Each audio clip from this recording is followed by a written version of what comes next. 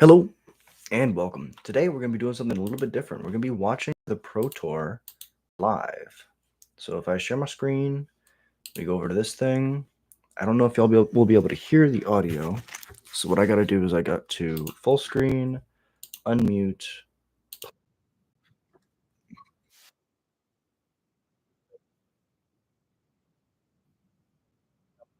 Let me ramble. Hit like and subscribe. Easiest way to support the channel, and it's free. Like and subscribe. Easiest way to support the channel, and it's free.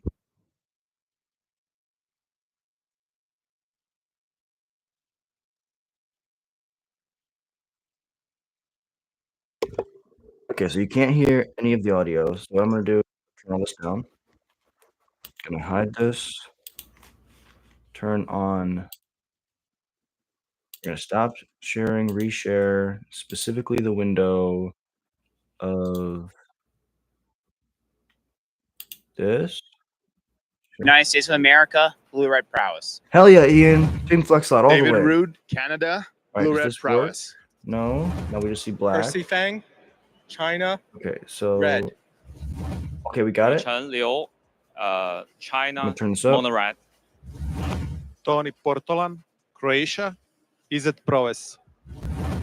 So Christian now Baker, you should be able to hear USA, me is a and prowess. the stream. Andy Garcia Romo, USA, Mono Red Aggro. We're going through all of the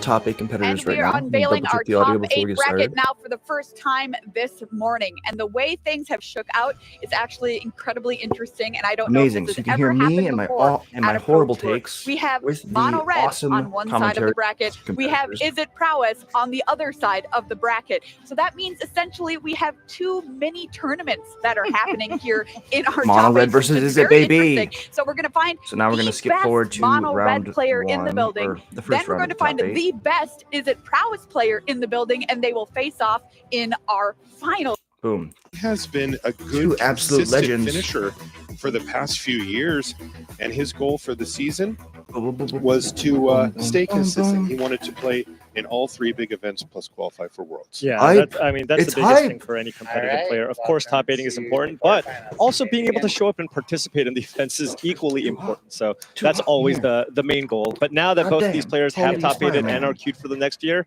let's win the whole thing. That's right. Now, speaking of winning the whole thing, there's Burst Lightning to take down the first threat from Ken. Whoa, is that opening card 4 cards for the opening hand here for my Ken? goodness, it does seem to be that Wow. way. So, Paul, I was going to say that being on the play, which is the luxury that Ken has as he's the higher seed, was going to be a big deal. But there's a bigger deal here, 4 cards. Yeah, and given the mulligan here, Double burst I lightning. like the way Andy's just going about killing everything that Ken has. He only has 1 card left And because the second Ken would have copy had of an Monstrous opportunity to Rage maybe is the get a draw. card back with Monstrous Rage plus the Ember Heart Challenger.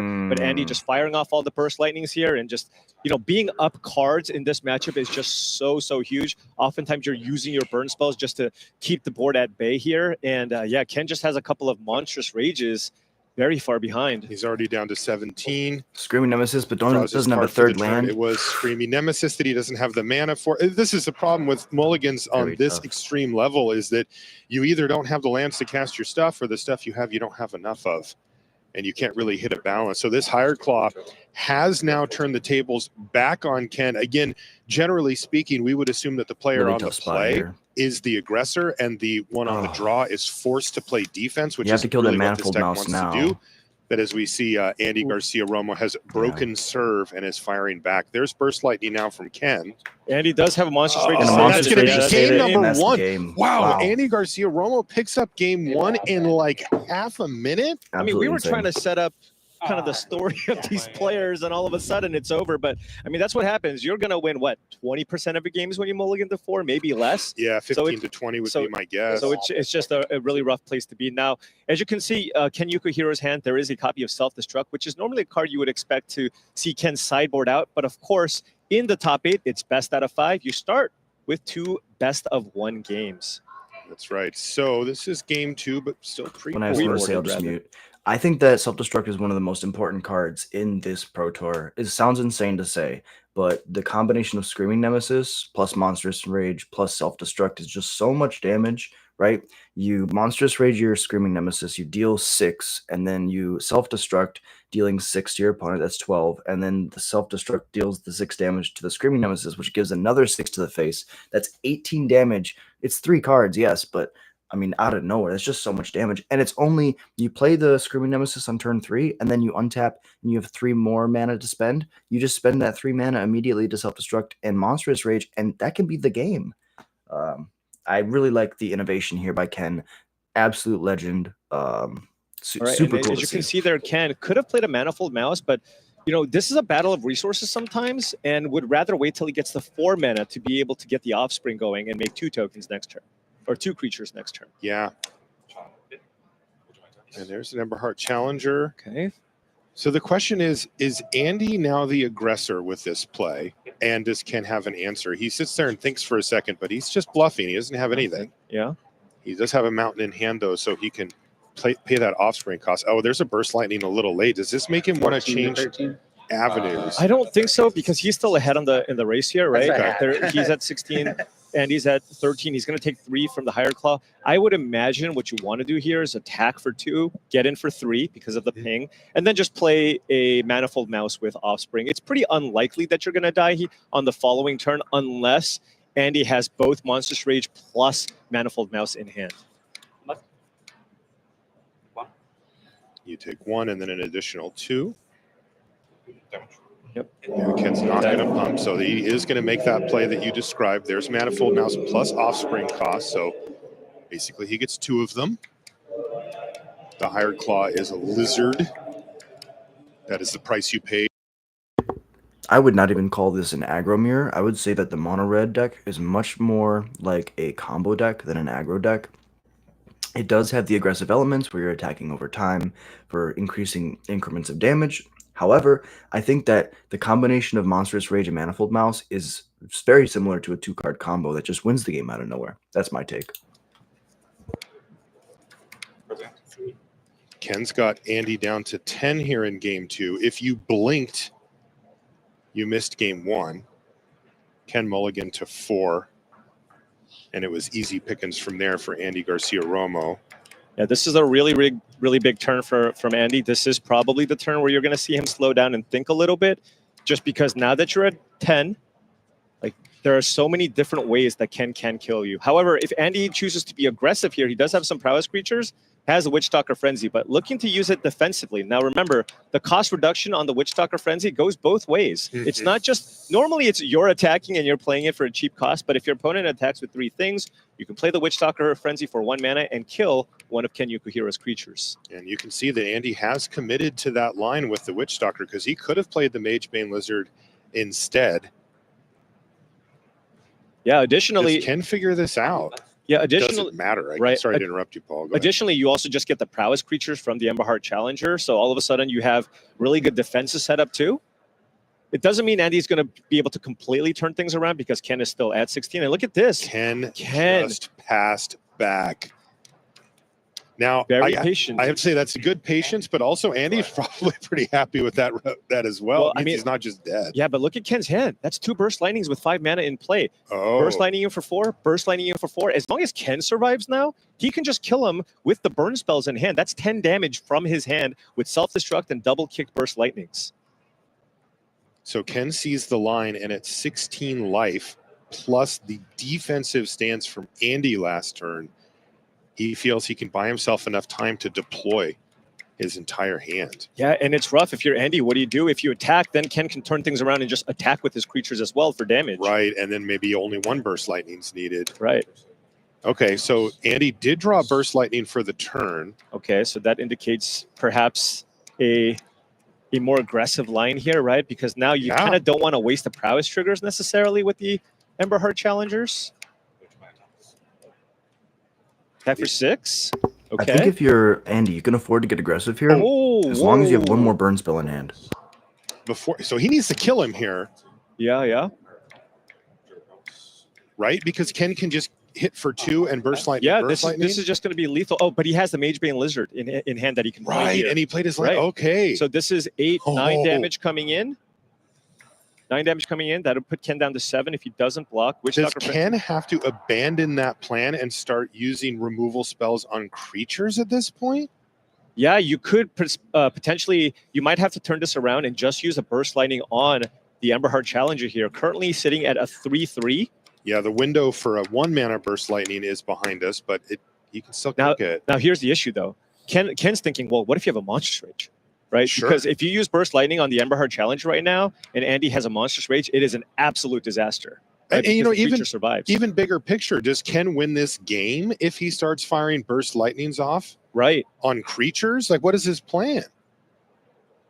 Because he's losing. Remember, that Witchstalker Frenzy's on the stack. Ken will theoretically be down to just 1 Manifold Mouse. I mean, you can just block the Heartfire hero here with your token, right? So let's just think about this. The Emberheart Challengers get in for 8. You block the Heartfire hero, right? Oh, yeah. What is the Witchstalker Frenzy targeting? Is it the Hired Claw? The Hired Claw. Okay, so and the Manifold Mouse is a 1/1, so yeah, that's a rough spot. Never mind. Oh, right. Yeah. It's not a so you have to take the damage from the Heartfire hero. Ken says, sorry, thinking. Because then Burst Lightning gets Andy down to 6. You have another Burst Lightning that can get Andy down to 2, but with the 1/4 in the way, yeah, you just don't have enough unless you can find a Monstrous Rage off the top. Okay. Right, Monstrous Rage into trample over into self-destruct could potentially get it done. Right. Okay, Hired Claw dies. Yeah, he takes it. Ken giving himself outs here.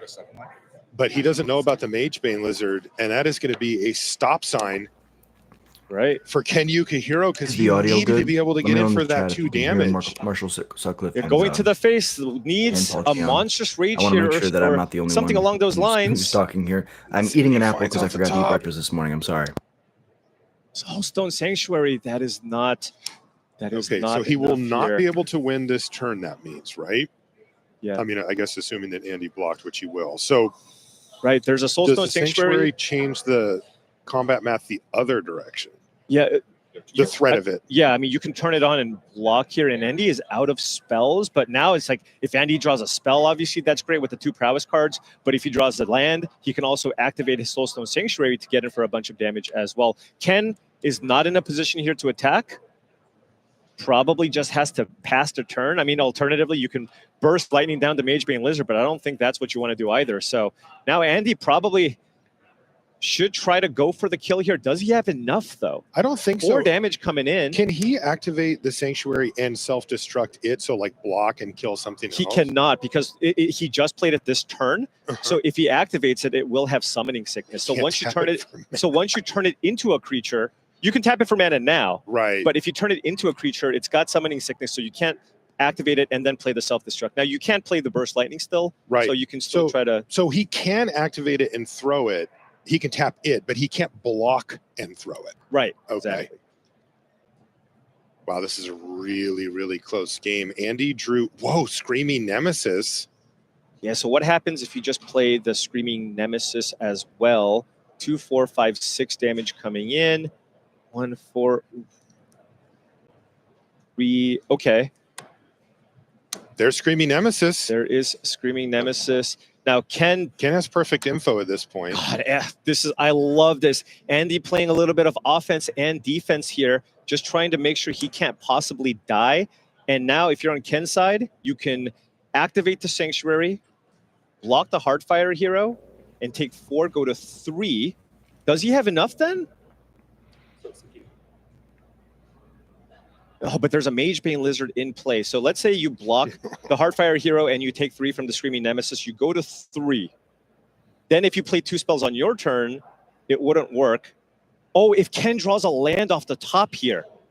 Okay, so if Ken draws a land off the top here, we're looking at 7 mana, correct? That's enough mana to kick Burst Lightning and cast Self-Destruct. So this is what you do. You play a Burst Lightning for 4 on your turn. Right? You take 1 damage from the Magebane Lizard. You go to 2 life. Then on your opponent's upkeep, you self-destruct. Magebane Lizard deals 1 damage to you, and then you kill your opponent for the 3 damage from the Soulstone Sanctuary. So he needs to find an untapped land. Untapped land would get it done here. There's the Burst Lightning upstairs down to 2. Oh, this also works. You can just activate. Actually, this is even better, in fact. You activate and self-destruct? Yes, there's the Sanctuary, and it doesn't have Summoning Sickness anymore, and that is just enough to get Ken Yukihiro over the Such line good sequencing here and by even Ken. things up at just 1 game apiece. This is exciting stuff, right? I know you think, oh, it's mono red, they just play all their stuff. No, it actually plays out in very intricate ways. Well, the thing is, when you're playing a creature matchup with on both sides where there's a lot of aggression and there's a lot of removal, it's a highly interactive matchup, right? It's like, do I use my burn spells to clear the board, or do I change gears? Like Ken had a really aggressive start there, and he's like, well, you know what? I can't actually win through damage anymore. Completely changed the strategy and just burned him out. So there's lots of different ways you can kind of approach this matchup. So it's a lot more interesting than the, oh my gosh, it's the mono red mirror. What can you? The games are actually very interactive. That's right, and we're going to get even more interaction because the players are going to be consulting their sideboards. While they do so, we'll take a short break. When we come back, we'll have game 3 of our opening quarterfinal here from Vegas. Don't go anywhere. Does that work? Okay, M works. I think that the coolest part about playing the red mirror is how interactive it is, as they said, but also how much it makes you think. You saw Ken go into the tank probably 4 times there, and each of those times it was very important because it's the difference between winning and losing.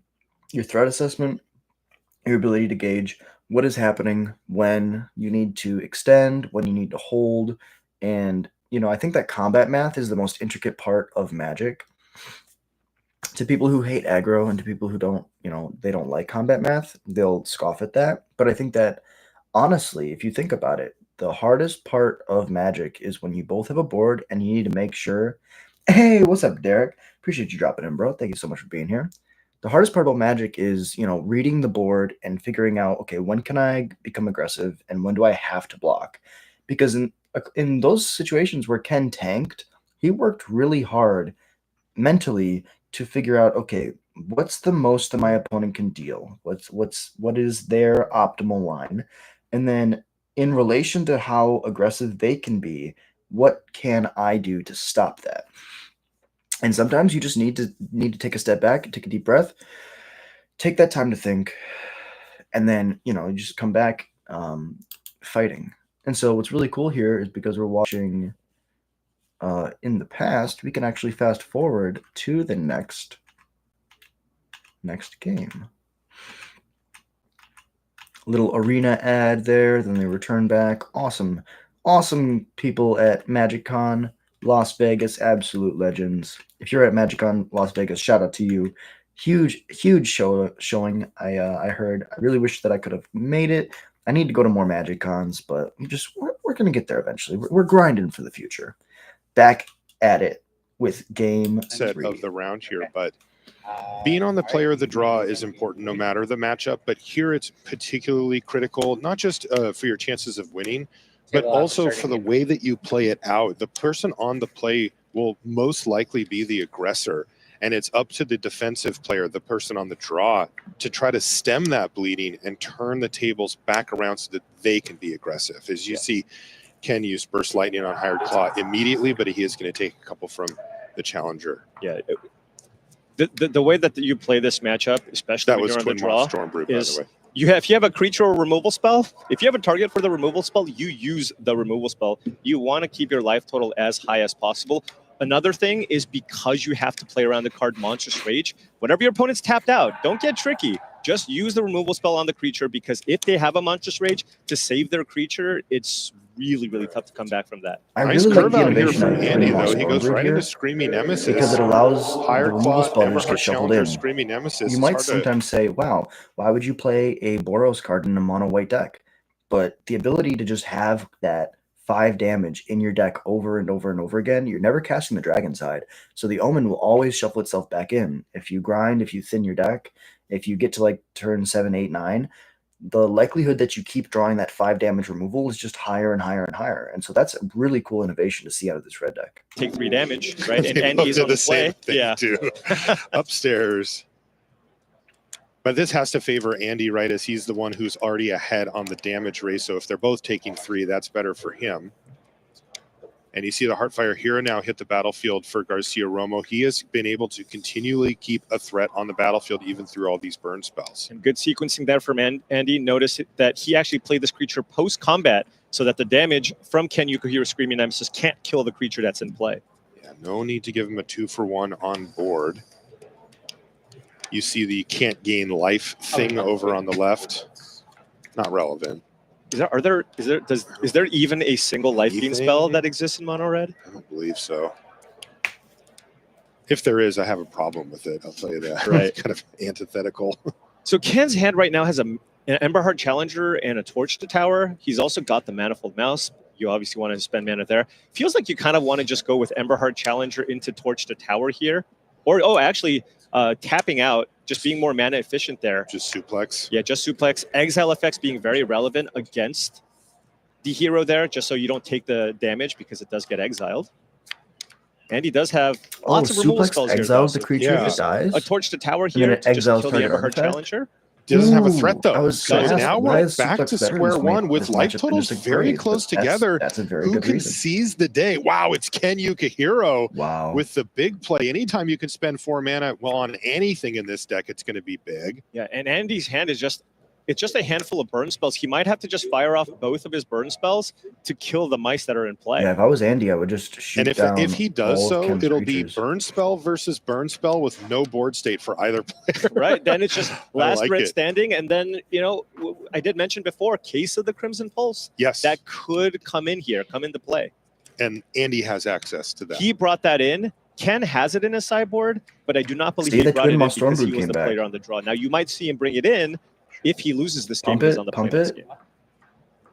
Double strike, double strike. So Ken is just going to use both of his lands Attack to for just pump. 4. But Andy's each. just going to be forced to 2-for-1 himself here. Andy's burst lighting. Kill that. Then maybe use another. And then Witchstalker Frenzy. Maybe Witchstalker Frenzy here. Yep. Keeping the torch All in right. his You hand got to for do what the you got to do, exile. right? Yeah. It doesn't feel good. And now it's 2 burn spells each. Until- Fall. Right. So Draw. honestly, the best draw here is Manifold Mouse, right? 'Cause Right. that requires 2 removal spells. Which we just saw. There's Mountain off the top for Torch Ken. and I don't Monstrous see Rage. any. Drawing a Sanctuaries mountain, either, passing so- over. No Both sanctuaries. players All having right. great- It's just top a deck great mode here. time I like this. Sometimes Being you able have to those just really clear interesting opponent's games right threats. now. It's just what can you find?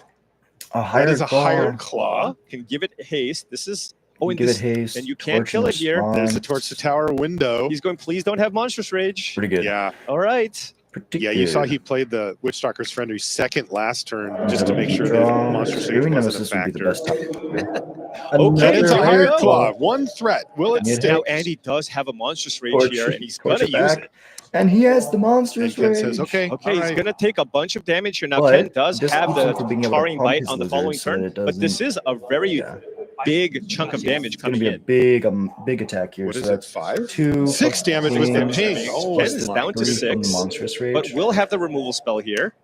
And he found a mountain, so he is not able to put another threat going. All right, so 14 through 6, nothing in play on both Shuffle sides. back in.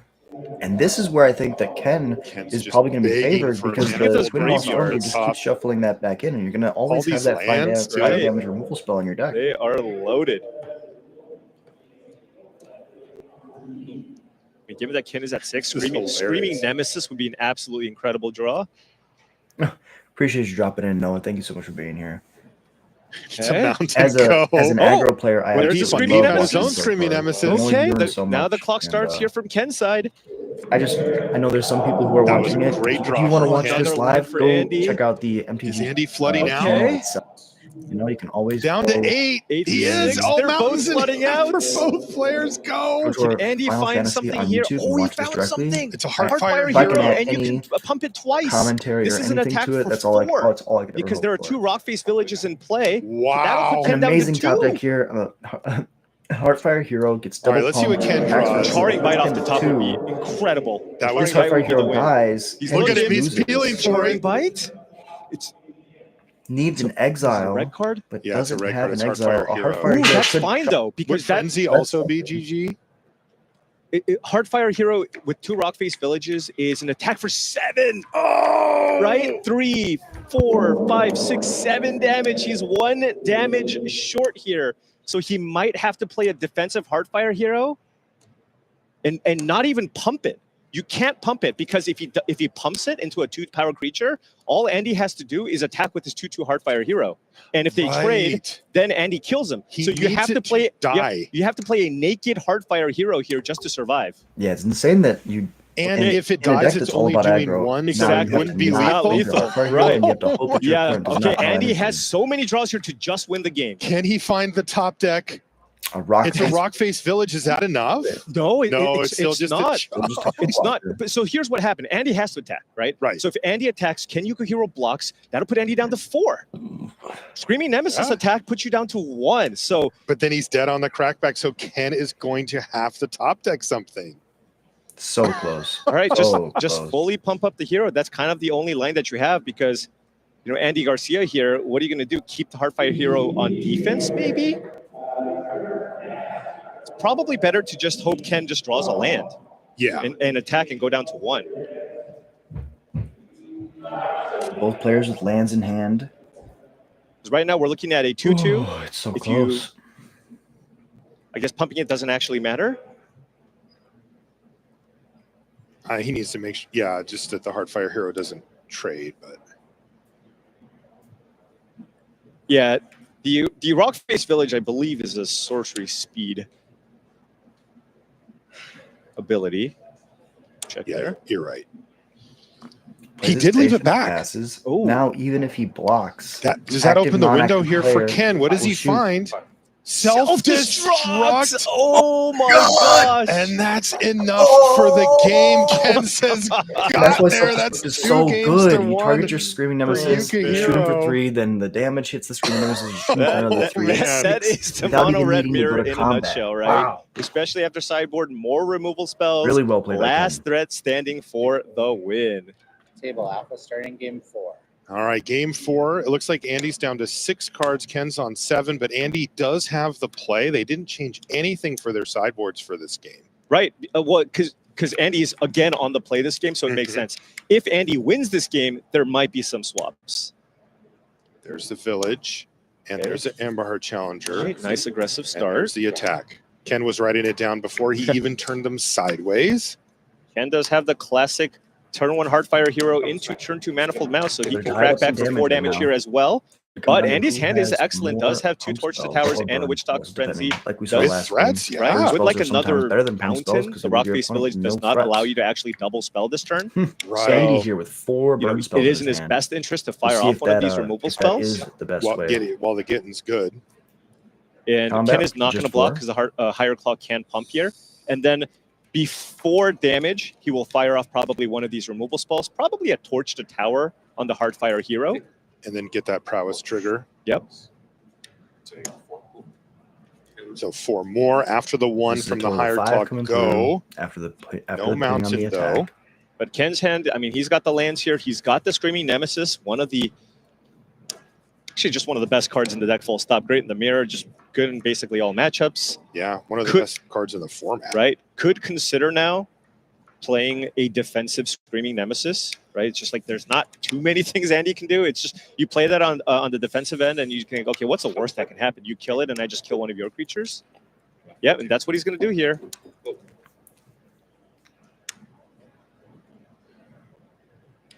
Does mean Andy may get a little time to find some lands, but there's just So it's this another is a really Rock cool Face Another spot Rock because Face Village. But there's the just not no way attacking around the Screaming Nemesis. is super Yeah, heads this up. is If just your so opponent has awful, burn right? You spells can or rip pump off. spells, Only Screaming play Nemesis one is going spell. What are you going to do? Attack basically with everything and to de-incentivize your Witch opponent Stalker to Frenzy attack. the Nemesis? That just or- does not seem like Yeah, if you just 5 the where you want to Screaming be Nemesis here. with your Witch Yeah, the Stalker claw Frenzy, that's doesn't 5 have a upstairs, plus and one then counter on it Ken's right back now. on Yeah, so top of just this no good race. attack here. I think Andy's just going to have to probably just play Rockface Village. Now, he does have the ability to pump the Emberheart Challenger here. Maybe find a mountain off the top, right? With the Rockface Village in play. You turn the Emberheart Challenger into a 3/2. Maybe But then the issue is if willing you to block the higher, sacrifice if your you board attack with here both creatures and you to pump get the in for an Emberheart attack or just try to Challenger, draw a card. The the issue higher with claw's that is gonna if you don't hit a get eaten. mountain specifically, you just don't and have you shoot anything them, to do. and then he keeps the Right. Screaming Nemesis to attack with. Very, very close. And he still has removal that he can use on the mouse Yeah. to at least keep this board under control. Yeah, and that might be the option here. You just kill the mouse now when you can, and then you pass. And then, but the issue is then on Ken's side, he's going to play a Manifold Mouse with the Offspring cost, get 2 tokens in play. There are issues, no doubt about it. Andy Garcia facing down a Screaming Nemesis, and it is a huge problem for him right now. Ooh, And Ken's turning it around. sideways. This is what we And- call breaking serve, Paul. Yep. And Andy's absolutely going to take it. I mean, especially because he drew Monstrous Rage, he now has the ability to potentially just kill Andy next turn if he taps out. Right? Just give one of your mice double strike, +3/+1. That's 8 damage from one of the mice. And if he draws self-destruct, then that's the It feels 18 like we were Ken's talking drawn about. the high end of the curve here, right? Nemesis into kicked mouse, or offspring mouse, if you will. And I mean, he spent 7 mana. Yeah. The last 2 turns. Andy, he spent 1 last turn, and maybe 1 more this turn. All right, that's potentially 5 damage coming in. Ken goes, Is he that's just fine. going to try to take I care can of the win next mice? turn. Yeah, you could just keep the mana up here, right? And just not do anything. I think at this point, especially given that you saw Ken attack there, Right. you have to think something might be up, like Monstrous Rage, or maybe Ken's thinks he's very, very close to killing Andy. And if that's the case, just make this attack, keep up mana for potential Burst Lightning or Witchstalker Frenzy on something like a Monstrous Rage. Andy's thinking, okay, well, but do I just go for maximum damage here? Right? He can play Witch.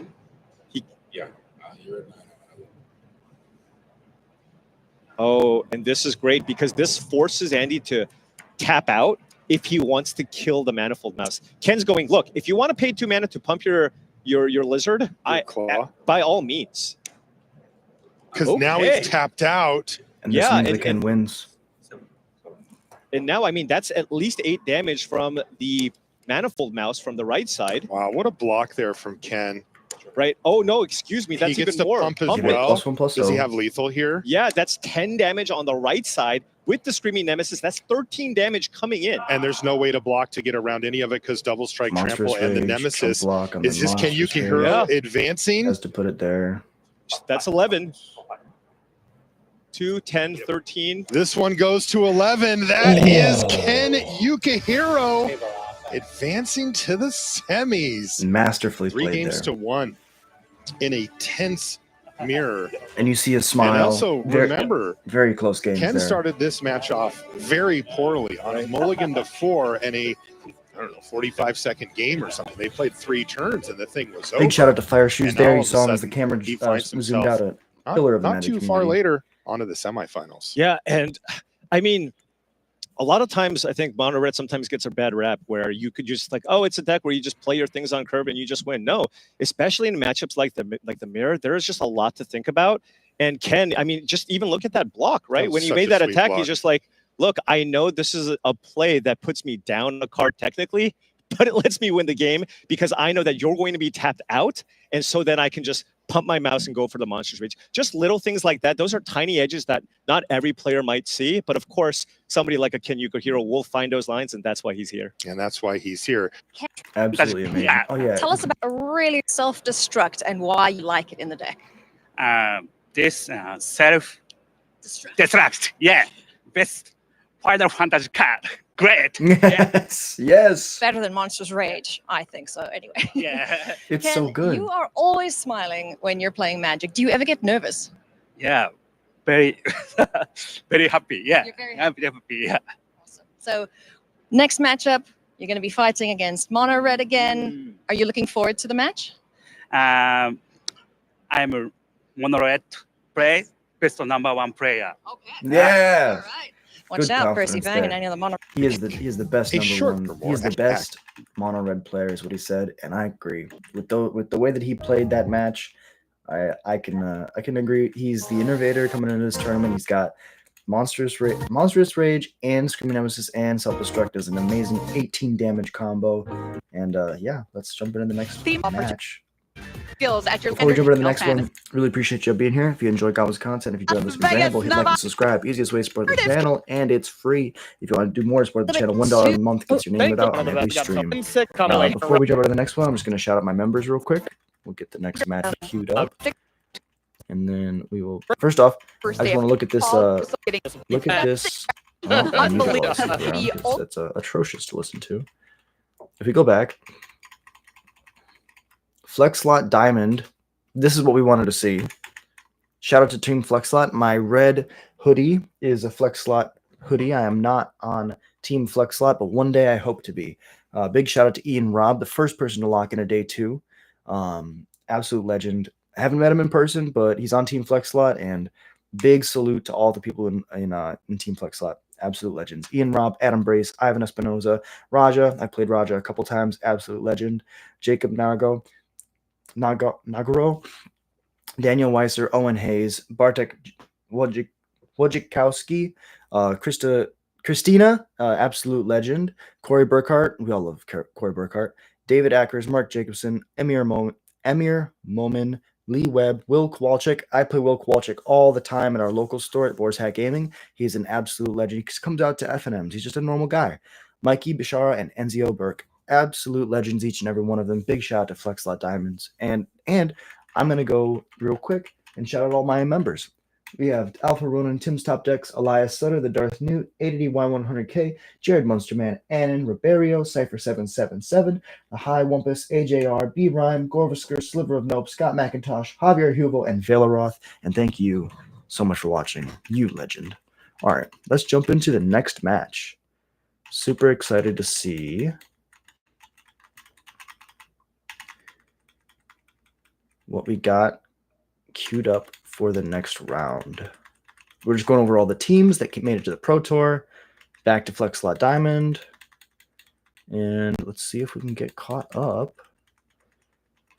These are the most played cards in the Pro Tour. Twin Moss Stormbrood, again, just being able to have a removal spell that shuffles itself back in and over again is very strong. Rolling Dragon, Storm and Meringue River Regent are both amazing, and Corey Steelcutter, of course, being the big card out of this tournament. Ken is the first person to advance, and it looks like we are going to be all the way caught up, waiting for the next round to start. So it looks to me like we have some time to do something else in this extra screen. Let's see what we can find. I have a bunch of games. What should I play? What should I play? What should I play? We could play Apex, we could play Elden Ring Night Ring, we could play Fortnite. We could play some Final Fantasy. Pro Tour Final Fantasy, let's play some Final Fantasy. I think the one that I liked the most was 7 or 6. So let me know in the comments. What would you like to see, 7 or 6? We also just play Pokemon. And I kind of like Pokemon, but Final Fantasy is very fitting. 6 was cool. 7, I think, is everybody's like quote unquote favorite. Let's jump into some 7.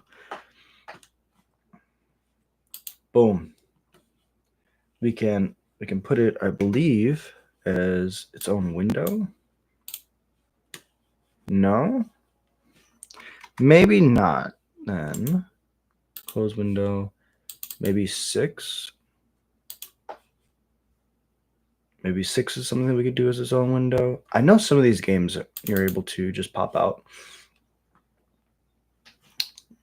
See, this one worked fine. We can minimize the screen, I believe. We should be able to. No? Let's see.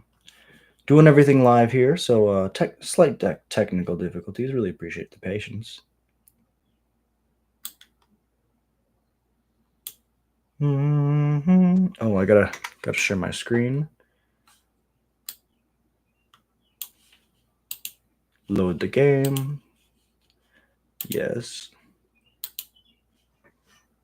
And then we just change the screen sharing to all.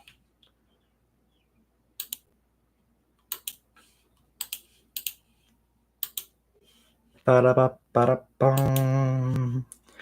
Not quite sure where we're going, but we're gonna have a damn good time doing it. I gotta turn back on my Bluetooth to connect to my remote. Perfect.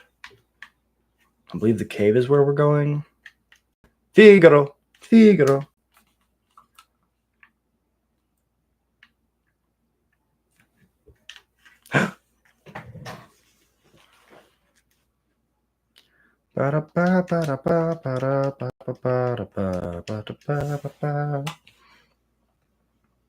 It's been so long since I played Final Fantasy. I feel bad to y'all. Let me see. How can I go to Final Fantasy? Oh, it's starting back up. So we're going to get through this combat and we're going to jump into it.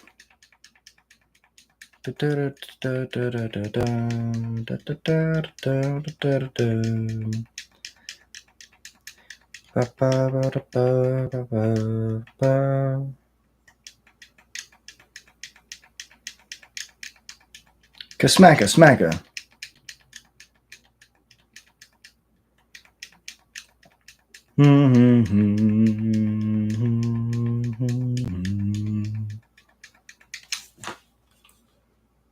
See if I can get it down here a little bit. Oh, looks like it started.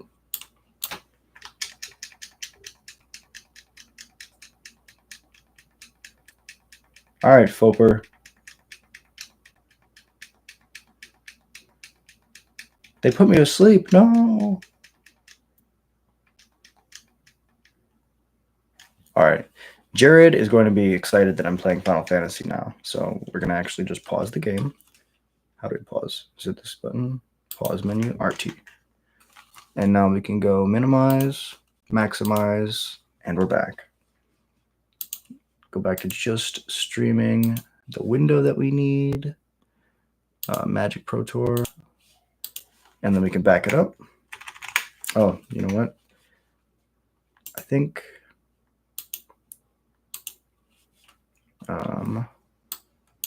controls.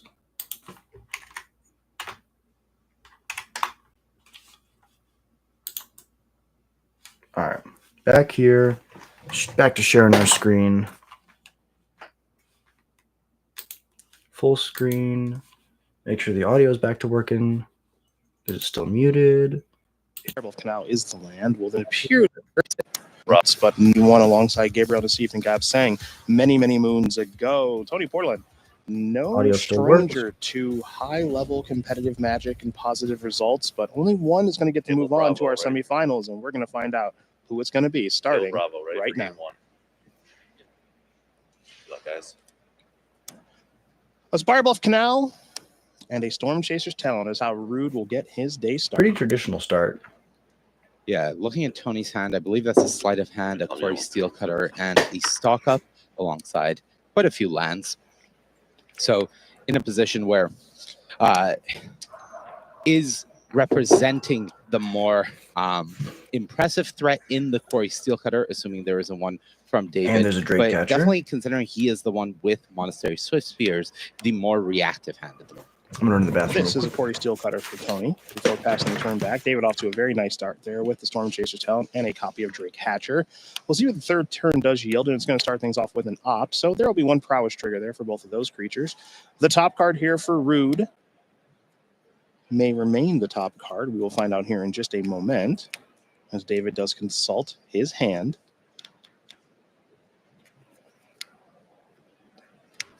And that top card will stay on top. So David is happy with what he saw with the blue instant. Yeah, I think for David, if he does have access to a monstrous rage here to get that attack for 6 that we've seen so many times before with Drake Hatcher, getting those 6 incubation counters, that would be the dream. But as things stand, I do believe that he may be looking for a third land here, very aggressive. Well, kept with both of those ops, so it appears as though happy with what he has found on each. Fireball Canal is the land. Will there be a play afterward? There will not be. So looks like 6 damage will come across. Some incubation counters are headed Drake Hatcher's way. And that looks like it may be it for Rude. You know, a relatively understated turn as far as things go. Yeah, I would agree with that. I think Tony is pretty happy if he can get away from that turn where he just played Quarry Steelcutter in the past, not taking that much damage out of the situation and only seeing one potential Drake being made from David. Well, it's time for Tony to actually make some relevant game actions. And the first one is going to be a sleight of hand, as he needs to get onto this battlefield here. And it looks like Rude has paused Tony for just a moment, and now the sleight of hand will resolve. So opt, and another copy of Sleight of Hand is what Portland is looking at and choosing from with the sorcery.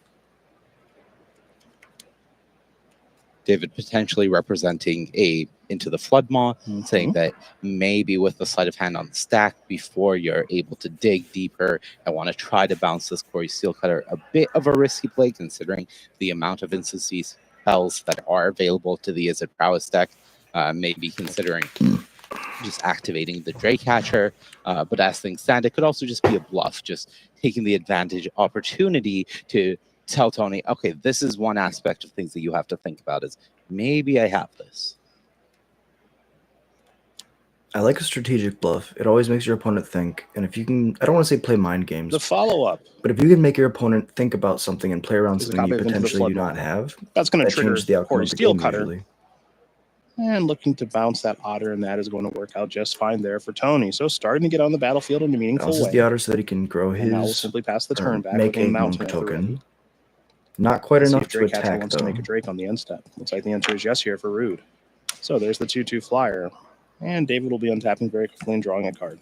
Don't have a great look at Rude's hand at this stage of things, but we do know that a couple of ops kept the cards on top last turn. So you have to imagine that Rude is setting up for a pretty big turn here. And 2 mana, well, not a bad place to start. How many? Excuse me.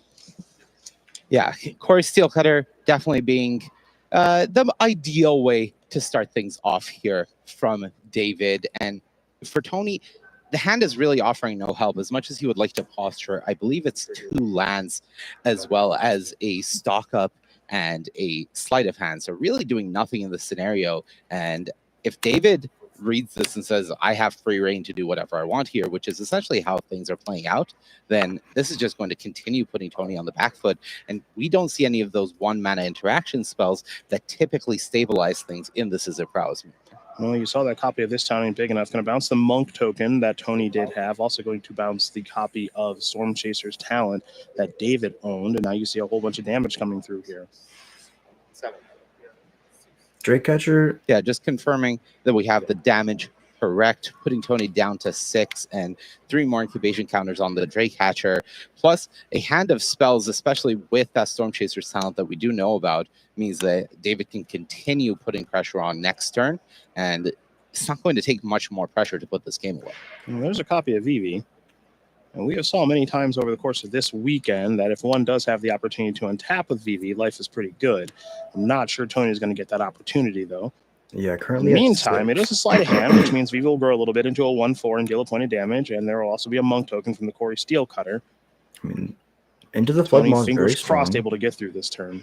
Into the Floodmaw is a 1 mana interaction spell. Tony is essentially limited to that 1 piece of mana, but the problem is there's more trouble on the board than just 1 permanent. So yes, you can use this Into the Floodmaw. You do have to use it now because of Vivi's ability only being activatable during your turn. But that means that essentially Tony is saying, I have nothing. I have no mana. I have no ability to interact. So for David, it is purely a mathematical question at this point. And a lot of the time, that is the trivial part as the Izzet Prowess player. Yeah, Monstrous So Rage Drake here made on wins the the end step game. via the Drakecatcher there for Rude once again. And now David is doing a little bit of math to see if there's a way that he can finish the game off on this turn, especially Stock with up Vivi on the into battlefield. Monstrous Rage. We all know that Tony's at 6, just like David does. So going to kick things off with a copy of Storm Chaser's Talent. That will trigger Prowess for the Drakecatcher and the Monk. There's your Otter. The follow-up is another Storm Chaser's Talent. Second Storm Stage. Split up the Storm So another Chasers. Otter. So many S's And and now Quarry C's Steelcutter in will this trigger, match. and there's the Monk. Next up, I believe Into one the removal Floodmaw. spell Bounce the does Ornament. it. And that will do Bounce it the DD indeed. and just David Rude is win. going to win game number 1 That's here pretty over good. Tony Portland. Beautiful basics He is too a by prowess David. mirror. At Absolutely. least thus far, Absolutely goes beautiful to the basics. Pro Tour Atlanta champion as we get ready here for game number 2. Tony on the play this time around. Going to need to be a lot more proactive, especially with those Swift Spears in the deck. to Yeah, tie this up. Absolutely. This is the second of the pre-board games before we swap to post-sideboard after this one. And I think one of the things that is going to be real important for Tony is how he's going to break serve in this matchup, considering he both has the more aggressive build of the deck and the disadvantage of being the lower seed.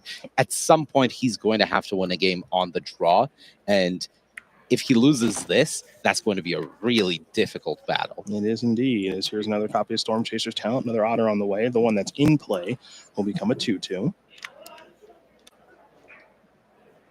Oh, no. Oh, I have bad news. I already had bad news when it was a Shivan Reef to start, thinking it may be a one-lander. Hold on. We'll see if the bad news is enough. It's just a Thundering Falls. Okay. I was a little scared there for Tony. Yeah, it almost looked Yeah, like he I think didn't have the the same land. existence I of the like- tap land meant that all of these plays were going to play out exactly the same way as if there was no land. Yeah. And fortunately for Tony, getting the Thundering Falls, here, means that he does in fact have a game ahead of him. You can a Looks like lot of he's gonna times leave on make your top opponent with the create some bad Surveil plays if you trigger play from your the Thundering land Falls, and we're gonna head back post-combat David's and way. look like you show weakness. This is a sleight of hand. Maybe Trigger they'll the burn prowess some on the spell or otter. a card that they don't need to. Take a look at the top two. Looking for two Sleight of hand lands, among probably those looking two for a cards. So we'll land, see what Rude probably. does want to select here in just a moment. Yeah, I think the ideal for David here is having access to a land plus either Torch to the Tower or a copy of Into the Flood mod, just to deal with one of these otters and make sure that he's not taking too much damage out of a potentially explosive turn from Tony. Something like a Quarry Steel Cutter into an interaction spell would be a lot of damage potentially being presented. That's a mountain, and Rude will simply pass the turn back. So we're heading back Tony's way. Explosive third turn maybe on the way here.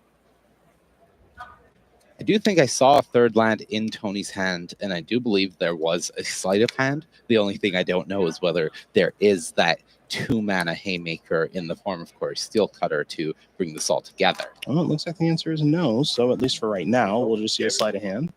So a Monstrous Rage And a Monastery Swift among Spear. those cards here for Tony. And one thing we have seen from these prowess decks this weekend is a varying number of the very powerful red combat trick.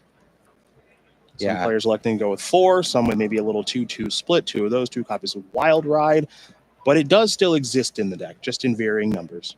Yeah, there's incredible variation between the 4 Is It Prowess decks that we have in the top 8. It does feel like each of them have chosen a slightly different flavor, whether it is 4 Drake Hatchers, whether it is Monastery Swift Spear, whether it is Wild Ride versus not, how many VVs you have. Everybody feels like they have a different approach to the deck and how they feel like they are best answering the metagame at large.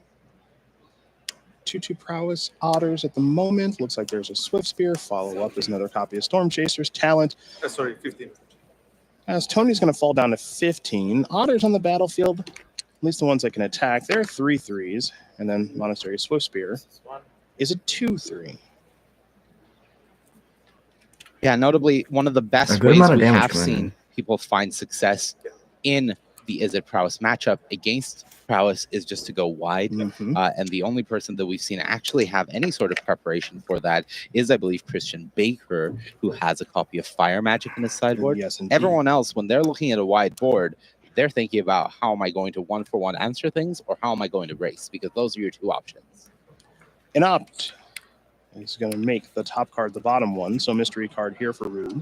And I have found that in this matchup specifically, Pyroclasm or Brotherhood End is extremely powerful because it plays around a single pump from the prowess, and it also is very important because sometimes they do set up for the following turn by tapping out, and if you can catch them in a turn where they've tapped out and hit all of the relevant creatures, you put them so far behind where they want to be that it's just usually backbreaking and able to win the game. Taken over a Monstrous And, Rage too off many the side of prowess hand the triggers. previous turn, but it's not really going to end up mattering because you see exactly Tony's understanding of the matchup, which is go wide. And in that situation where David is struggling on hitting his land drops and continuing to develop, having the Monastery Swift Spears to push that extra hasty damage across compared to something like a Drake Hatcher coming down really did allow Tony to just force things faster than usual.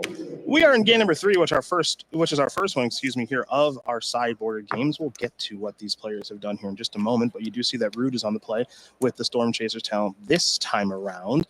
Tony's going to match it with one of his own, but remember, play draw disparity in this matchup is pretty big. We've seen both players run downhill when they are on the play, We'll see if Rude can keep that narrative going, as it'll be an attack here for 1 to begin. And maybe a Drake Hatcher to follow up? Yes, indeed.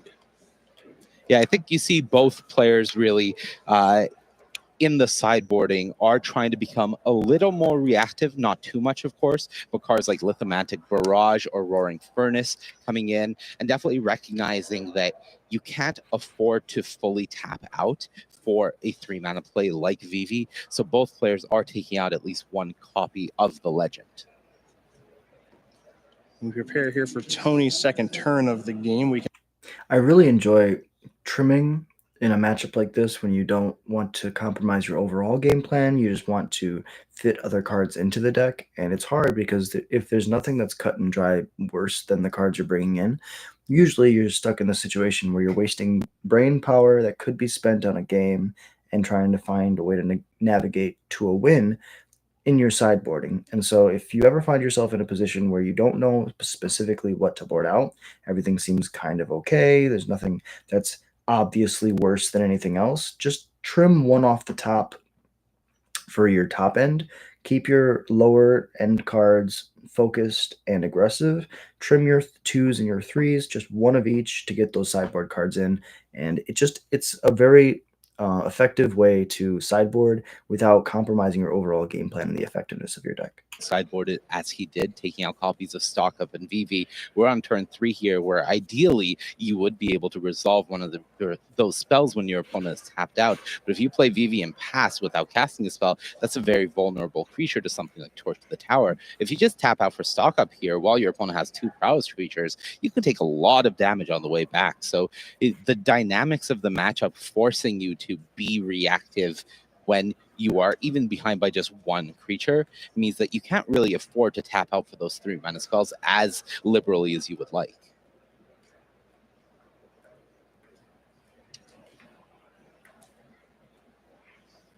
Ideally for David here, he would be able to deploy the Drake Hatcher again here, followed up with a 1-mana interaction spell of some kind, Torch to the Tower on the Swift Spear, or into the Floodmaw on the Otter token.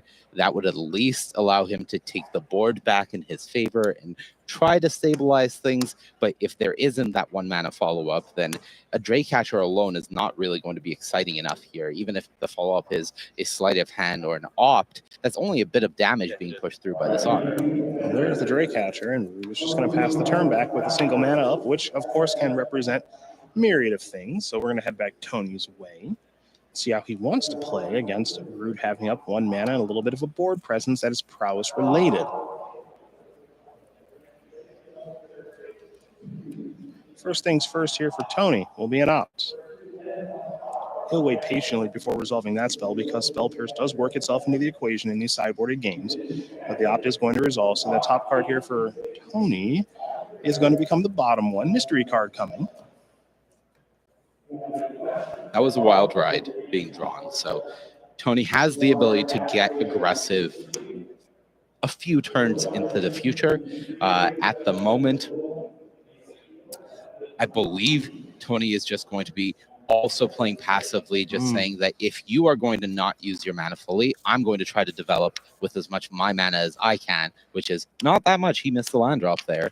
But I'm going to force you to answer the board that I'm going wider and wider with, which was the strategy that Tony used in game 2. Sleight of hand here from David Rude. Means that he has found the card that he is happy with. There are prowess triggers, of course. That's what the blue die does represent. 1 for the Otter and 1 for the Drake Hatcher. We'll see if there'll be more this particular turn.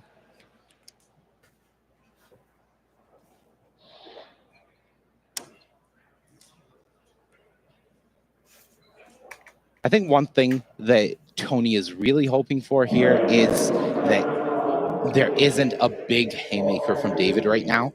If this is just an attack where the Drake Hatcher is representing some amount of damage, but not that monstrous rage-fueled 6 damage, 6 incubation counters, now I'm able to go very wide and check your board. That is a decent feeling from Tony, even though he really does need to at least find that 3rd land in order to actually start putting some pressure on. We were heading back Tony's way. He does ask how many cards does David have, and the answer is 3. I think the important thing to remember in this Pro Tour is all of the decks in the top 8 are playing Monstrous Rage. There are 4 Prowess decks and 4 Mono Red decks. And like they said in the beginning of this video, or the beginning of the stream, it's basically like there's 2 different tournaments going on. You have Is It Prowess versus Is It Prowess, Is It Prowess versus Is It Prowess, Mono Red versus Mono Red, and Mono Red versus Mono Red. So we're going to see in the filtering of this tournament which deck is better in the mirror and which deck is better against the other deck, because presumably the finals will be a blue-red versus a mono-red player, and we're going to be really fast. I'm going to be fascinated to see how that exactly plays out, because both decks are extremely powerful, but I think mono red has the edge because, as you see, there's a lot of cantrips being cast, a lot of slow dirtily stuff, and if a mono red player playing Screaming Nemesis and Self-Destruct, cough cough Ken, is able to get up against one of these Izzet decks, unless the Izzet deck has the most busted start, I think they might be able to get there. And 1, I believe, only losing to Ian Robb late into day 2, who, you know, a lot of people lost to Ian Robb this weekend. Big shout out to Ian, absolute legend, member of Team Flexlot, Diamond. Sure, there for David Rude means that he'll be starting this turn with a 2/2 flyer among those prowess creatures. And there is an island for the turn. Now, when 5 lands are on the battlefield, that means that something like Storm Chaser's talent level 2 can work itself into the equation, getting back sleight of hand or Torch the Tower. Yeah, and we are approaching the point in the game now where David's sideboarding is looking a little worse. Okay.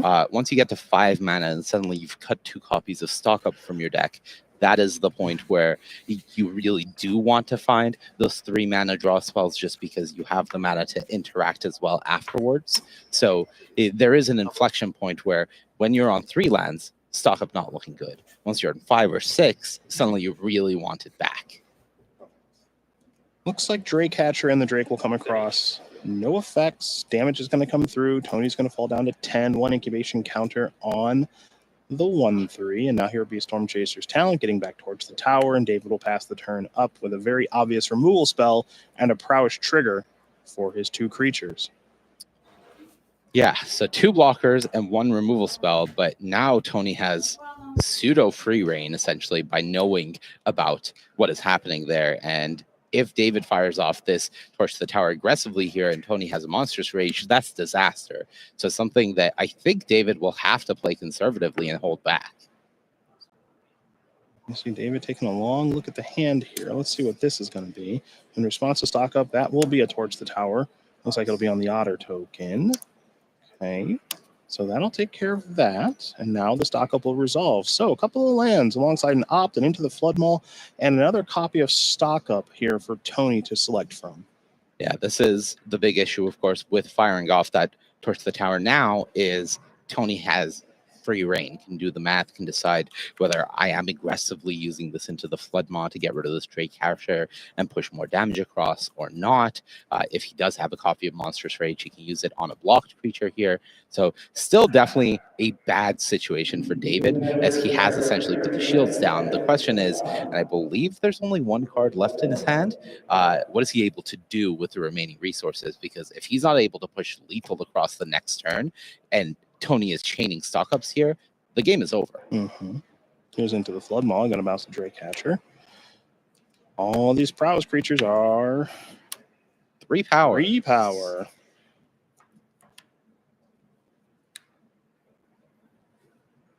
Can David dare go down to 1 in this situation?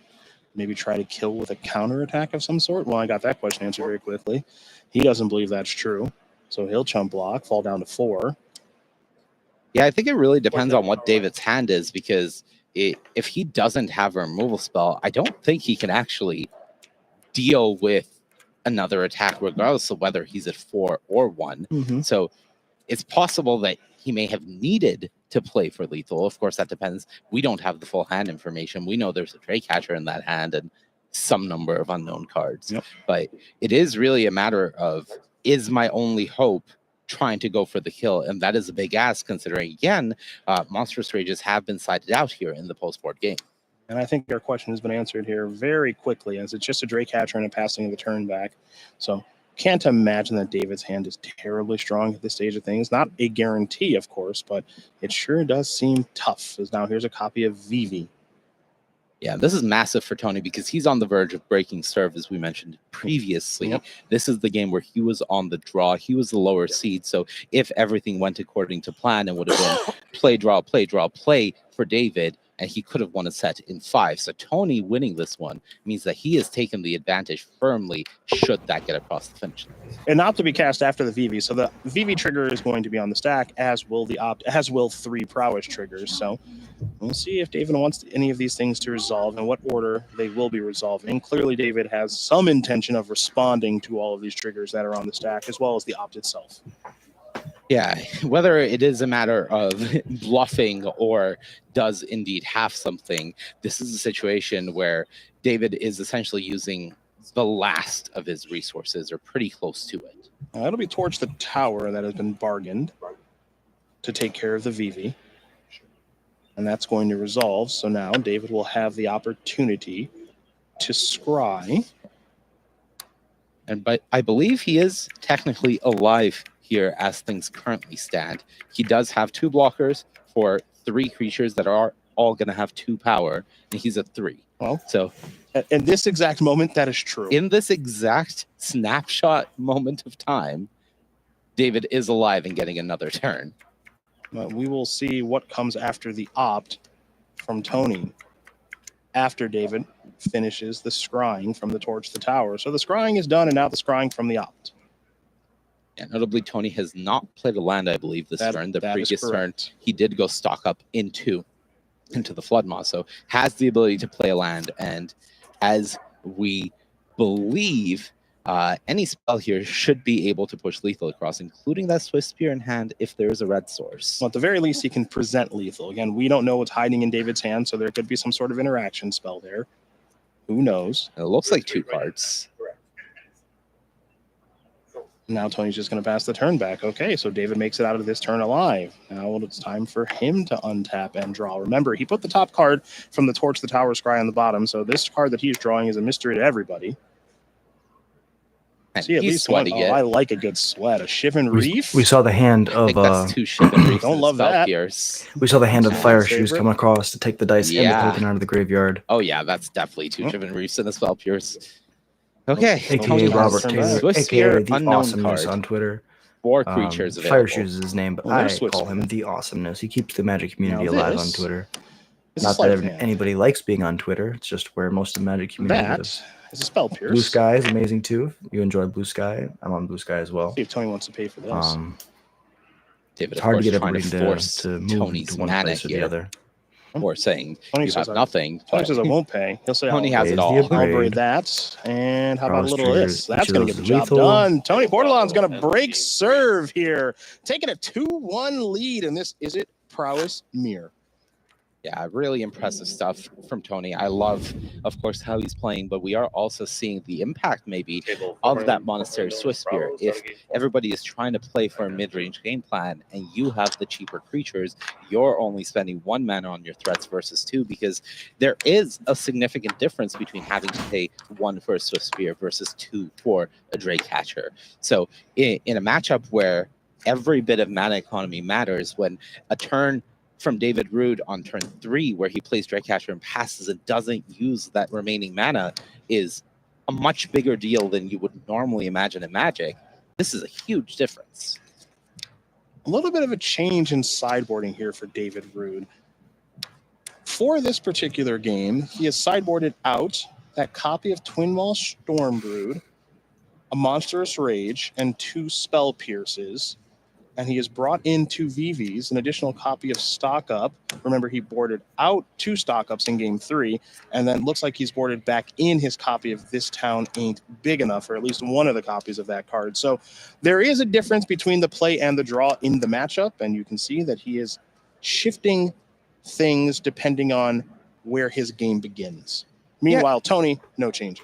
Here, considering whether or not he should bounce the first Quarry Steel Cutter in response to the second one.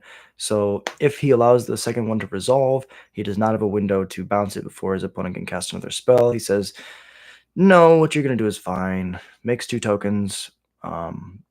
and this is going to be pretty bad for David. Normally see a big change in philosophy like that from players. You say, okay, well, I think the conclusions I've come to previously for the matchup are sound, and I'm going to stick with them. So this Passes, is David out of changing respect philosophy for the entirely. Drake Tony, catcher of course, plus once pump again on the spell. draw They go says, burn you know spell, what, target things monk, worked out okay for me the block previous game. the 2/3 And we're going to eats. see if Both this the change in monks are philosophy lost. is going to work So here this for is a David, pretty because good there's pass here, multiple even though it copies of looks Corey Steel counterintuitive. Cutter on the battlefield here for Tony. One of the main reasons that this deck was 40% of the standard metagame is the powerful red artifact. So can David actually overcome this sort of draw while being on the play? Because a lot of the times we know these blue-red players, they want to get out on the front foot and then run downhill. David is doing anything but that at the moment. And I'm sure he would love to resolve this VV, but is that the right time for the very powerful legendary wizard? VV is the way to try to overcome this draw. Obviously, a lot of the matchup that we've seen up to this point has been one-for-one exchange of removal in order to keep the board in check. Corey Steelcutter completely changes that dynamic, because suddenly, if you have multiple of those out, you're making too many creatures that your opponent can't answer. That's that go wide mechanic. And David's hand, other than this VV, is a bunch of just single target interaction. So this VV is really going to need to do a lot of heavy lifting going further into the game in order to help David come back. And hopefully that copy of stock up that he boarded back in is going to play a role in that. Well, here is VV. There's into the Flood Maul. VV will trigger, of course, to deal 1 damage over to Tony, and it will get a +1/+1 counter. Mana ability on the Wizard hasn't been used just yet, though I imagine David is thinking about it because of the Torch the Towers, plural, that are in hand. So Torch the Tower is going to take care of the other Monk token. Prowess trigger there on the Drake Catcher. And of course, VV will get a little bit larger, which will put it out of a Braid and Torch the Tower range. And now here comes the Drake Catcher looking to get 3 points of damage through. That Otter has no interest in blocking, so that'll work. And now here come the incubation counters. Yeah, Tony had the choice to block with the Otter if he wanted to essentially trade the Otter for a potential Drake, but as things stand with cards in hand, opting just not to do that, let David have the incubation counters and say, I have 2 Corey Steel Cutters, I'm now able to have a nice explosive turn. So it'll be a sleight of hand here. Corey Steel Cutter is going to be the first card found there on the sleight of hand. The Torch the Tower was the other. Yeah, so choices for Tony here, of course, is able to use Torch the Tower or the copy of a Braid to answer the Drake Hatcher on the board, but will need to combine both of them to deal with the VV at this point. And I think that might actually be of interest. Getting the VV off the battlefield, of course, Tony has a copy of VV in hand, and you have to imagine knows just how powerful VV is once a player gets the opportunity to untap with it. So using 2 resources to take care of it, well, that's quite the decision, but that might be the one that he elects to make. Yeah, taking care of it, yeah, just getting that off the board. But taking care of it is pretty appealing here, considering the game can get out of hand otherwise. So starting with this and then just knowing that you are able to have a big attack afterwards is very nicely appealing here. And so now there's the Torch of the Tower. So VV's going to bite the dust. Corey Steel Cutters have generated monks. They're a little bit larger. Again, the dice represent the prowess triggers, and now here they come. Everything is large enough to attack through the Drake Catcher now. David can make a Drake and double block something potentially if he really wants, but losing this Drake Catcher, it is the last of his gas at this point. That's a lot of damage. That is a really rough situation for him. It looks like David's going to take all of that damage now, too. So now there is a Drake Catcher making a 2/2 Drake. David's going to Torch the Tower in the hand for David. Maybe hoping that Tony's out of gas here. He certainly wants to draw something good. Going to sweat it out once again. I love this David route. Let's go.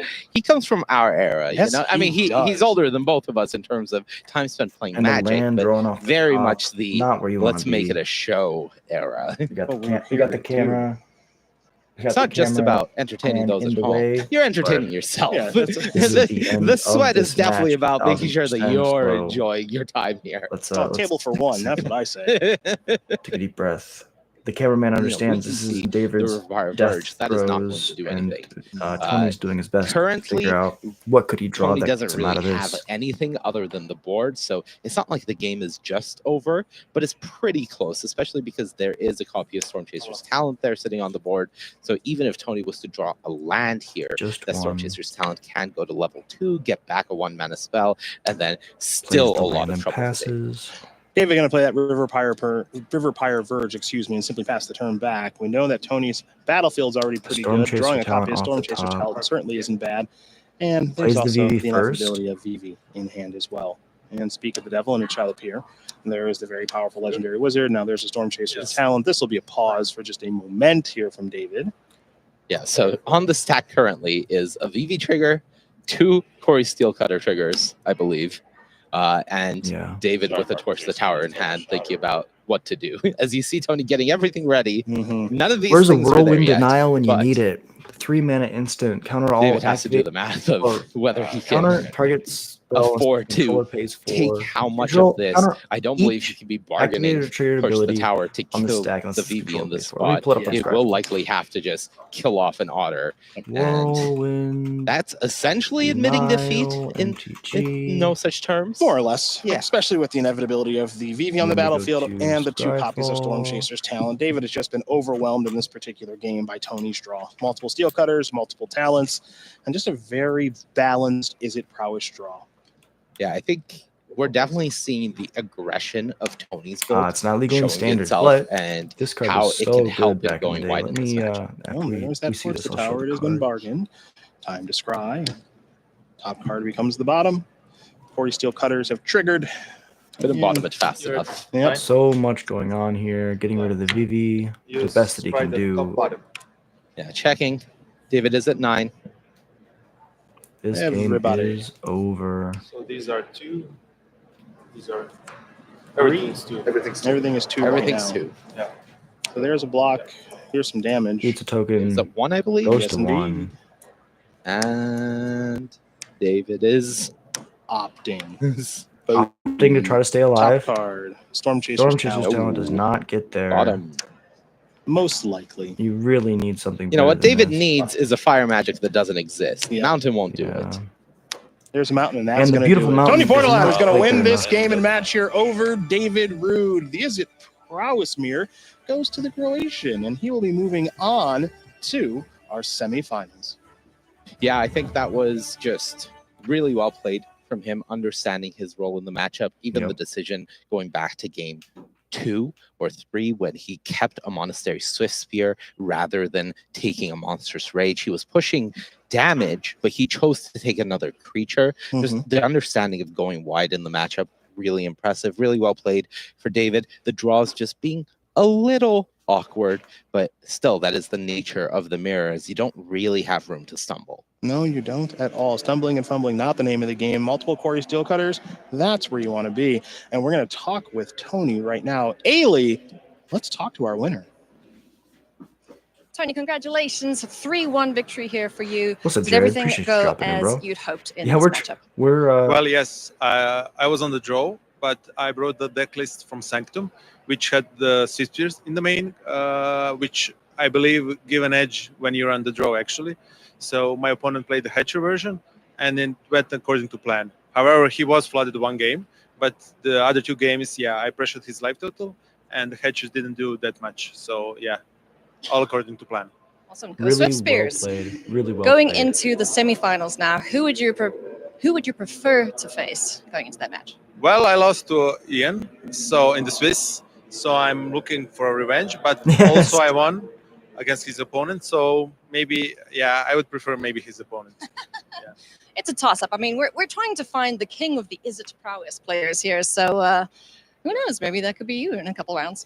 Yeah, I hope so. So I can beat the King of Mono Red in the finals. There you go. Just let them fight, you know? Awesome, Tony. Thank you so much, and best of luck for the semis. Thank you. Yeah, so let me see if I can mute this real quick. He's our winner, but So the reason I want to stream this Pro Tour, even though it's, one of the worst Pro Tours of all time, as Jared said, in terms of diversity, I think that it's important to record this moment so that we can look back and we can say, wow, diversity is such a huge part of Magic, right? You need to have people who are willing to play different decks, and it's no fault of the pros to be playing the best deck. That's their job, is to find the best thing in the format and accentuate it and play it at the highest level so that we can all watch and get better. That's not the pros' fault. But if Magic was meant to be just one deck, then we wouldn't have 5 colors, we wouldn't have all these different cards. It would be every set releases and there's like one deck in that set that's meant to be the best deck, and in that way it would be like other card games, where as a set comes out, everything else rotates out. And what I've loved for Magic for the longest time is that there's deck building and diversity that is something inherent to the game. And this is showcasing how difficult it is at a high level to play something different, to have diversity in a format, especially when the cards that Wizards currently prints are just absolutely busted. Monstrous Rage is insane. Corey Steelcutter is ridiculous. VV Ornithor, absolute ridiculous. And so I think that, just like Pro Tour Nadu was ridiculous, just like Pro Tour Breach was ridiculous, being able to go back and watch something like this. And the other thing is, those Pro Tours that I'm talking about were modern Pro Tours or modern events where it was just being dominated by some Modern Horizons cards. And in Eternal formats, it's much easier for Wizards to break things by doing stuff like that. Whereas I think that in Standard, if that same mentality is brought to a format like Standard, it really kills diversity and it really disincentivizes people from deck building. I think it says something when Limited is the best format, because a lot of people inherently don't like Limited because they're not able to play their cards that they enjoy. It's random oftentimes. It is an amazing place for deck builders like me to be. However, I think that overall, diversity and different decks in an archetype, in a meta, make Magic what it is. And so to see a Pro Tour where the entire top 8 is Monstrous Rage decks, it's definitely not where you want to be. It's one of those things where when we watch it, it should definitely be a red flag to us and say, hey, this is a problem, right? We want the top 8 to be like 6 or 7 different decks. There's going to be repeats. There's going to be duplicates. That's inherent to what people think is good in the meta, what is good against the top decks, what is the best that you could possibly play. But I think it's important for us to watch Pro Tours like this, where all the decks are flavored the same. Every deck in the top 8 is a mono red deck that plays Monstrous Rage. And we need to see it, and we just need to say, okay, by all of us agreeing that diversity is important to the game, and all of us agreeing that the top 8 is not diverse, we can all agree that the Standard meta is not in a good place and needs some bannings and needs to change. And I know everybody agrees on that, right? All of us have agreed that Monstrous Rage needs to go, whether or not it's a card out of that deck, right? Monstrous Rage is the general consensus. Some people say Corey Steelcutter, some people say other cards, but it's really important for us just to have this conversation and to have a stance. We need to take a stance as a community and agree, hey, guess what? This isn't okay. We want something better. And so that's why I'm trying to watch this live with y'all, is so that, I can give my 2 cents, I can give my piece, and we can listen to some awesome Magic. These commentators are a lot better than I am, so I'm not saying a lot, but I want to showcase on the channel the importance of diversity. And so far, we're not really seeing a lot of diversity. And this Pro Tour is not going to be diverse, but to see the best players play the best deck at the highest level, it gives us a little bit of insight into, okay, what is the strongest thing that can be done? And if the strongest thing is one thing and all the decks agree on that, we kind of all need to come together and say, hey, this is a problem, and we don't want this to be the best thing going forward. Wizards, please ban it. And I'm just trying to bring a little bit of attention to that. Plus, I enjoy red mirrors, even if Monstrous Rage breaks, the diversity and the gameplay that we like to see. It's really important to say, okay, well, yes, this deck is a little bit too powerful, but maybe watching it can teach us something, the general nuances about how to play Magic better. If it helps us learn combat math and improve our games by watching the Pro Tour, there's no reason that we shouldn't. But yeah, I'm going to unmute it so y'all can listen. I'm going to go to the bathroom again. I'll be right back. No, unmute. On the other hand, though, I have to say, at the moment, Percy Fang might be the scariest Magic player in the world with mountains in his hand. in 3 events, one of which was Pioneer, with Mono Red, he has earned 3 World Championship invites. Triple queued. With his lowest finish so far being second in those previous 2 events. So I don't know. At this point, I really cannot go against him when he has these mountains in his hand, and he's got a lot of mountains in his hands. A lot of mountains in the hand, a lot of mountains in the deck, and you see a very straightforward sideboard here of 4, 4, 3, 3, and 1 Twin Maw Stormblade just for fun. Mono Red Mirror, as we mentioned, is a pretty quick one here. It's that mice package that we know and love from Bloomborough, excuse me. We're going to see plenty of that here, which means the games go by pretty quickly. And don't forget that Screaming Nemesis does work itself into the equation in very unique ways. Game number 1 is, of course, where we are going to start. Charlie, ready for game 1? And if you like mountains, you have come to the right place. Yu-Chen Liu on 6, Percy Fang on 7, and Percy on the play. It is going to be a hired claw on this day to get this quarterfinal started. Yeah, I think there's going to be a decent amount of trading resources when possible between these players. But the big question at any given point is who is going to be able to play a creature and have it go unanswered or deal damage multiple times. And Yu-Chen does have a copy of Screaming Nemesis in hand. That is going to be one of the best cards in the mirror match here in terms of these mid-game positions where you may have to play defensive, getting down a Screaming Nemesis and ensuring your opponent can't remove it easily without losing a creature or taking some damage in the exchange is a very nice feeling. It'll be a hired claw here from Yu-Chen. For Percy, it was just a Monosaur Swift Spear and an attack.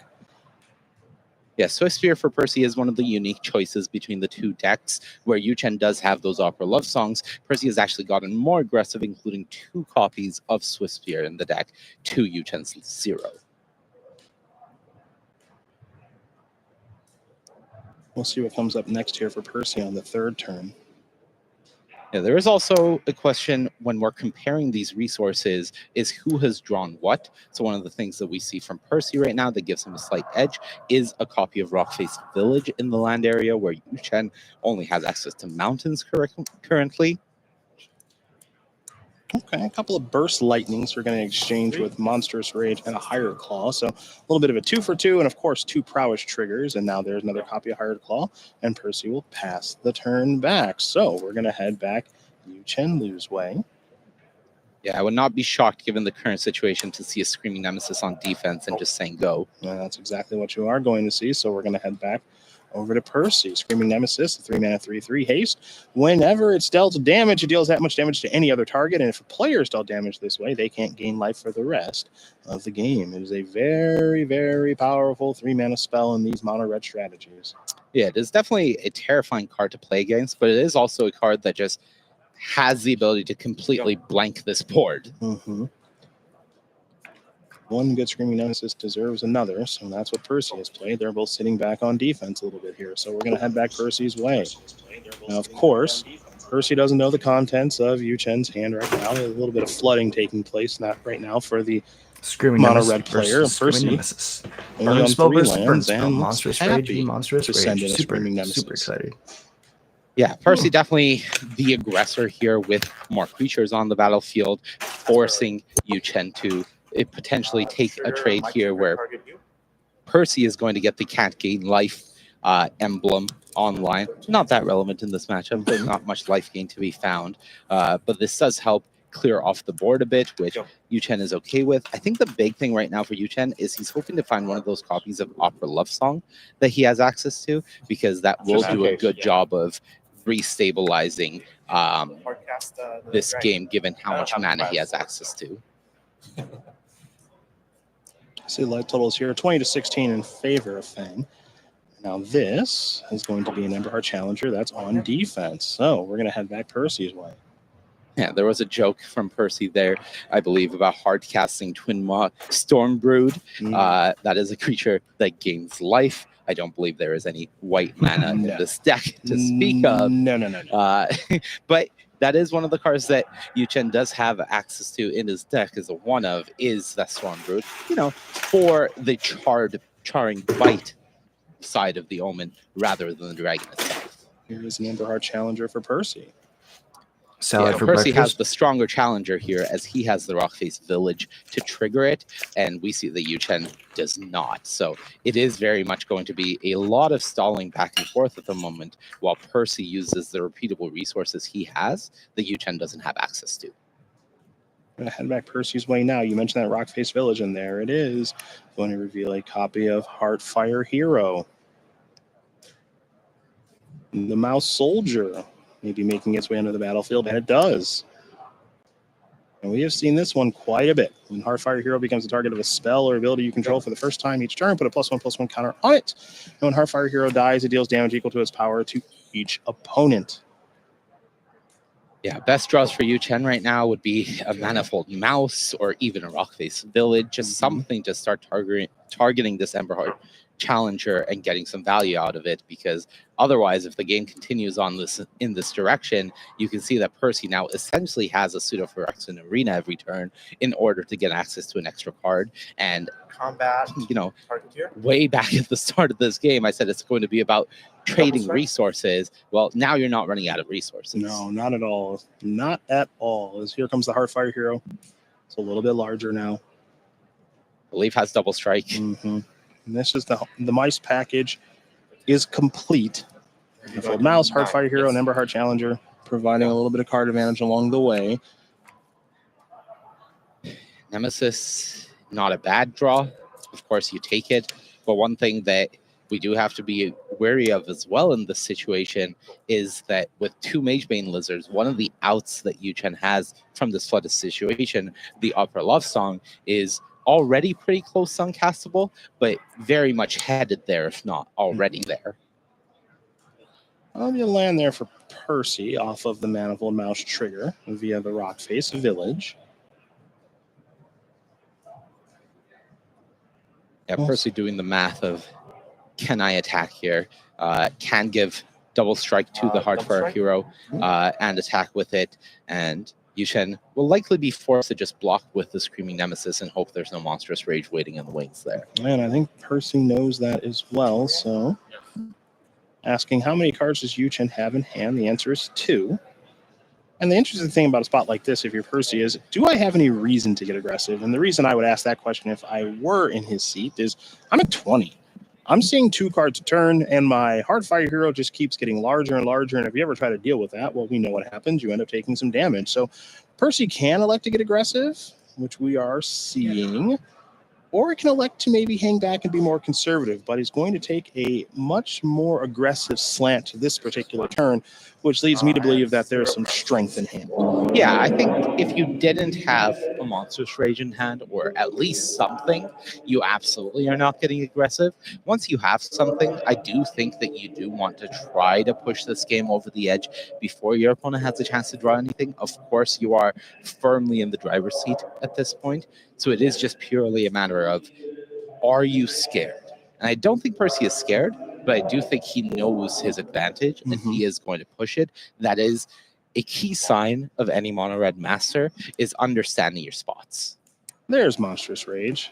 That's the one that makes blocking hard, and that is going to get the job done. Percy Fang is going to win game number 1 here over Yu-Chen Liu, the mono red master at the top of the screen, 2 wins away from a semifinals appearance here on the Sunday stage. We turn our attention to game number 2, and we're going to jump in progress here at the second turn. Looks like Hired Claw was feeling a little frisky. Got a counter on it. Then we have Percy at 17 to start things, while Percy with his own Hired Claw. And now, let's see what the follow-up's going to be. Yeah, getting that extra counter on the Hired Claw here is really nice just because it protects it from Burst Lightning, which is one of the primary cheap removal spells that are in this deck. So just making it a 2/3 so your opponent can't just cleanly Burst Lightning it here is really nice, which is why we see a lot of mono red players prioritize just attacking and getting that counter immediately in the mirror match. Well, let's head back over to Yu-Chen now. He's picked up a copy of Rockface Village. Mono red so often is just a pendulum that swings back and forth. Significantly better hand from him this game so. compared to the previous one. Of course, things to do. We do see that one of Twin Moth Stormbrood in the hand, so Charring Bite able to deal with the Emberheart Challenger here, if that's what Yu-Chen is looking for. Again, this matchup is very much about trading resources, and that Emberheart Challenger being a way to get extra cards was such a key part of Percy's game, the previous game, in terms of continuing to put Yu-Chen further and further behind. So there is Charring Bite. It's going to get shuffled back in, of course. Perhaps Yu-Chen will see it again, and now there is a Hardfire Hero, and here comes the Hired Claw. There'll be a trigger there, of course, because one or more lizards did attack, and then some more damage will be dealt as well. So I think Percy's going to fall down to 14 after that exchange. As we head back Percy's way, there comes the Hired Claw. And it looks like it's 14 up now, so we'll get these live totals updated for you in just a moment at home, as there's a Magebane Lizard, and we'll pass the turn back over to Yu-Chen Liu. Yu-Chen's hand is a bit awkward, but does have those 2 copies of Rockface Village, so has a way to start triggering the Valiant on the Heartfire Hero. That's really nice, and the Opera Love Song can do a great job of pushing more damage across or finding more cards, depending on how the next few turns go. And notably, this is our second pre-board game. Percy does have the advantage in the matchup, being the higher seed of being on the play to begin with. So once again, for Yu-Chen, and I think we're going to be saying this a lot in the Day of Mirrors, it is about breaking serve. So you have to win this game on the play, but you do also have to win at least one game on the draw, which is a pretty big ask here. Breaking serve in this matchup is pretty tough. Yeah. Pretty tough. There's a Rockface Village. Now, there have definitely been mono-red iterations in the past where the mirror match was about somebody actually being on the draw just to get cards because of how possible it was to trade resources to a point where the game stalls out for a long time. Yeah. And then it's that one extra card was actually way more valuable than having the advantage of being on the play. That is not this meta's mono red. Yeah, I do agree that the world was different in 1989. That's true. Yeah. Yeah, I do agree with that. I don't remember that. I wasn't born yet. Here is Opera Love Song. Gonna do a little bit of targeting, I imagine. Remember, this mode, the +2/+0, that does happen. You can target multiple creatures. We're talking about a Valiant deck here as well, so this is very powerful in this particular strategy. Yeah, it does take 1 damage, of course, from the Magebane Lizard. So it comes at a very, very small cost. But with that said, clearing off the board, pushing a lot of damage through, and having another Hardfire Hero as a follow-up means that with 2 Rockface Villages, the second one being in hand, I believe, he has the ability next turn to trigger both Valiants and continue pushing damage. And Percy's at 9 right now. So this game is not going to go that much longer. Look at this mercenary, this Hired Claw. Gets paid to do one thing, go into the red zone. Yeah. Let's see what the follow-up's going to be here for Percy. Maybe a Screaming Nemesis on defense. It looks like Percy does have 4 cards. Remember, this is still a pre-sideboarded game. The first 2 are pre. The final 3 are post. And we'll get to those sideboard changes once this game does end. But for now, it looks like Yu-Chen Liu's going to fall down to 11. Second main, this is a Magebane Lizard. I'm just going to pass the turn back. So, Hardfire Heroes are untapping here for Yu-Chen Liu. And partner, you did mention that second copy of Rockface Village. That might be joining the fray here in just a moment. Yeah, a copy of Witch Stalker Frenzy drawn for Yu-Chen as well. So has the ability to push even more damage through if he wants to use that as a removal spell, or see exactly how defensive he wants to play it. It is feeling fairly ahead already, considering the fact that Percy has drawn 2 of what is one of the worst cards in the matchup in the Magebane Lizard. It doesn't block particularly well. It is a costly ability, especially when you're falling behind, because you're the one that typically wants to be casting spells to try to stabilize the board, and that comes at a cost to you. So not a good position to be for Percy, and I think much like Percy sniffed out the opportunity to push the aggression in the first game, this is going to be Yu-Chen taking the same opportunity here in the second game.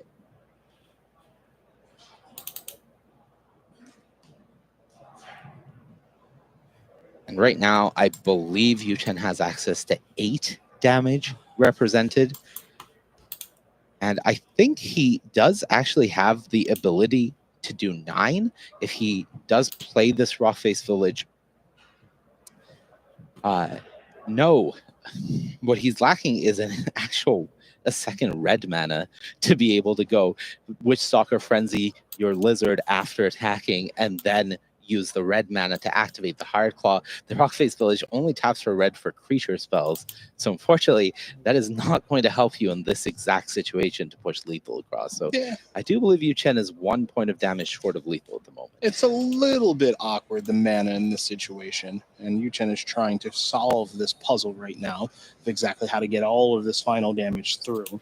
And so you see the tapping and the counting that is taking place in what looks to be maybe a straightforward turn is anything but. Yeah, I think the question for Yu Chen here is, given what I have in hand, given the fact that I don't have lethal, am I just using this Witchstalker Frenzy aggressively to kill your Lizard, or am I using it defensively to kill the Hired Claw? Well, that question just got answered. There's the Witchstalker Frenzy. Here comes the damage. And now if you're Yu Chen, you're just thinking, I'm not going to die, hopefully. Yeah, I believe this is 7 damage being dealt. Assuming, of course, it is dealt. Mm-hmm. Assume maybe a Burst Lightning here as Witchstalker Frenzy. Okay, that's going to take care of the Hired Claw. 5. Okay, 5. Going to bring Percy down to 3. Untapping. Is there a way for Percy to steal this one on this turn? Is there a way? Yeah, there's always a way, but it would involve, I think, an Emberheart Challenger and a Monstrous Rage, Okay. being the exact 2 cards, and something else off the top as well. I think that is the cleanest way. I do think Percy is down to just 2 cards, so I don't think it's easy. No, I don't think it's likely. Yeah. But it could happen. It could happen.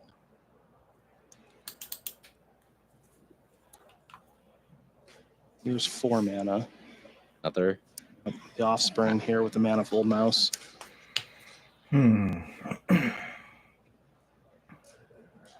Pass. I'm just going to pass the turn back and playing a little defensive in the face of Heartfire Hero. Never easy. Yeah, and I do believe Yu Chen can now go second Rockface Village, double activate the heroes, and force double chumps from Percy. He can't clear either of them off, so it is going to be a matter of just blocking.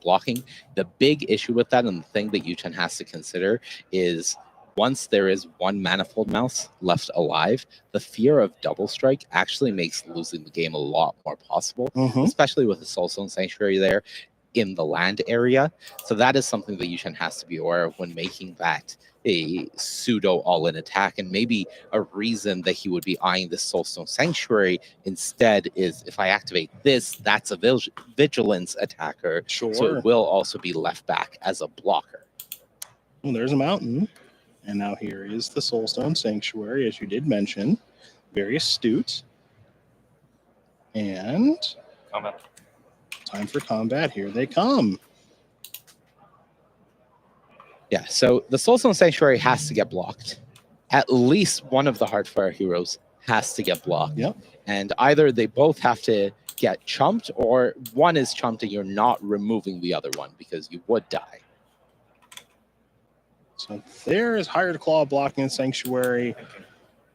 Looks like the copy of Manifold Mouse is going to be blocking one of the copies of Heartfire Hero. And you heard Percy say, I'm thinking, these are my blocks, and now damage is going to resolve. Nope.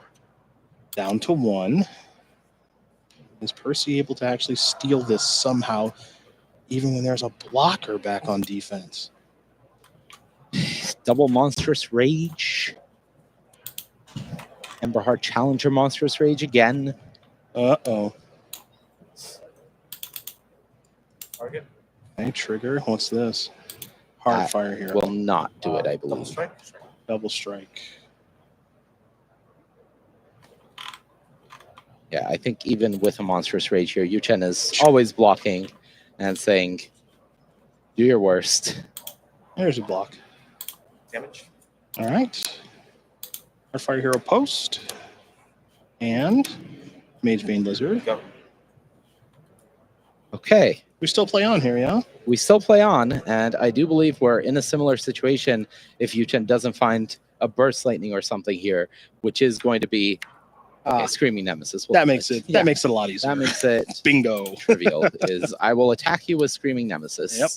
You're going to have to block it with something, and then that damage is going straight to the face. Yu Chen Lu is going to tie things up here over Percy Fang. It's 1-1 as they get ready here for game number 3 at Pro Tour Final Fantasy. Red Mirror sideboarding. This should be fun as we're going to watch Percy start things off. Now, you mentioned the Mage Main Lizard not particularly good in this matchup. Percy agrees. Those are the 4 cards that have been taken out in favor of 3 Torch the Tower and a Sunspire Lynx.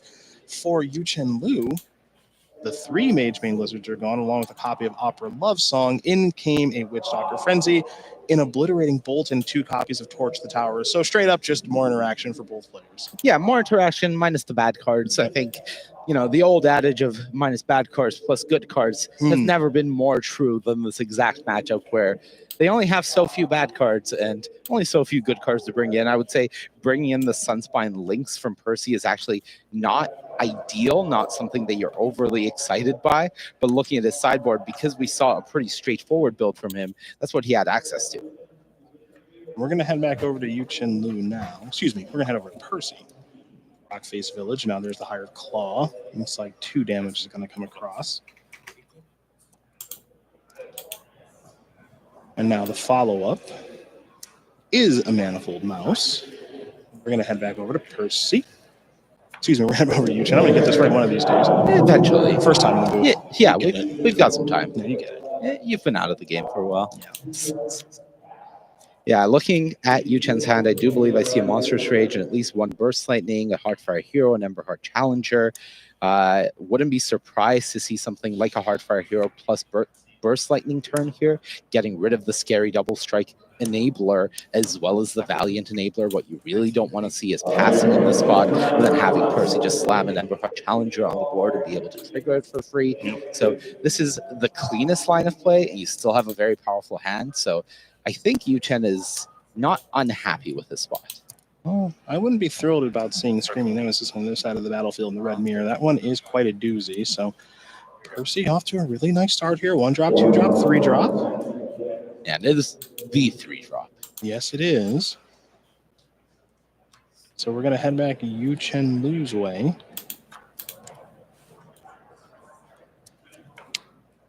Rockface Village, Emberheart Challenger, Monstrous Rage Mountain, and 1 card that I can't make out that I'm guessing might be Obliterating Bolt. Of course, the damage-based removal is still very awkward in this matchup just because you really don't want to be damaging Screaming Nemesis at all, let alone overkilling it with 4 damage. I think this is a spot where Yu Chen may want to just race, using the Monstrous Rage aggressively here and just saying, all right, let's race. You have a Screaming Nemesis. My life is already difficult, so let's send the damage across. Well, sending the damage is what's going to happen here. So Yu Chen agrees with you. Everybody into the red zone. Monstrous Rage providing a lot of damage here as well. Yeah. And that's 10 points of damage, and Percy's falling down to 8. So now the question is, will Percy have to take maybe a more defensive slant to this game? Yeah, Percy lacking the snowball aspects of the deck, which is the mice. The Hired Claw is good. It does a lot of work. The Screaming Nemesis is excellent. But in terms of how you explode out of gates, how you present that overwhelming amount of damage in a turn, a lot of the time it does involve the Valiant ability. It does involve the Manifold Mouse. It does involve just having some of these synergistic pieces of the deck, and that's what Percy's lacking right now. So 3 cards in hand, of course, he was on the play, but he is now on the back foot, and if he doesn't have an ability to either set up a lethal wall surviving or finish the game right now, at least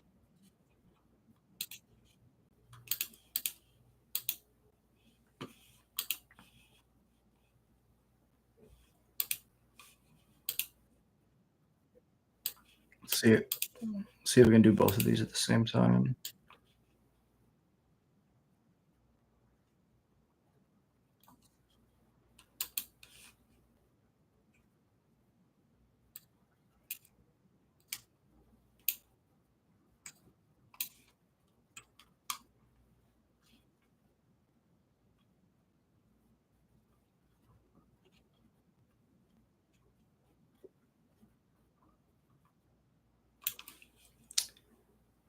Keep this.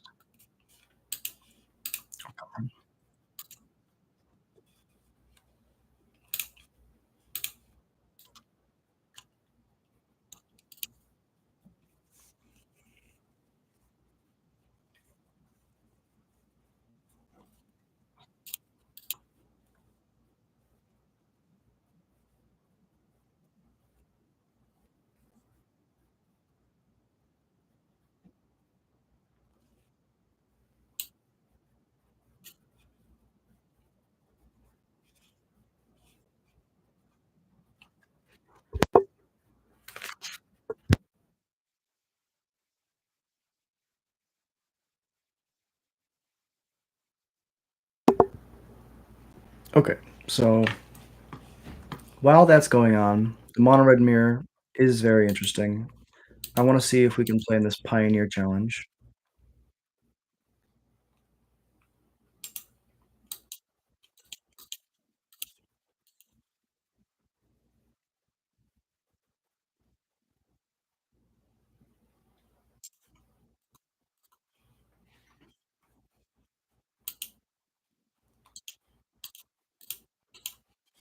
Play the pile driver, yield,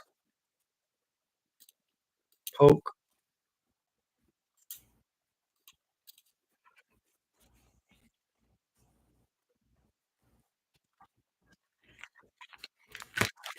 Oh.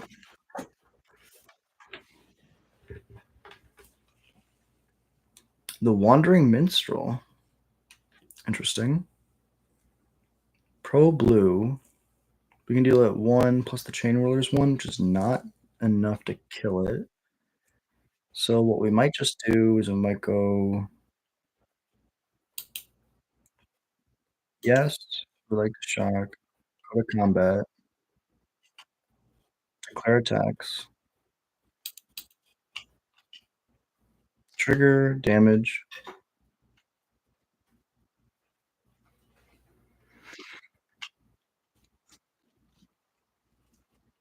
No blocks, damage is declared. They're at 12. Now we can just go red, red, red. Chain Whirler. Puts them to 11 and I'll yield. This pile driver kills them next turn. I mean, yeah, the ringleader comes into play. It has haste. The pile driver will get +6, so that's 7 on just the pile driver itself. They don't have double white. Splunking's good. Okay, so this is Lotus Field.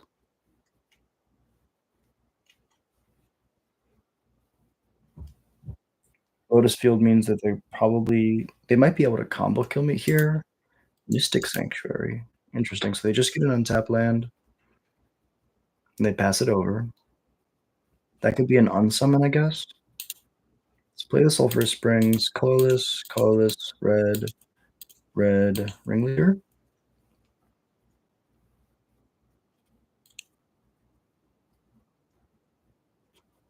Grab these.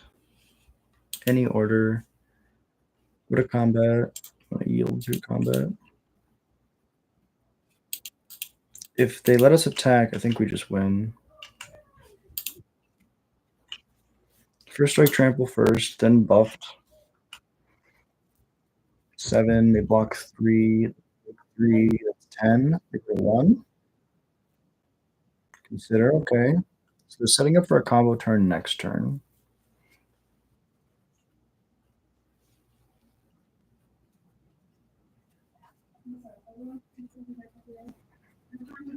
I really hope that this Pioneer Challenge fires because it would be a lot of fun to play some Pioneer.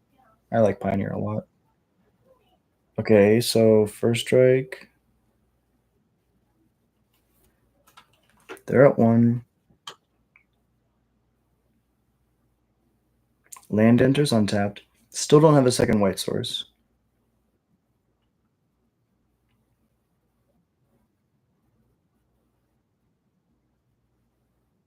Scape shift.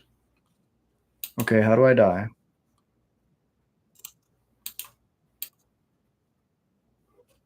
So it's double Lotus Field. I guess I could grab 4 Lotus Fields.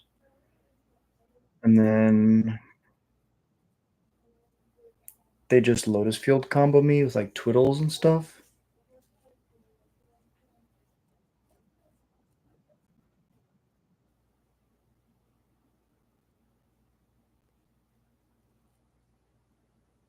They need to kill me or board wipe.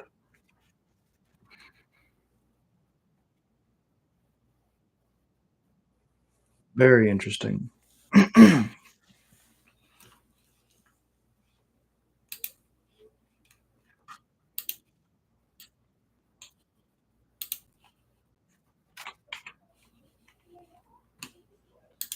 back to the stream. Go back to this, make sure everything's working. Okay, so they get Lotus Field, gingerbread cabin, they get to put a scape shift on top? No. They put an opt on top. Then they float all the mana.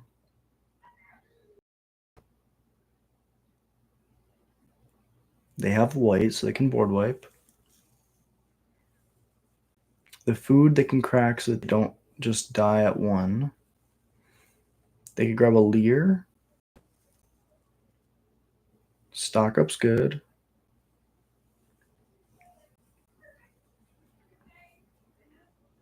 We're F6 because we don't really have anything.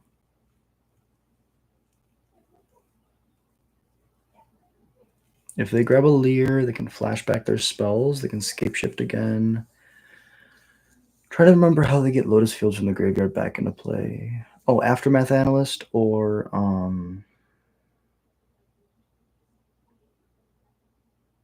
Splendid Reclamation. Puts another Lotus Field into play, so that's all 4 Lotus Fields now.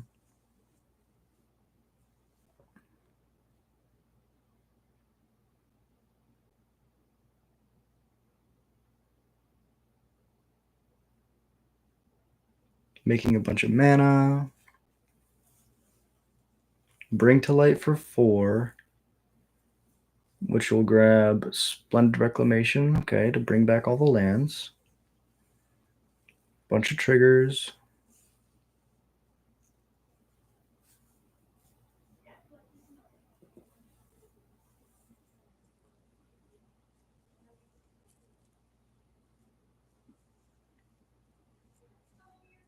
More Gingerbread Cabin and Mystic Sanctuary triggers. They can put Bring to Light back on top of the library.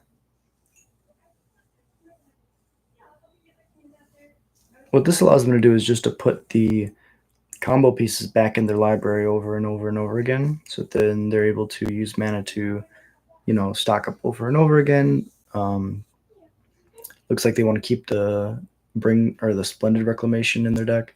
They might just be going for a burn spell here. If they can get to enough mana, they're just like, Banefire you. X is a bajillion. Second Bring to Light, probably.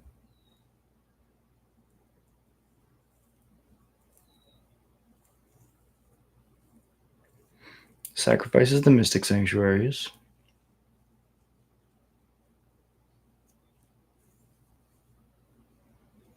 Sacrifice the tap lands.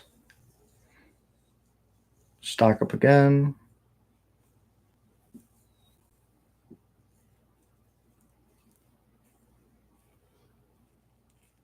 Stock up again.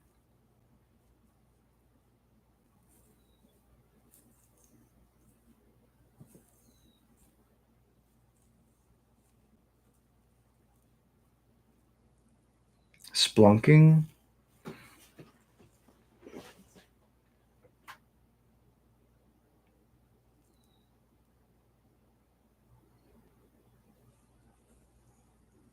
Consider.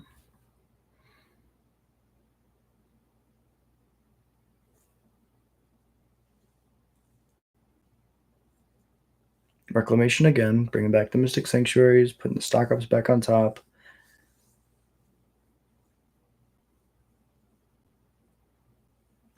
Lotus Field triggers. Now, I just don't know how this deck wins, so I just want to see how they win the game, and I'll concede.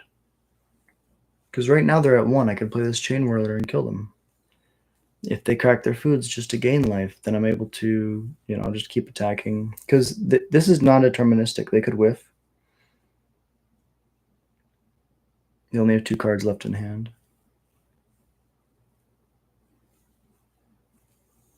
They could definitely Banefire me.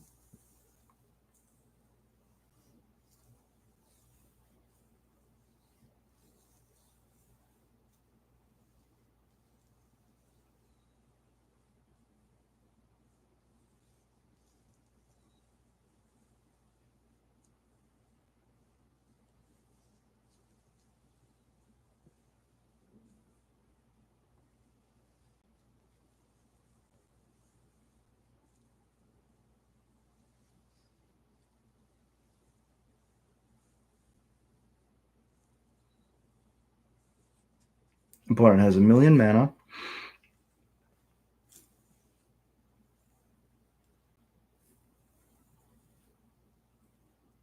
And they concede because they can't kill my board. All right. We're going to bring in the ley lines. Probably the dampening spheres. Thoughtseize is decent, but they're Thoughtseize is decent because they're a combo deck. Dampening sphere though is really good because they play what's the card? Call the Death Dweller is useless here. Dampening sphere is good because they play Lotus Field. Headliner is not the greatest because we're not trying to kill their stuff. Yeah. You can cut a headliner and put a Cranko in, I guess, as a one of. Or maybe Cranko and Trashman are not as good as Thoughtseize because they're a combo deck. Let's try it like this.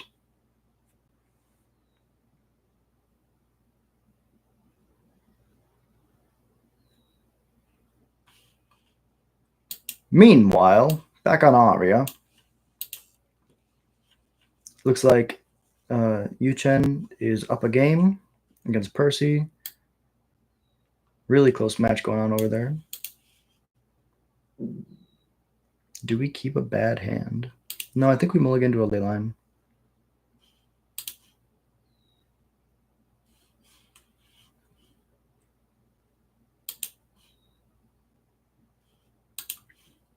All right, we'll try this. Springs allows us to cast a Thoughtseize, so I'll bottom a Mountain, Howl Squad, and the Pile Driver, because the Seer Slicer by itself does so much. Hideout's good.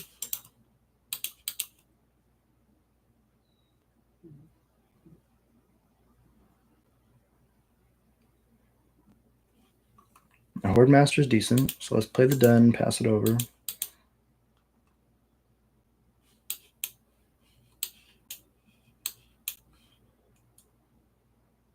One of my favorite things to do is mulligan to a ley line. Because there's so many decks that just can't beat ley line.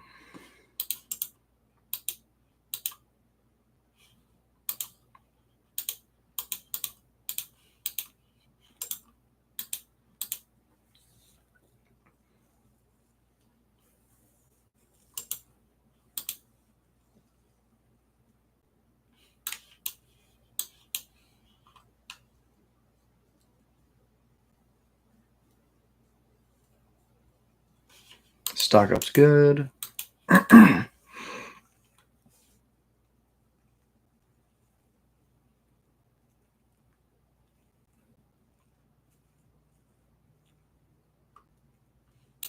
Mountain.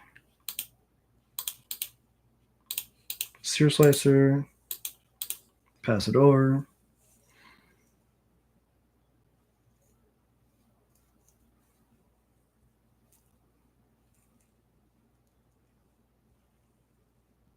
Splunking's good.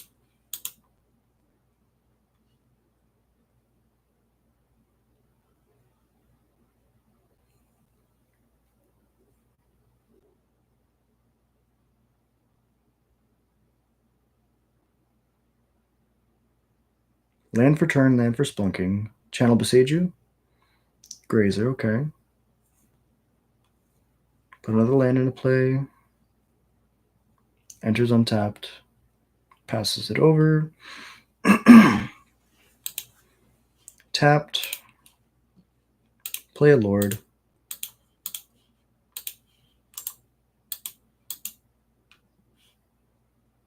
Combat.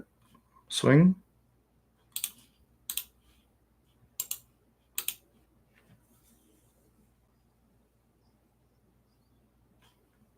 Fading Hope. Bounce my Seer Slicer. They get to scry. They leave the card on top.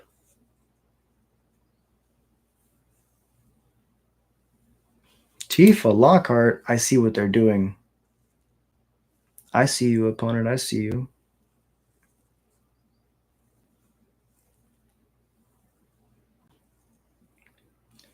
Creatures you control gain indestructible until end of turn. Okay, they're setting up for their escape shift next turn.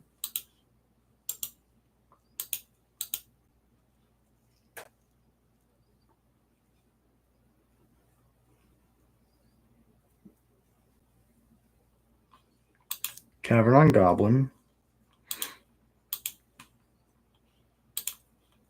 Activate Den.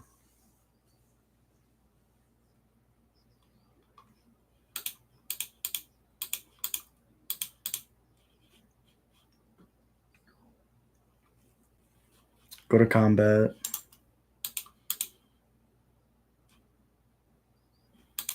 Swing.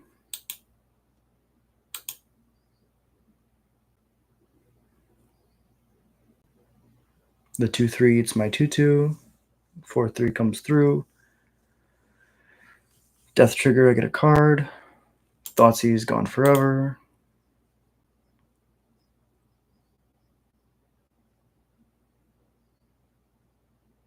Escape shift.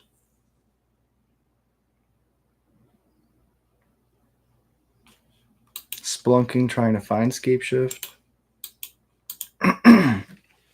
Go crazy, opponent. I believe I've died. Ooh, Echoing Deeps is really good. Broker's Hideout. Triggers.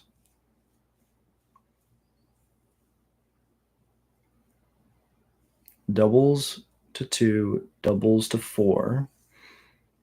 Enters untapped, so they can still cast. I guess they can't cast Escape Shift. But they can cast another spell. Yep. Which puts another land into play. Which doubles it to 8.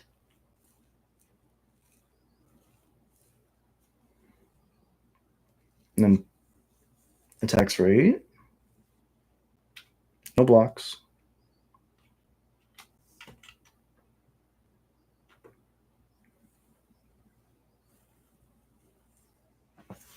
Second Dampening Sphere does not help me that much. I mean, we could just play...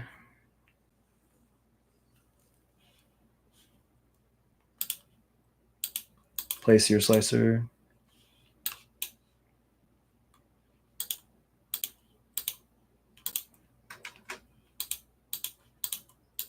Play Seer Slicer.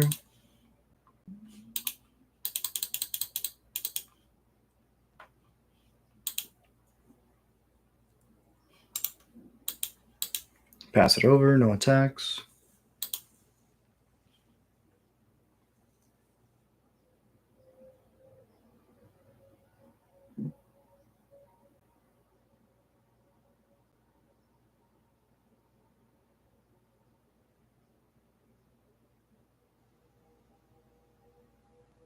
Cycles.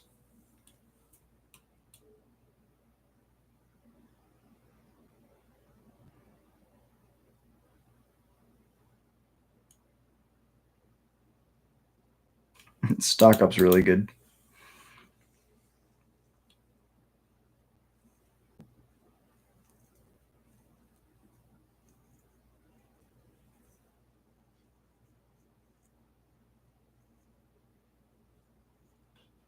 Just passes.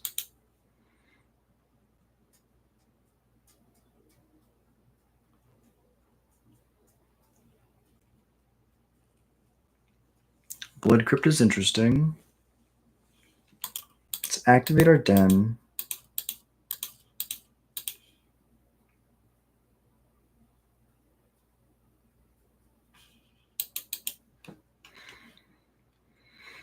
Go to combat. Attack with the den. Attack trigger, make a 2/2.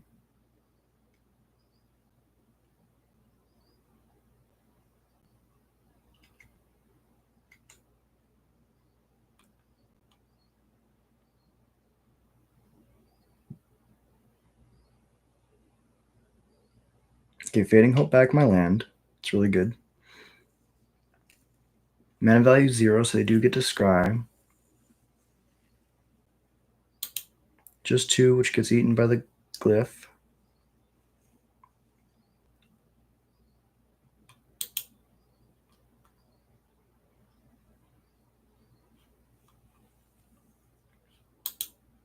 Death trigger.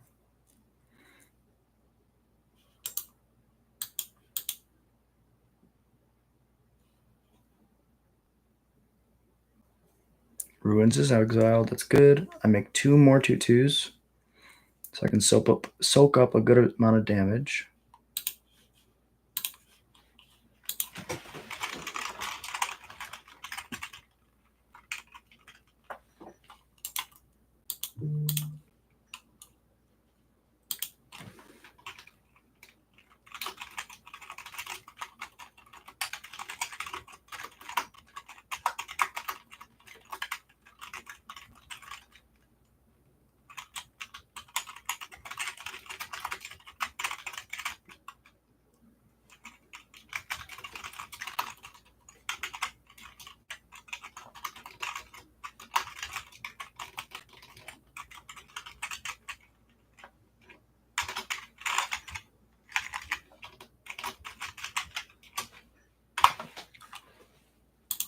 All right, play. I forgot to play my land last turn. That's really tough.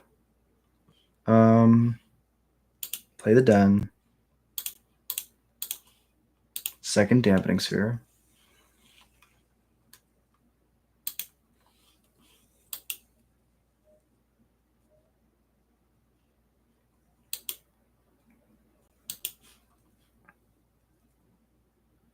Attack for 2.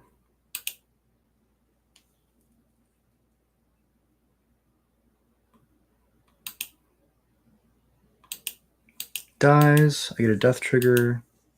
Then it gets eaten.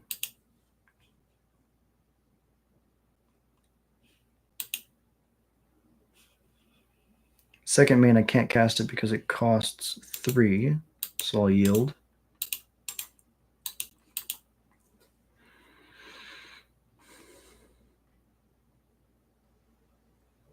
Triggers.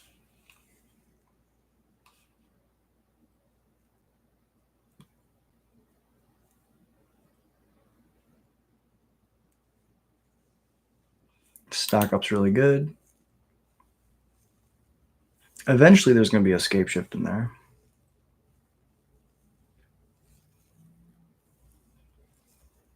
And they can pay for it, 2, 3, 4, 5, 6. GG.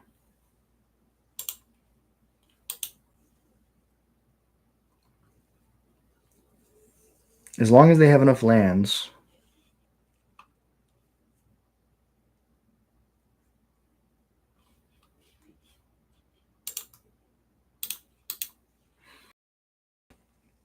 I just want to see how big it'll get. Give them the catharsis of winning through combat damage. I'm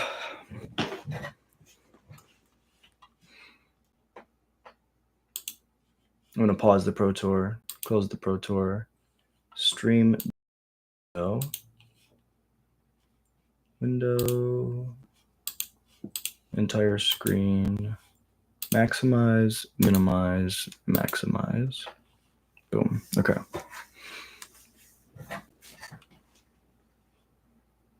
So many Tifa triggers.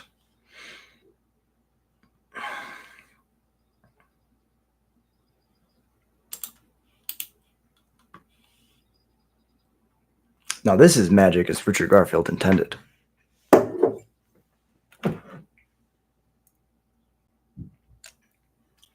Gotta get new water before the challenge starts. A 512 too. Then they play the land. They go to combat. Attacks?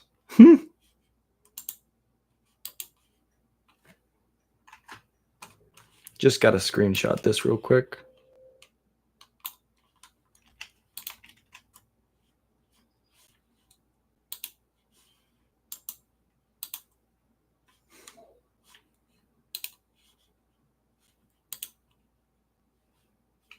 That's worth a screenshot.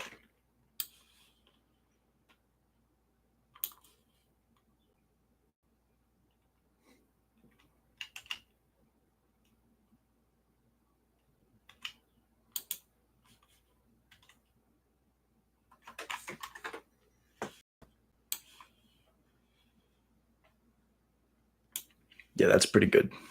Going to sideboards. Thoughtseize is decent, but they're really good at top decking. We kind of just want to kill them as fast as possible. I think in that spot, if the Thoughtseize that I exiled was a headliner, just for more removal, we could kill the Tifa a little bit easier.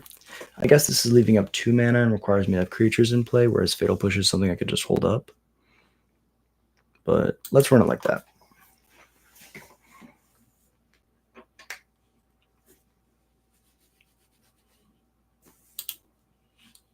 I would like to play first.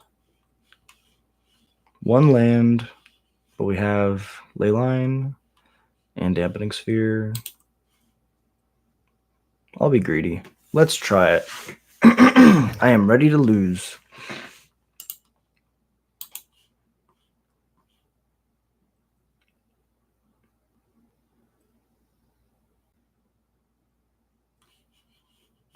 So opening hand, I'd like to put a Leyline into play. Then I'd like to play a Sulphurous Springs and deal myself a damage to make a red, casting a Bastronaut.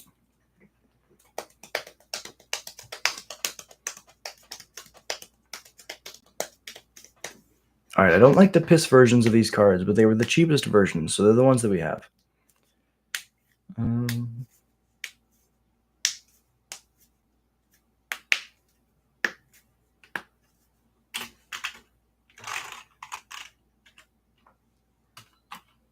Okay, let's go to combat.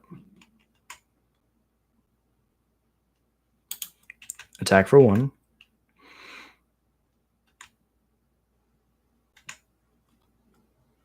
Go to second speed. Play a Stadium Headliner. Pass it over.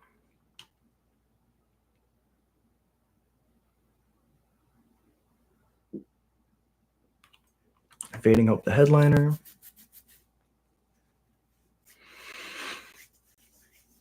They do get to Surveil. Headquarters. Pass it over. Chain Whirler. So let's go to combat again. Poke.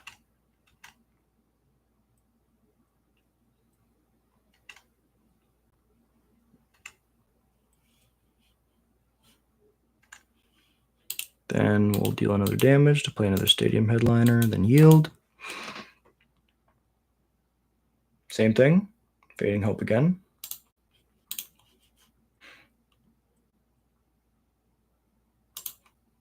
Then we'll yield. Missing land drops, but we are also missing land drops. Play the Stadium Headliner. They're winning the damage because we keep picking ourselves. Yes, this is good.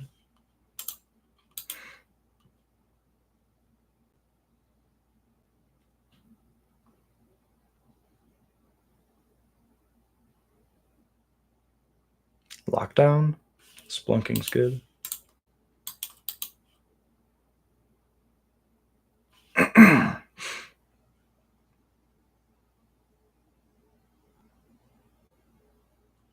Another not land, that's fine. Yield. All attack.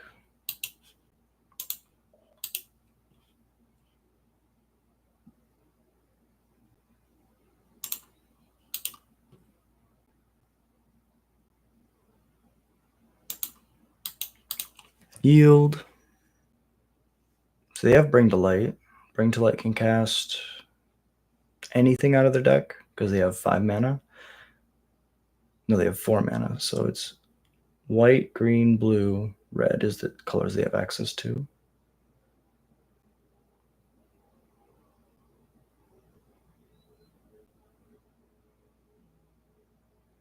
Yeah, Bring to Light's good.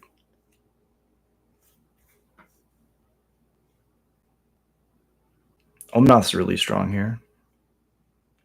Really good backup plan.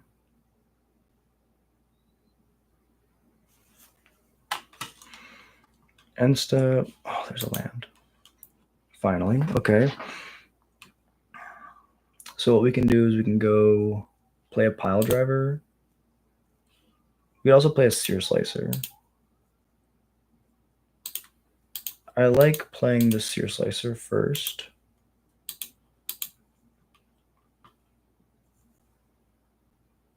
Because next turn I'll be able to kill the Omnath.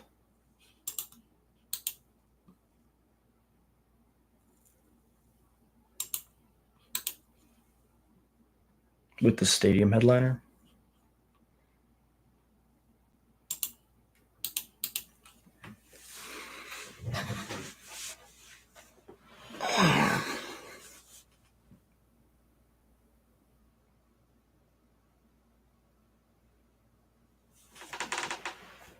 Omnath trigger is good. They go to 15. Escape Shift is good.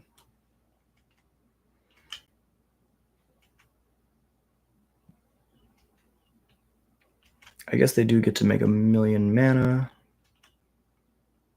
We could have played the Dampening Sphere instead of the Sear Slicer and said we'll kill you the following turn instead of going for it now, which was probably a little bit greedy.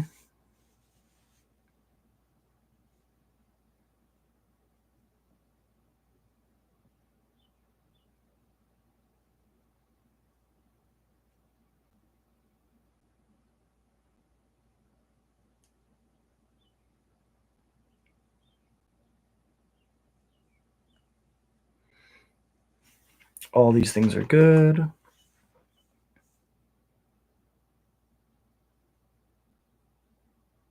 So the first thing they do is gain life, then they get to make mana, then they get to deal me damage.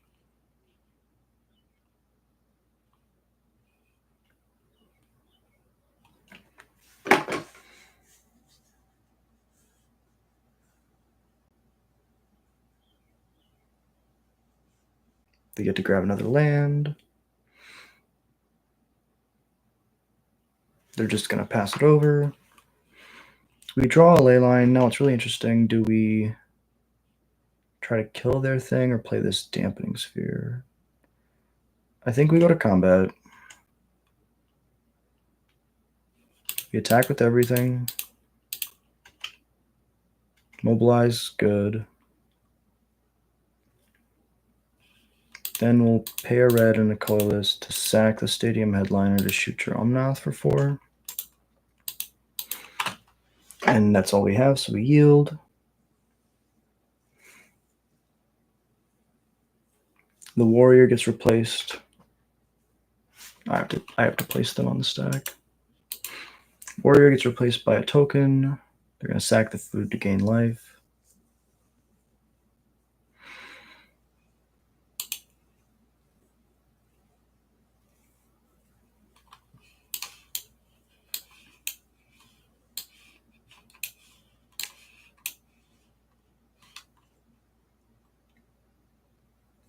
The 1/3?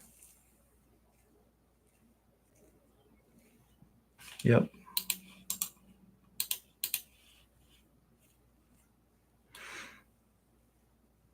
Passes it over. Play my mountain. Okay, so we might get there now. Colorless, colorless, red.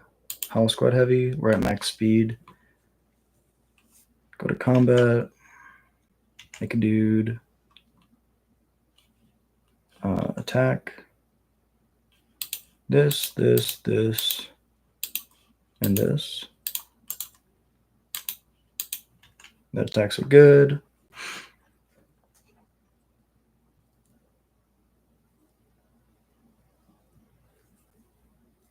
Blocks are good. Take 4, go to 8. Make an extra dude at the end step. Pass it over.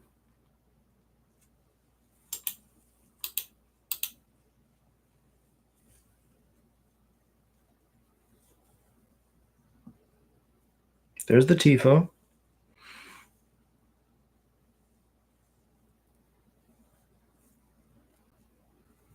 Give Tifa haste, okay.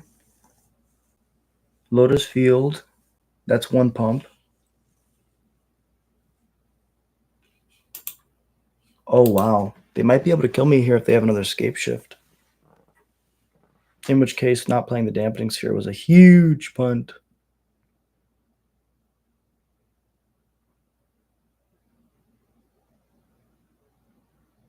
Oh, good game. So 2 becomes 4, becomes 8, becomes 16, becomes 32. And I'm at 10. Good game, opponent. Really good game.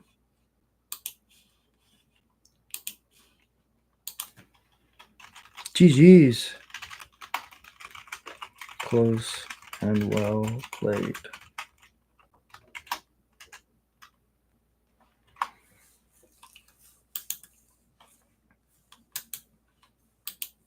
Yeah, so not playing the dampening sphere there would have cut them off their opportunity to win.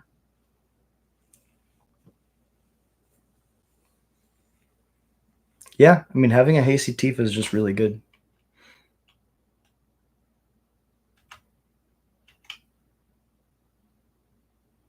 With 24 seconds on the clock, that's worth a screenshot as well. Really, really well played. Okay, okay.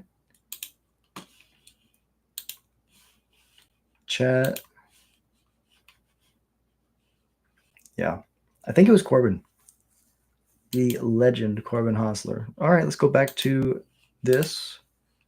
Pioneer Challenge starts in 4 minutes. Well, we better submit our deck then.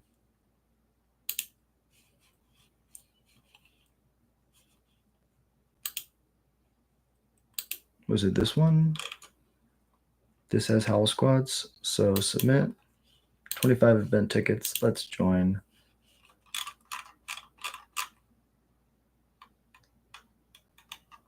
Wonder if Corbin is in here. Begins in 3 minutes and 23 seconds. I'm gonna go step outside for a little fresh air. Take a deep breath, and we're gonna play some Pioneer. So let's real quick change the name of the stream.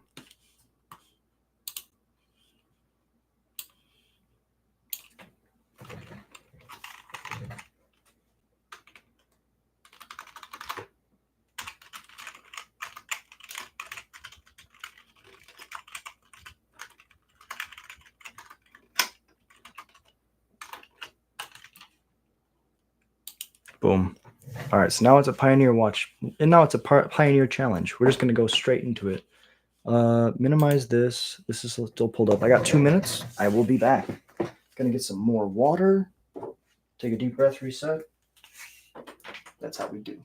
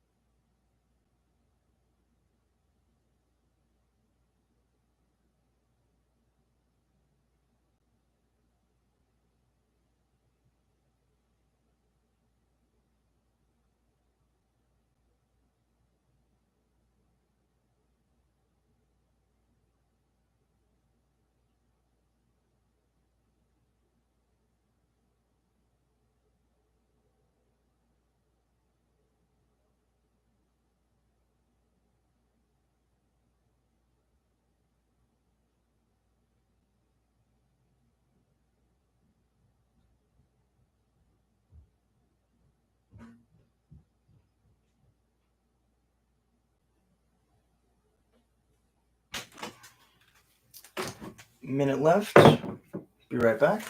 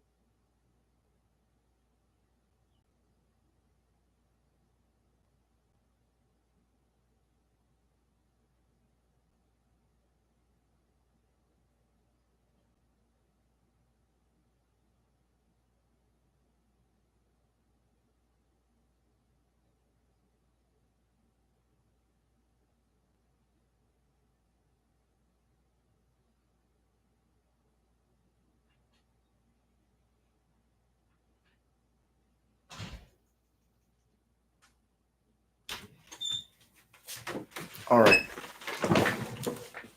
2 lands, bunch of 2 drops. Let's try it.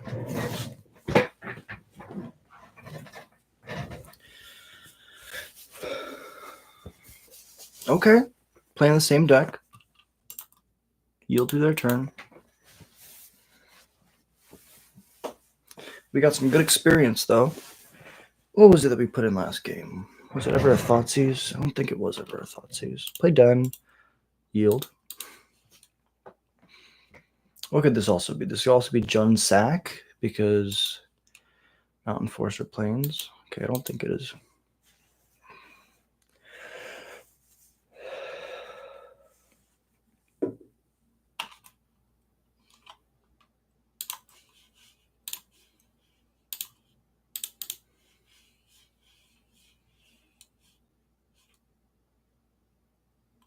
Get the Sear Slicer down first. Makes bodies the fastest. This does look like Jun Sack, though. Never mind. Take it back. Splunking. Good, good, good. There's the 3rd land, which is what we wanted. I think we go to combat first. Poke.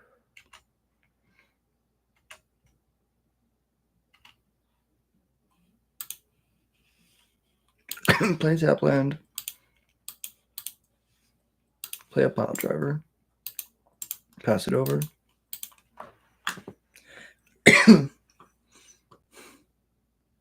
Escape shift.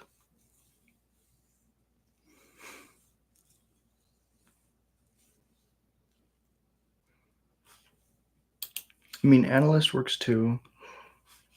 We don't really have a good way to kill that. 4 more lands in the bin. But they don't tap for colorless, right? They just enters and sacks. Blood Crypt is decent. I would like to pay 2 life. So now I can go Battle Cry.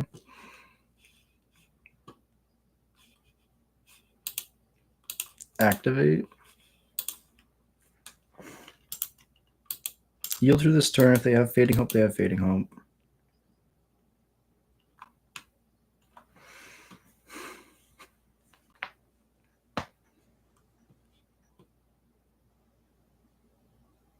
We just have to make sure that we layer the pile driver trigger last.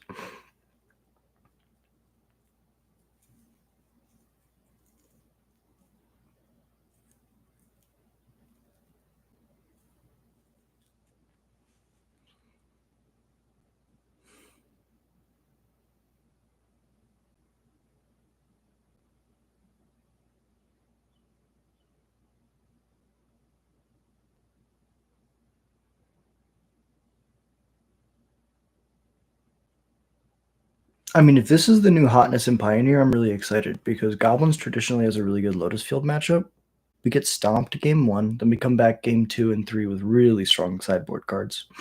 And against the non-Lotus Field decks, we have really good resiliency, and we have a 2-card board wipe in Call of the Death Dweller plus Chain Wheeler.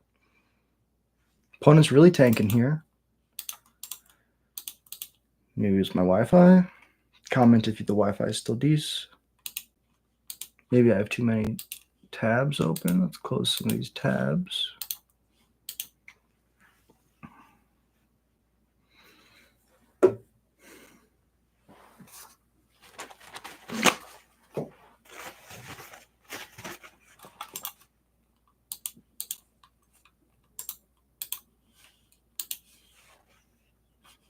The first thing we want to have happen is the last thing that we, or the first thing we click is the last thing to happen.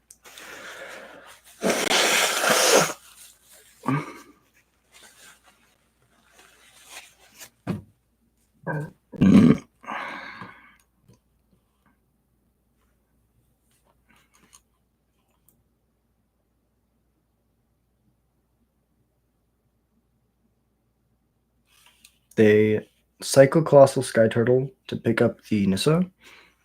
They play Nissa. Then they play Lotus Field. Now they can Scape Shift.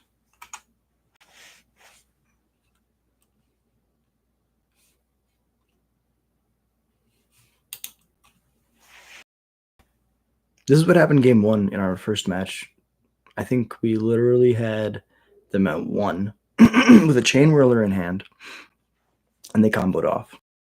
So this deck needs to be respected, as we saw in our warm-up game before this challenge started, where we just happened to play against them. If we always play our hate pieces first, then all of our other creatures we'll just be able to kill them at our leisure. Whereas if we play our creatures first, then we try to race a combo deck, which just will not work.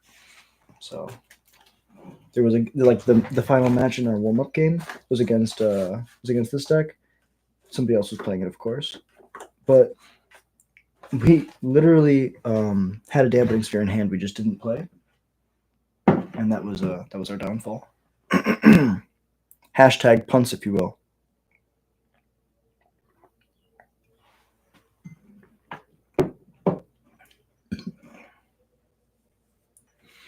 All right, both of these are water. That's good. I can put this one over here, put something on top of it so nothing falls into it.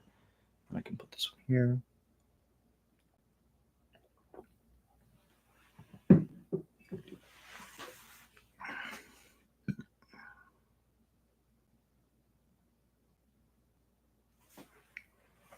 Deluge is good. No, that's right. That's what happened in game 1. It felt like we lost because they took a million game actions and then they conceded because they were at 1 life and they couldn't kill us in that turn. Second Aftermath Analyst, 10 million mana later.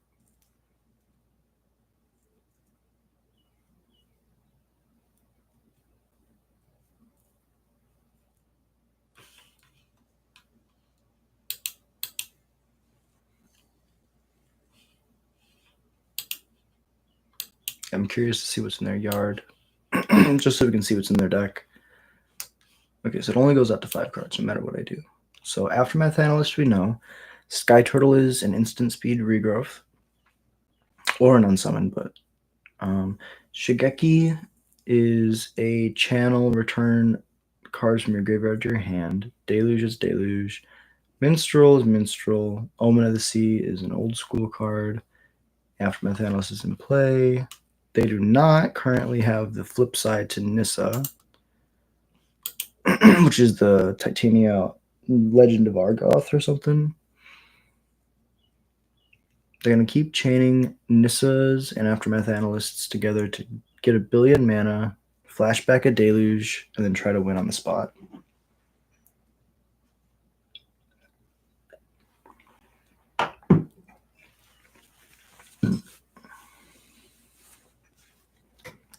Oh, there we go.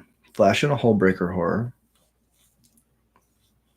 They can probably bounce everything except for my Pile Driver.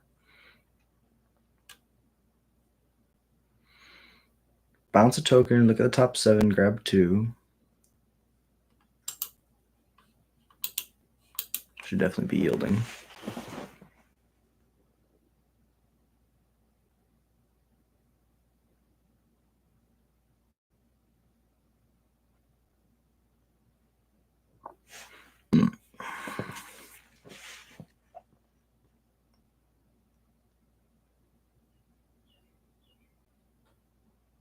Lotus Cobra trigger. Bounce the Goblin. Scape Shift. It's the only reason they would tap out unless they had an actual burn spell.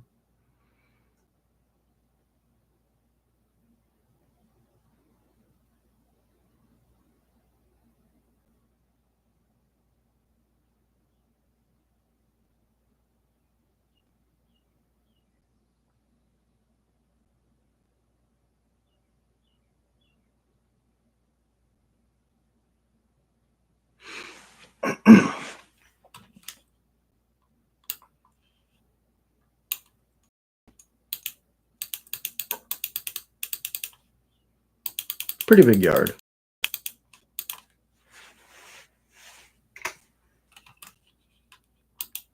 While we're F6'd, we'll just change the title.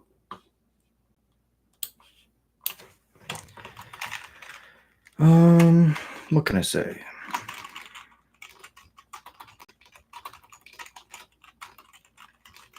Goblins win Pioneer. Goblins and Pioneer. Goblins. Period. Pioneer. Period. Challenge. Period. And what's the thumbnail?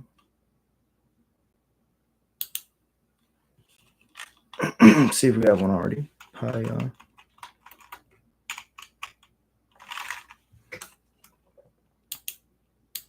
What does this look like?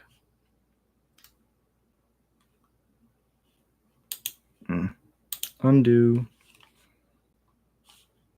I'll just save it like that. We can make a better thumbnail soon. Back to the game.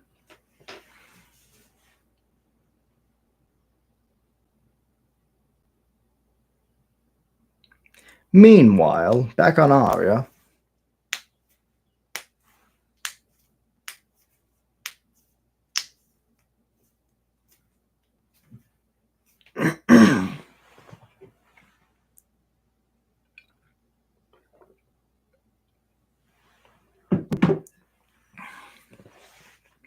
So the last player that I played against who was playing this deck played Tifa to win. Now my question is, they played Hanweir Battlements and Mountains in order to give Tifa haste and do this all in one turn. I don't see any red mana. So and this is mana of any color, and this is mana of any color. So I guess they don't need red lands. But I'm curious if they're going to do the same thing, because I think they have all their lands in the graveyard. What does Port do? Sack this man. Okay. Port of Carfell allows them to just bring a creature from the graveyard back.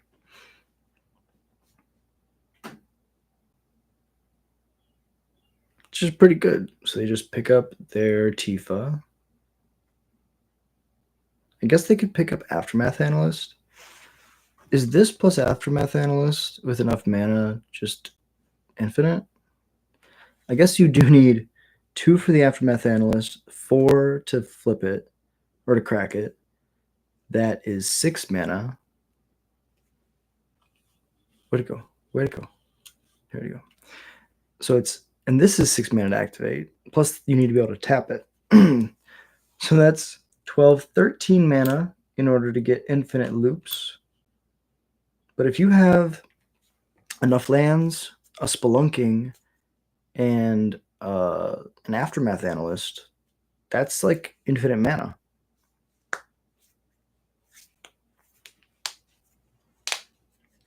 But what's crazy is my opponent doesn't have any mana in their pool right now because they are currently layering their abilities. They are pseudo-lock.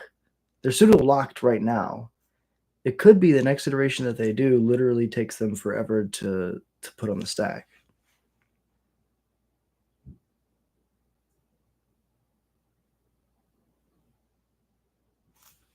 This is kind of crazy.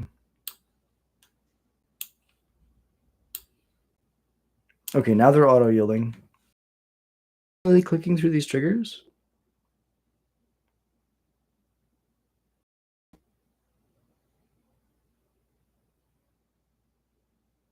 This is kind of insane. They're like, please give me some mana. Like, which order do you want your mana triggers to resolve in? Does it even matter?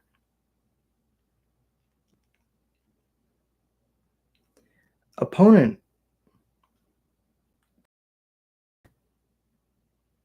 I don't know if this is even good.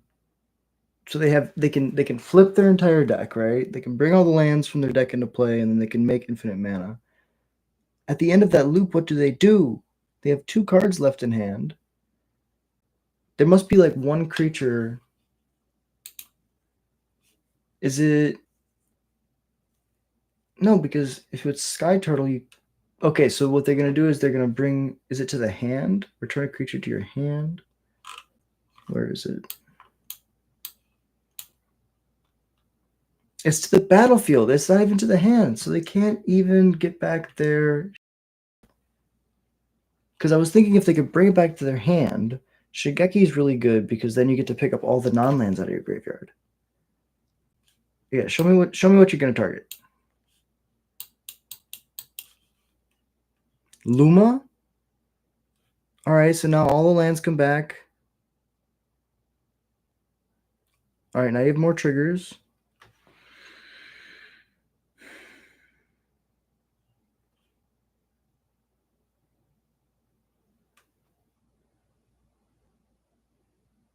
So now the port's untapped. They can activate the port again.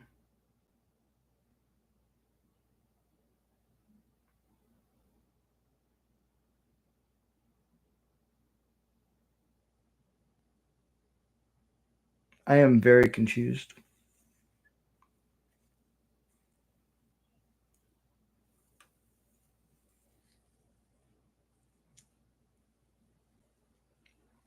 Ah, that's how it... Okay, we figured it out. They have Ifnu Rivulet to mill me out.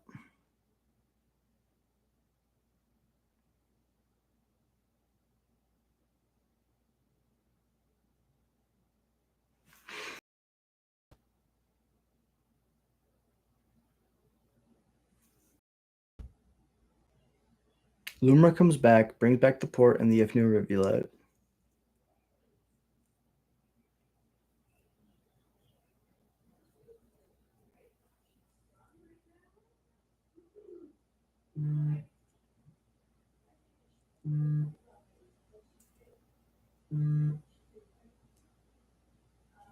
So they're going to keep milling.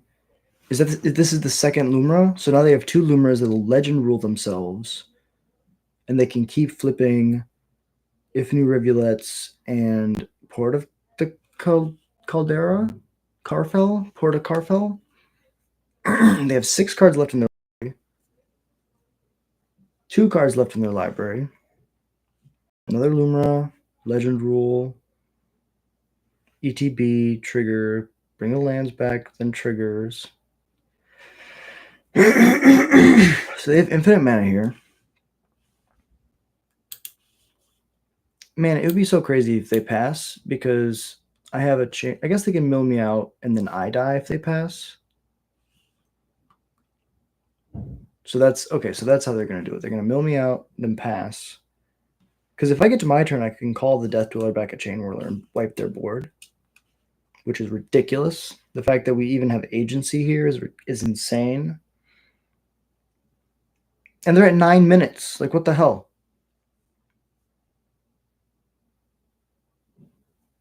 Crack the Ifnu Rivulet. Rivulet would be so busted if it was like, if there was more deserts.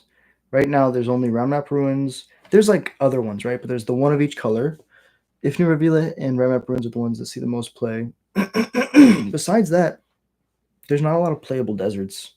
If they were just able to like go crack, crack, crack, crack, crack, crack, crack, crack, crack, that would be really cool. How big is this stack?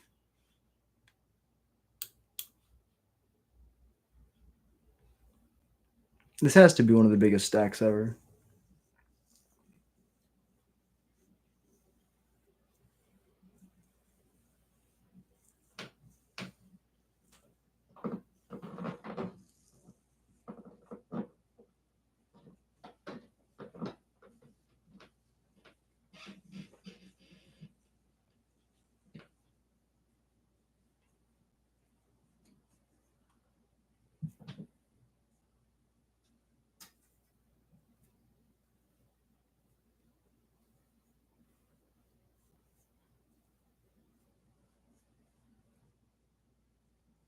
There has to be a faster way to do this.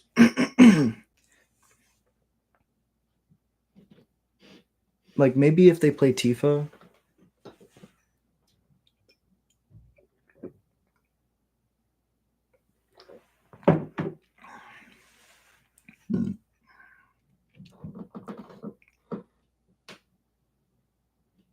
Like, couldn't they play with the same setup? They could play a Hanowar Battlements and a Tifa.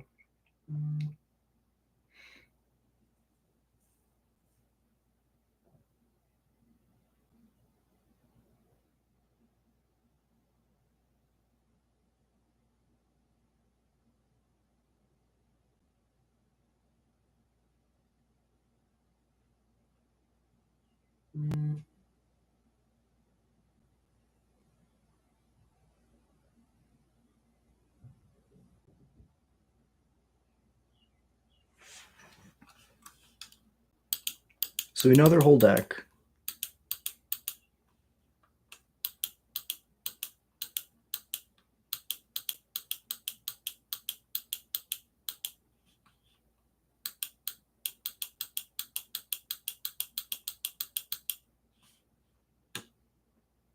This is actually insane.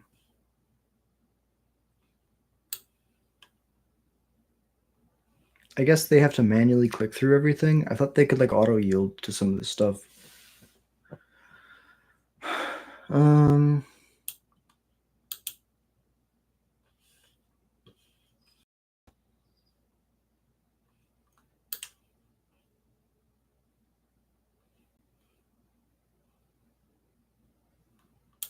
They just need four more iterations, right? 20. No, they need 5.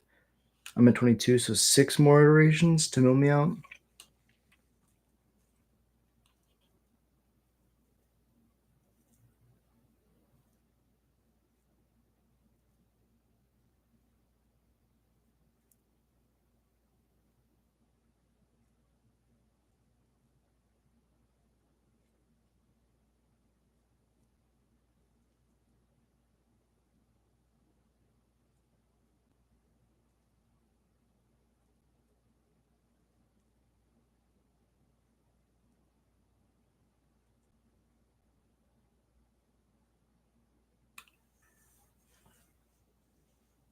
This stack has to be like 200. I can't even possibly show everything. But like my opponent has been putting so many things in the stack, it's ridiculous. They're milling me out. They're at 0 cards in library, but they're at 5 minutes left.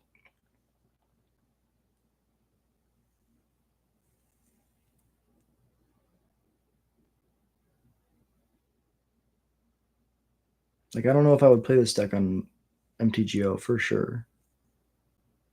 And I mean, if you played this deck on Arena, it would just crash, right? I played against a deck like this who was playing Tifa a little while ago, and I think that their philosophy was a lot better.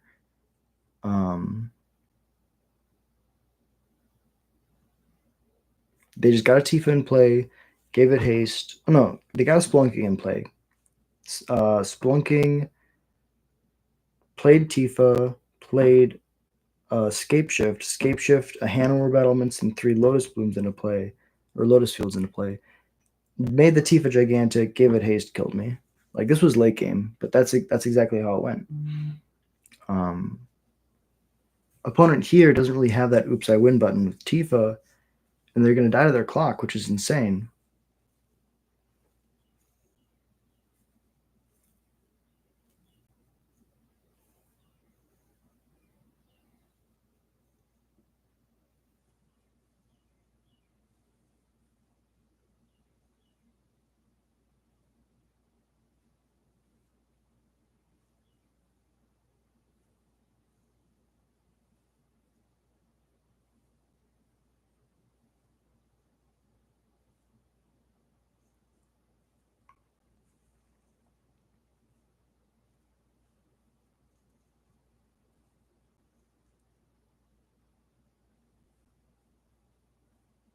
Like, I feel like this reasonably could be an amazing deck in paper, because you can shortcut everything.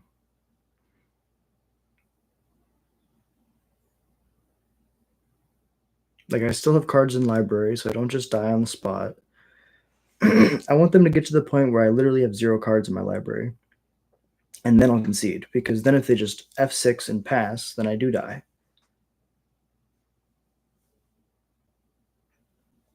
But if they just end up not milling me all the way out, yielding through the turn, passing it over, and I don't die on my draw step, I can call the Death Dweller, kill their board, and then like attack for 5. Because I get to bring back a Chain Whirler. And then that's 3 mana. I can play a Battle Cry, or I can just play Battle Cry and activate.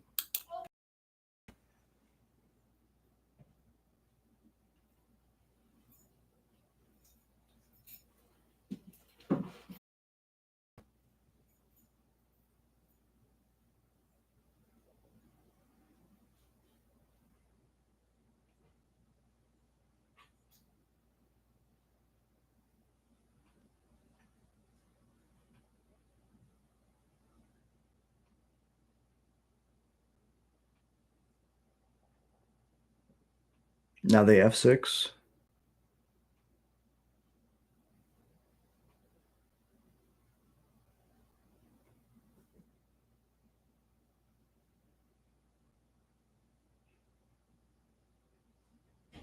Yield to all. They could click yield. They could click left click, yield to all Nissa, yield to all Lotus Cobra, and then the Maestro and Capri. See, they're doing it. They're doing it. See how many of these triggers have to resolve with a target like the Maestro one.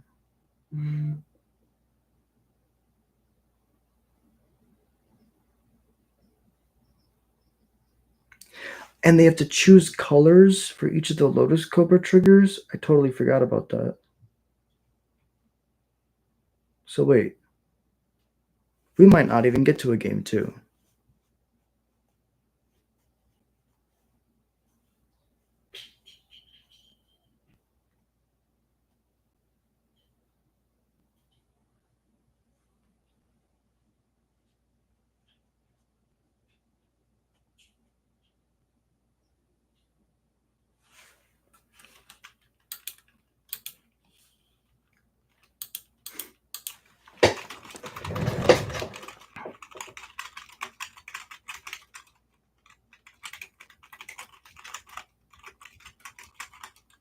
I played against a version with Tifa and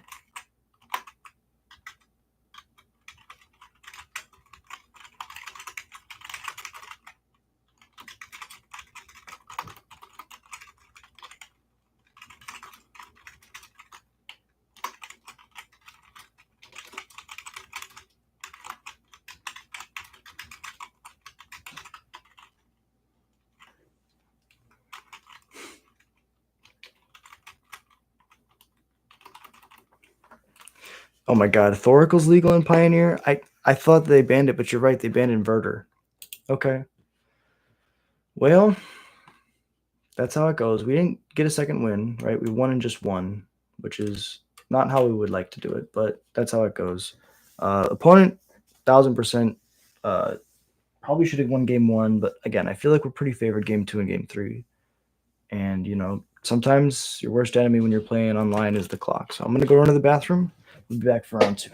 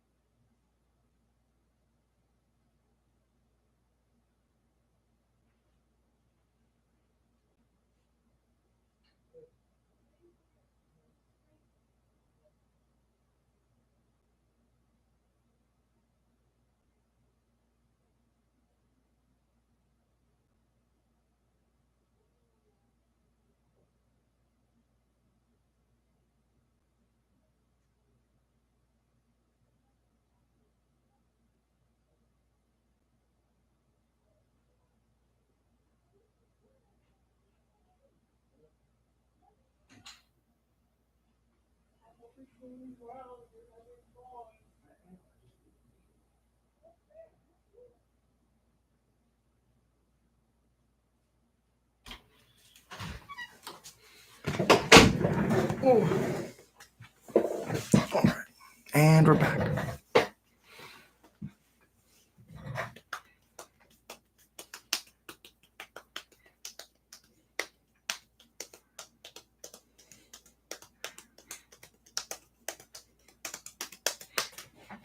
All right, I got these granola bars, and if we finish early next round, I'm gonna go to Culver's and get some food.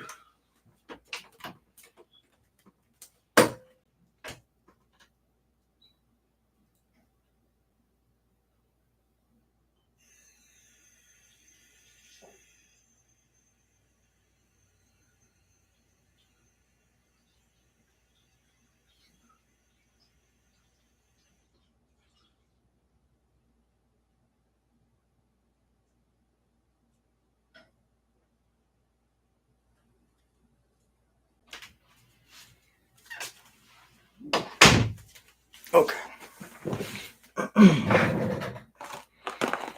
I love you, granola bars. You keep me alive.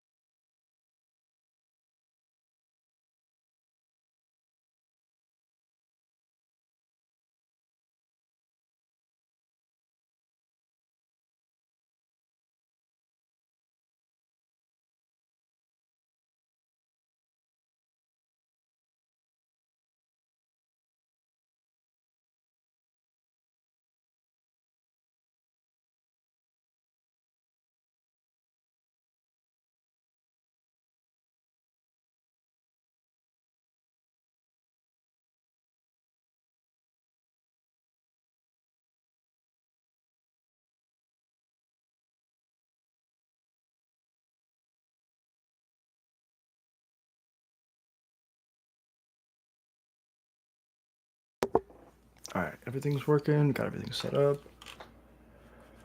One more match remaining.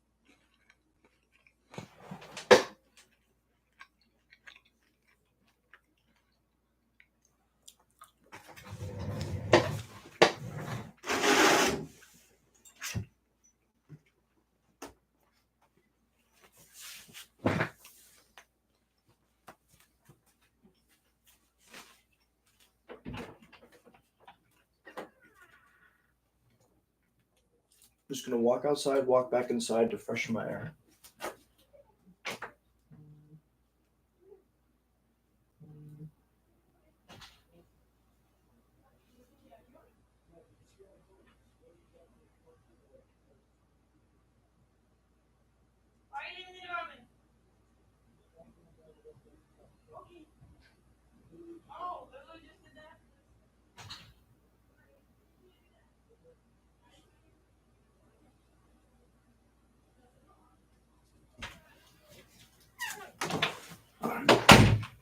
Walk outside to get some fresh air, not to freshen my air. Oh, silly Jack.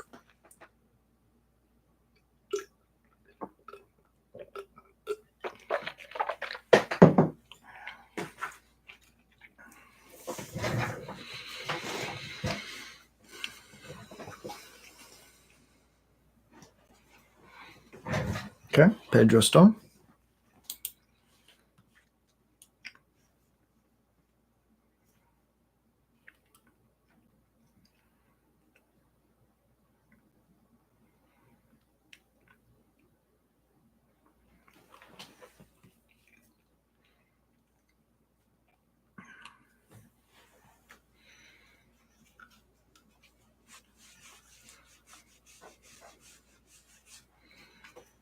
Yeah.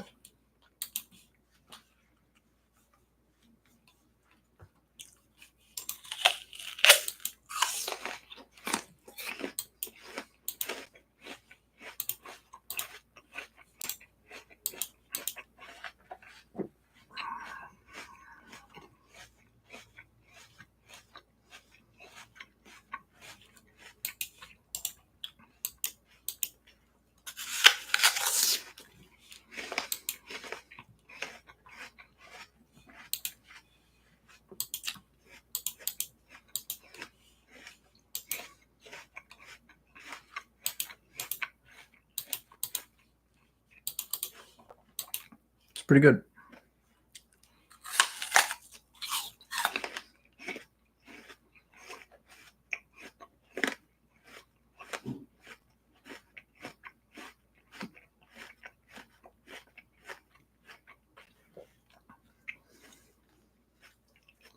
Screaming Nemesis.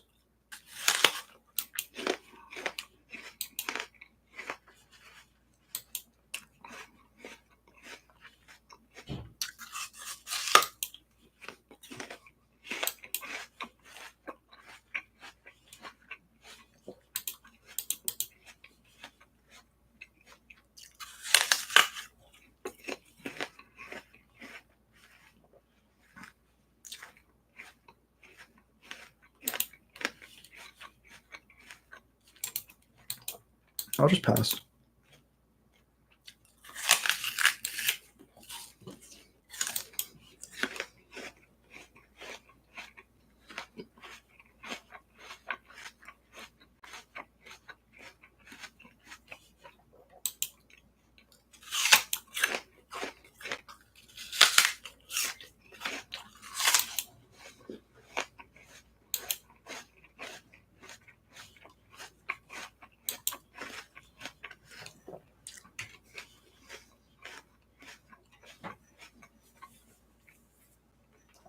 Sure, so we get a death trigger no matter what.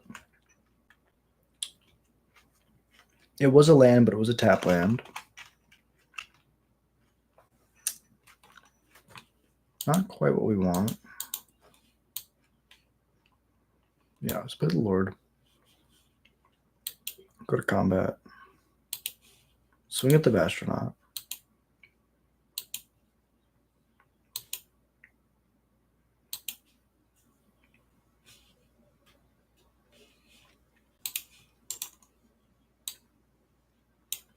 Yeah, pass it over to them.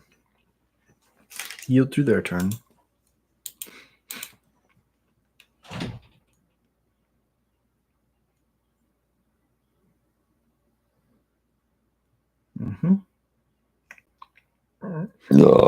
Excuse me. Now they play a Manifold Mouse. If there's a land on top, I really want to draw it. Right?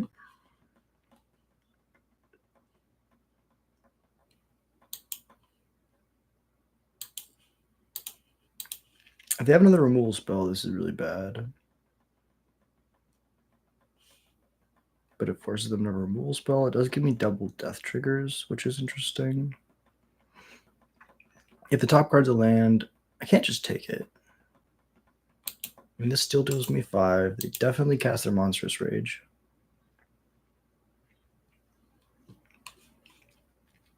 I take 5, go to 8. Land enters exile. Land enters exile.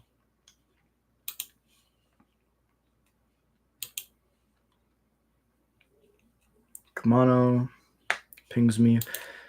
Thank God, oh fucky, there's a land. Okay. The Howl Squad's actually really bad here because it forces me to attack. Ringleader can be cast till the end of the next turn. Okay. How do we do this? How do we do this? If we play Bastronaut, no, I think we play Fable actually.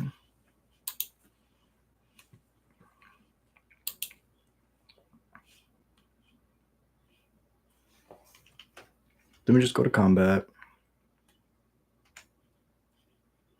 Attack with this one.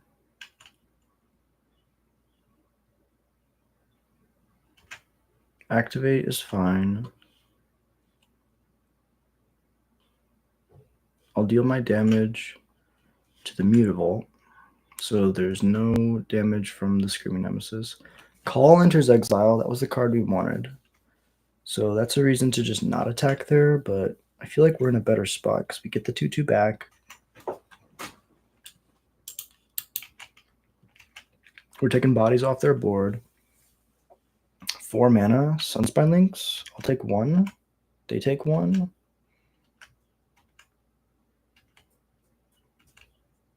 Now they still have mana for their Monstrous Rage. If they don't attack, that means they don't have it. Because they win the game if they have a Monstrous Rage. Go to my turn. We got some draw triggers. Oh, that's so good.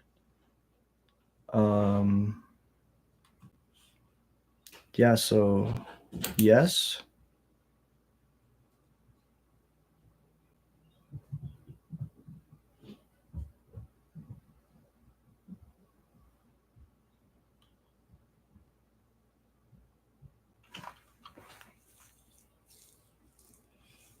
Yes, I would like to discard cards. Discard this Kranko and this Chain Whirler.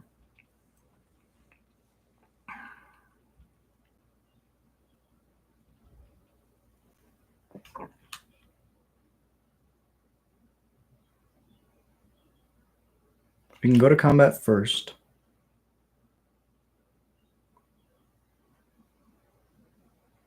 They're probably going to kill the Lord.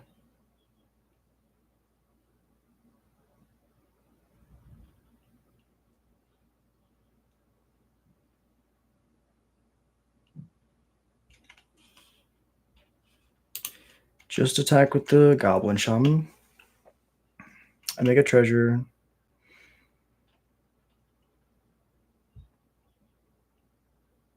They eat the Shaman. They don't want to trade with the Screaming Nemesis. This is actually really good for me.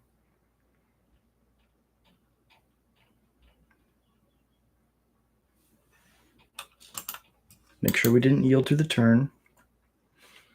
Death Trigger's fine. 1 drop would be nice. Another Chain Whirler's fine. Damage is good. Second main. Crack this for a black. And a red. And a red. To call back my Chain Whirler. Okay. Deal 1 damage. Killed my Lord. Go to max speed. Another Death Trigger. I can play both those next turn. End the turn, get a 1/1. We might have stabilized. They get to flip that into a 2/2 with haste. Another Screaming Nemesis. Combat, they can't really attack.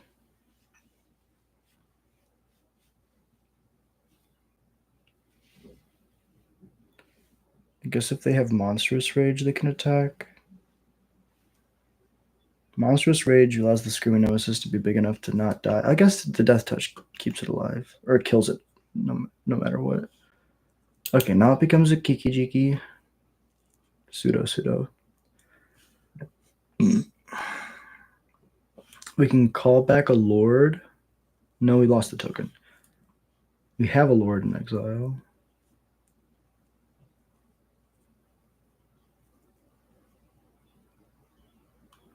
What's the safest thing for us to do? Play a Lord? How do we build? What do we want to copy next turn? Probably want a Sack Outlet. We could go Bastronaut Lord. I like Bastronaut Lord because we have another Chain Whirler in our hand. We don't really need it. Cast the Bastronaut.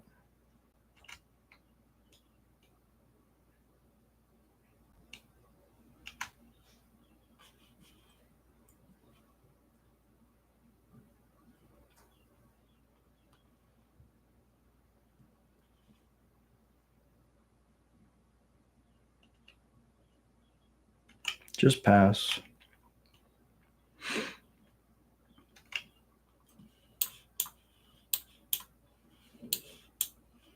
A Sack Outlet would be amazing because we can wipe their board again.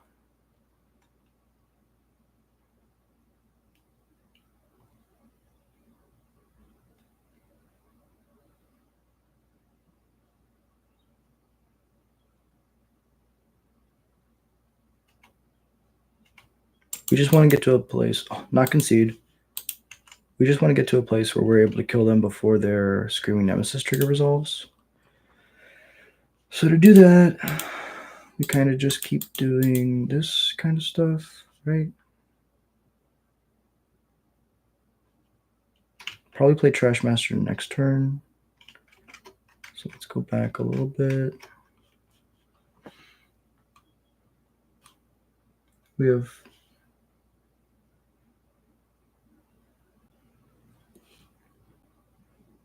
I guess I can just attack with the Bastronaut.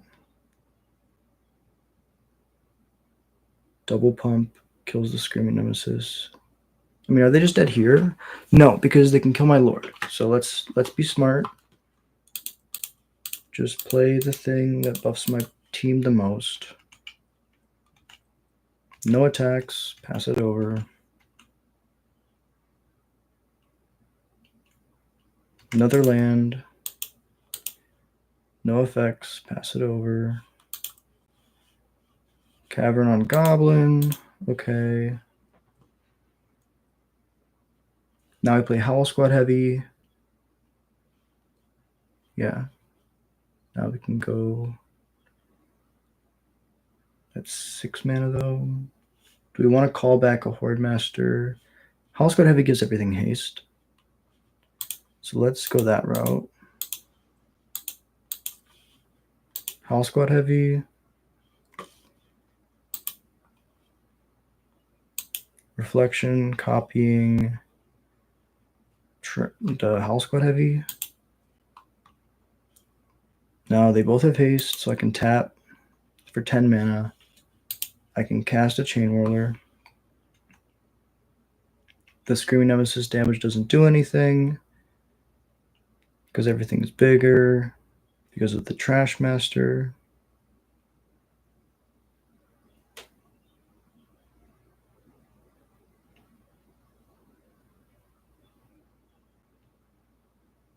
One in my face. If they have a Burst Lightning, I have to make sure that I don't attack with the first strikers first.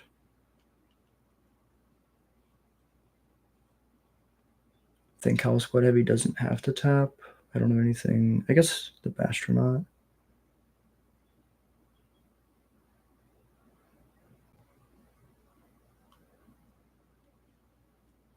Seven plus 18 means we can just pump, pump, pump, pump, pump, pump, pump, pump, pump. Go to combat. Combat, get 2 guys. Go to combat. Everything.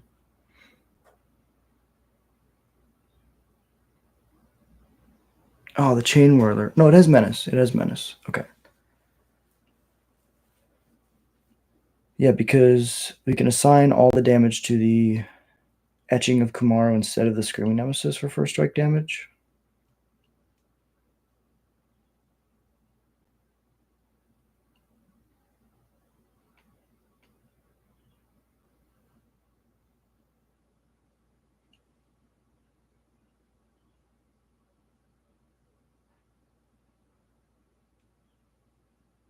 I guess if their last card is a Burst Lightning, they can block with the Etching, then shoot their own Etching, and the Bastronaut has to deal the damage to the Screaming Nemesis. So really we shouldn't have attacked with the first strikers, like I said. It's probably a punt. We'll see.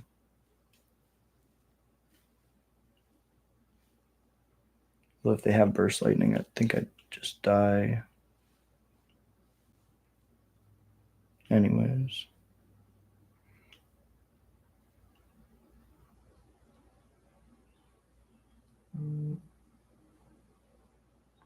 Oh no, the Chain Whirler also attacked. The 5/5 first strike Chain Whirler also attacked. But do we have them dead on first strike damage? We do. We do have them dead on first strike damage. Okay, so we're good. We're good. We have enough first strike where the punt with the first strike attackers won't kill us. Damage is good. Yep. I win before the damage triggers go on the stack or resolve. Deep breath. Reset. Okay. Playing against mono red, Legion Loyalist is not going to be the greatest. We can just swap those out with Fatal Pushes. And that's good. We did some really crazy things there with the Call the Death Dweller Chain Whirler package. And that's honestly where we want it to work, is in the aggro mirror. When we're down and behind cards, we need like one thing, one shot, one opportunity to get something crazy happening. And that's a great way to reset the board and steal a game.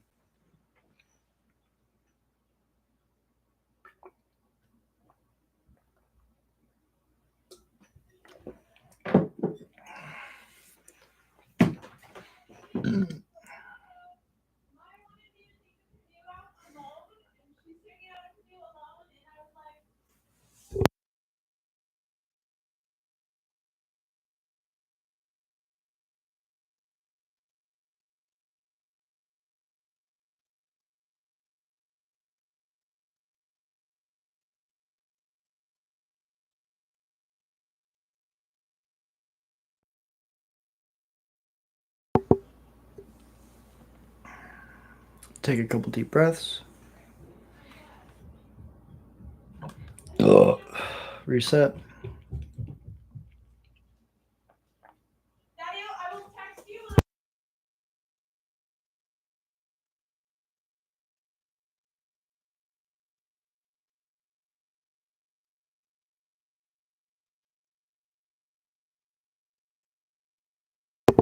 This hand sucks. We actually need spells that or lands that allow us to cast our spells. Hand's a billion times better. Probably pitch the call.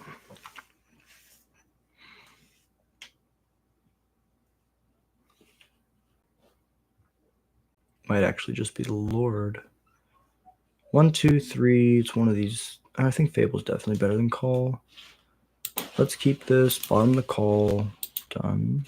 I mean, we could bottom a land saying that the top card's going to be a land, but even if we draw a land, we can use Fable to filter it out.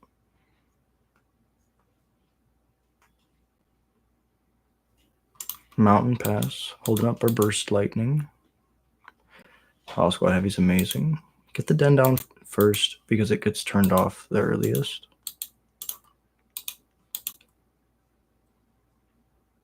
Headliner dies. Hey, appreciate you dropping in. How you doing? This is a Pioneer Challenge. Doing the thing. Playing some Magic the Gathering. How's your day going? Challenge was fine.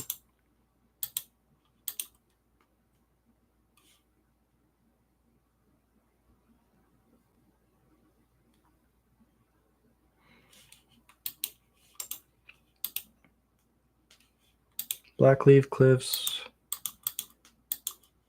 Play the Lord.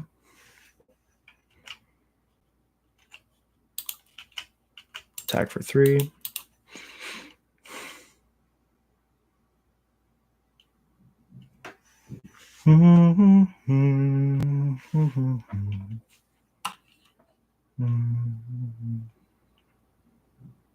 Burst Lightning gonna take my Lord down. Probably exile a land.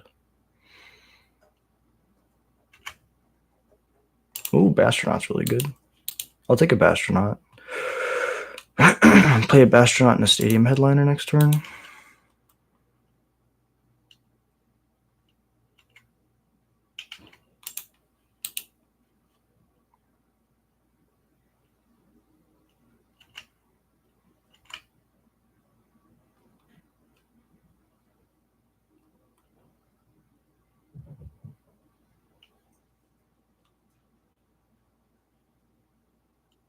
Guess we could have played a Hollow Squad Heavy, but I really want that Bastronaut. So let's go to combat and attack. Damage is good. Second main, play a land, play Bastronaut. Play Stadium Headliner.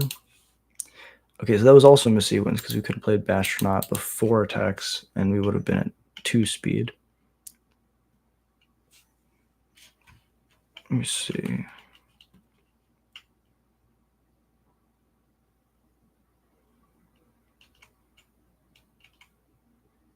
Offspring's the Manifold Mouse, so that's a reason to kill the Emberheart Challenger last turn.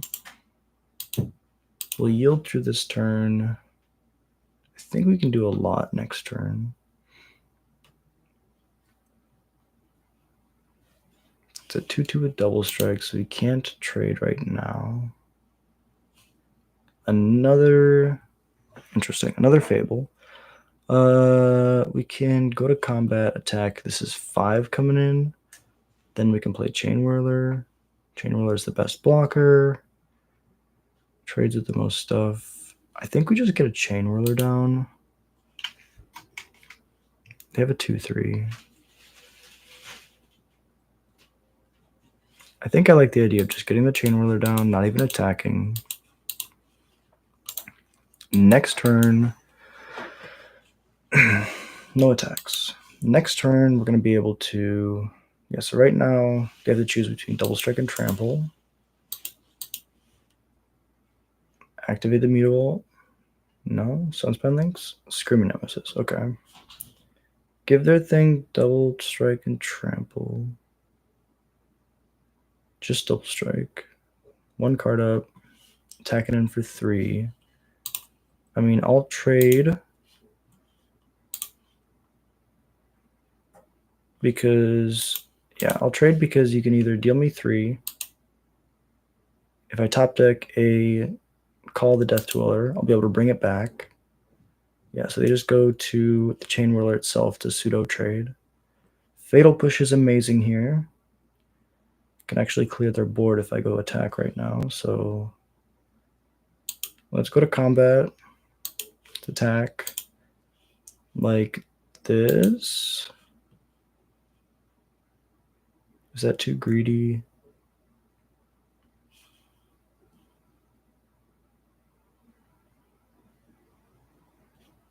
No, I don't think so. I mean, they have 6 coming at me next turn if they activate both their Mutavaults.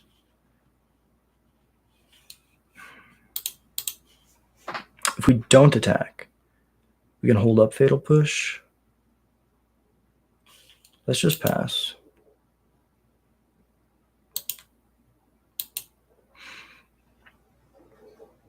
Because they could draw a Monstrous Rage and we could lose all of it.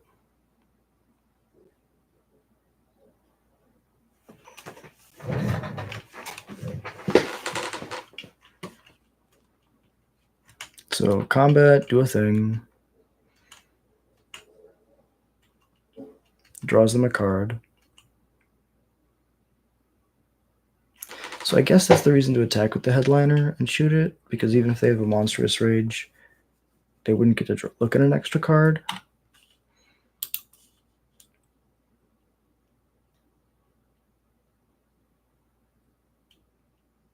So Red Cat Melee's gone forever.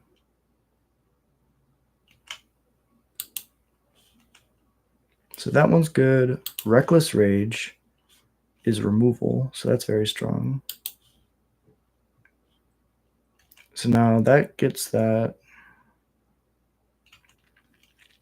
Go to combat, attack.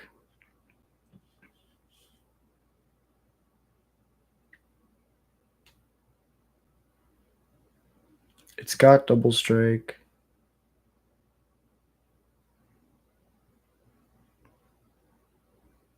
So we go to blocks. Block like this.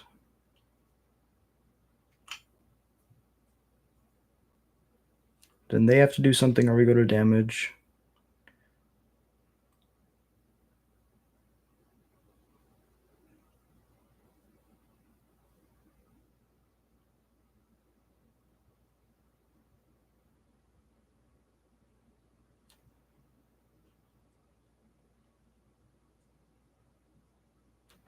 Very, very close here.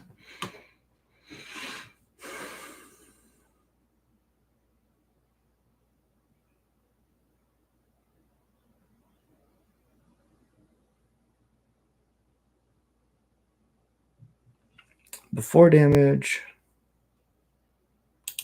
gonna sack it to shoot your etching.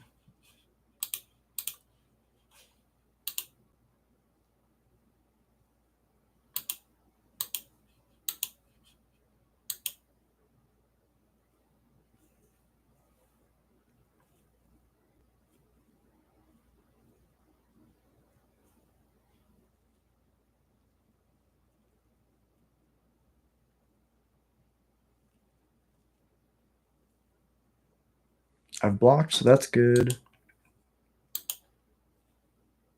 Damage, so that's good. Second main play, Reckless Rage. Ember Heart Challenger, okay.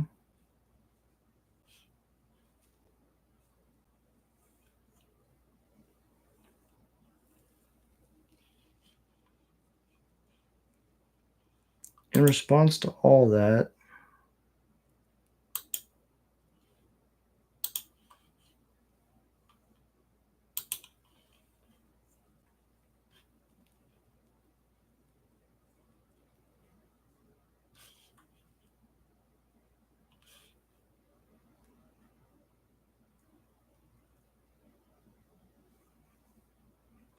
push this because then we can chump forever.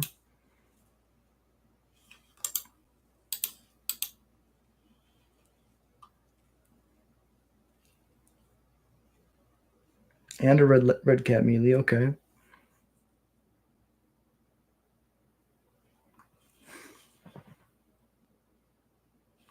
That's pretty good.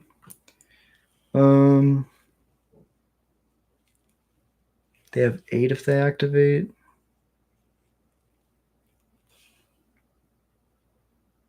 We could bring back 1, 2, 3 creatures.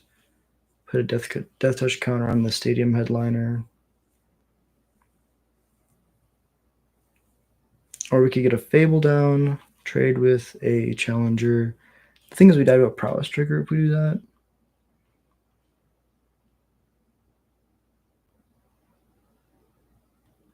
Alternatively, we could get a house squad into play. I mean, I think setting up for the chain whirler line is the best one. So let's play the Fable, pass it over, block an Emberheart Challenger no matter what. Burn spell? No.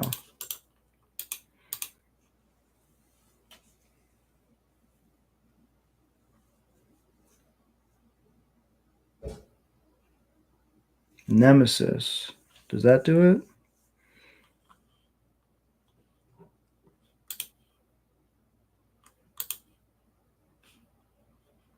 That's 7. I go to 2. I guess I should have traded with the Mutavault. Because now they have double Mutavault. Yeah, I should have traded with the Mutavault. Big punts. F's in the chat.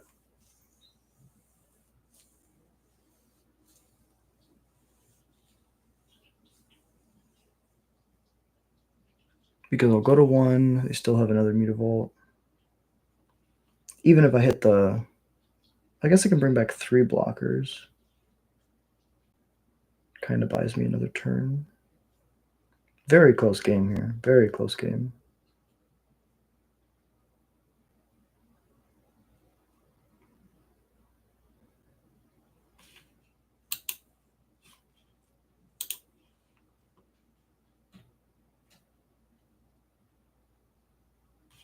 Yes, I'd like to pitch this Blood Crypt, this house squad heavy.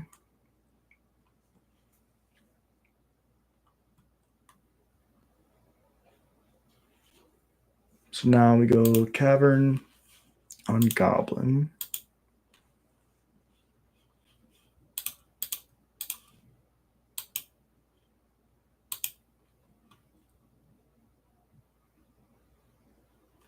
We don't have double black, so we have to play this. And probably just yield. We are very dead.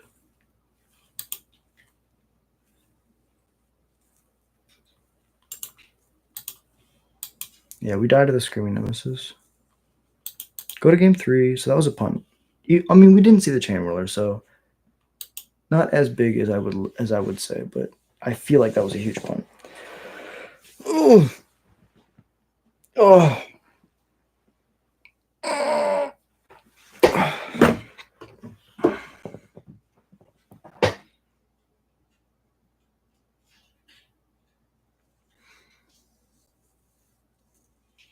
We did have a pretty good start there, though.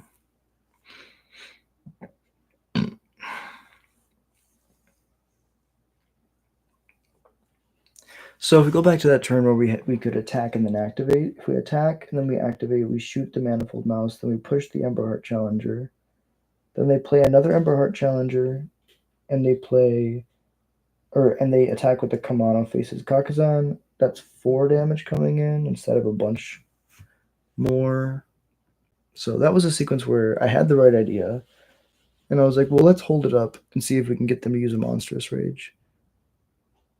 But like we saw in that huge slobber knocker, we didn't see that many Monstrous Rages. There was a lot of Red Cat melees and Reckless Rages.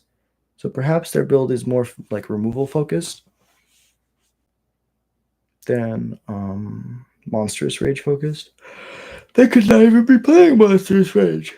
So we should have main phased the removal there. Really close though.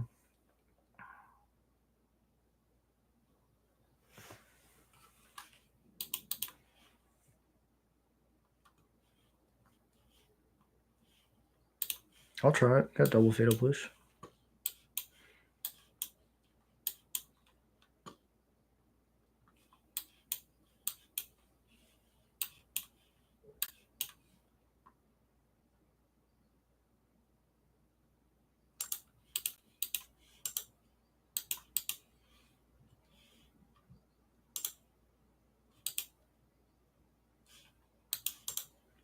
Yeah, that's fine. Black Leaf Cliffs is amazing. Horde Master, pass it over.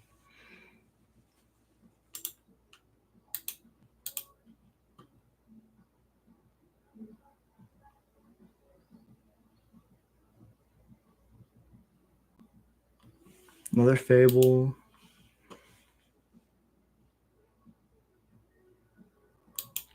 I think we just take care of this now.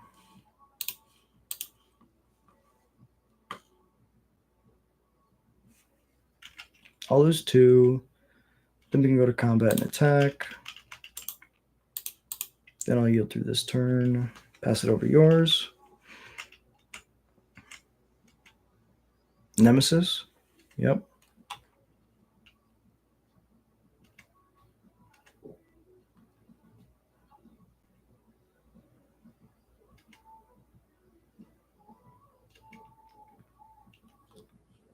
Take the damage. I mean, this would be a better example, a good example of where if we had that mana up, it would have been really nice. But we can do a similar thing here where we offer a trade with the etching and then we push the Screaming Nemesis after combat. I mean, it's also a 3/3, so we don't trade, I guess. Do we do it twice? Probably not. I think we need as many blockers as we can.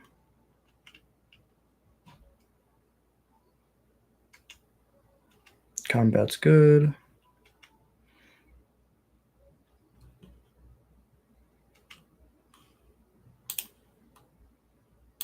I mean, I'll block. Then they rage. I take 3, then they shoot me for 3. Then I push it.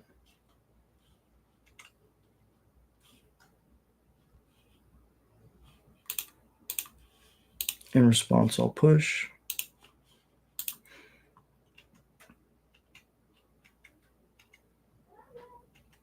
Horde Master is gone. Manifold Mouse second main. Land. Go to mine. Astronaut. Do we discard? No. Because we just go Fable. Astronaut. Pass it over. Pass it over. Pump the Manifold Mouse. Give it double strike.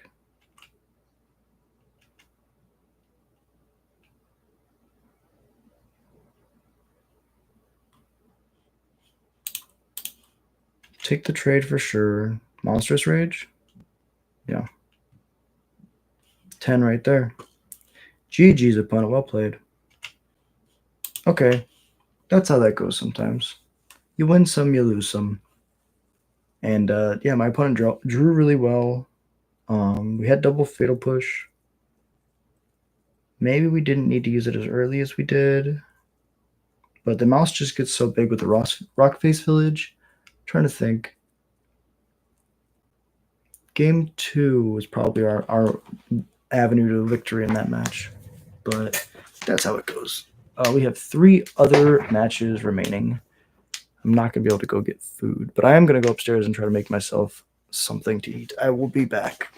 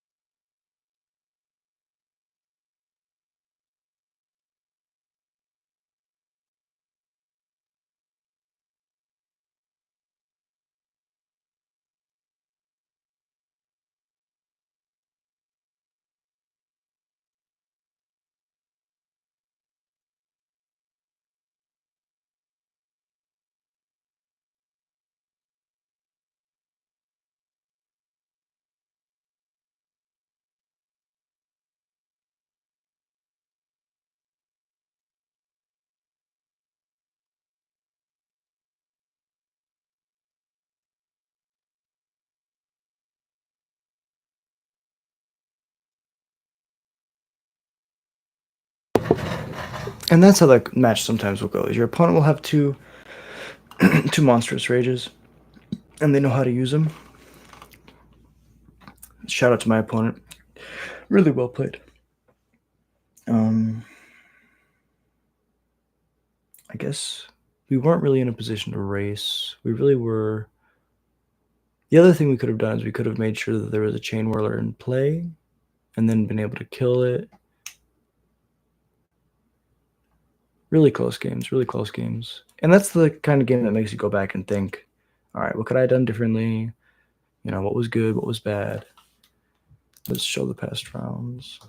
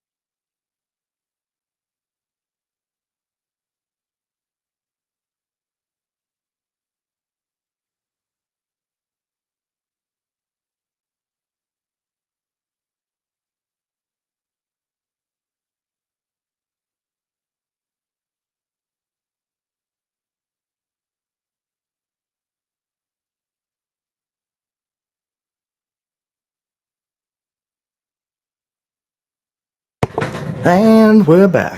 All right, we're just waiting on just Alice.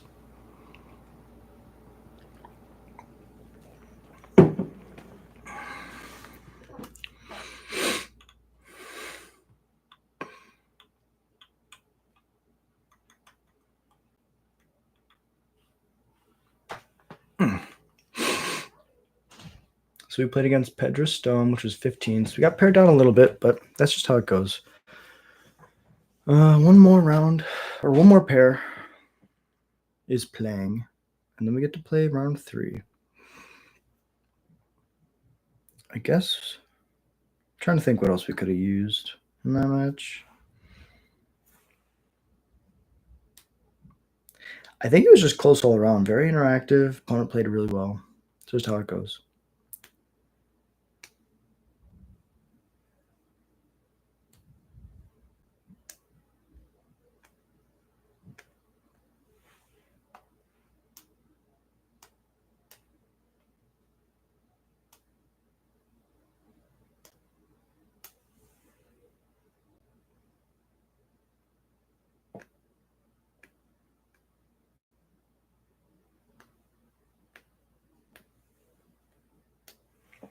I think Reckless Rage and Red Cat Melee, I think it's called, are both ridiculously good in this meta right now. Kind of insane.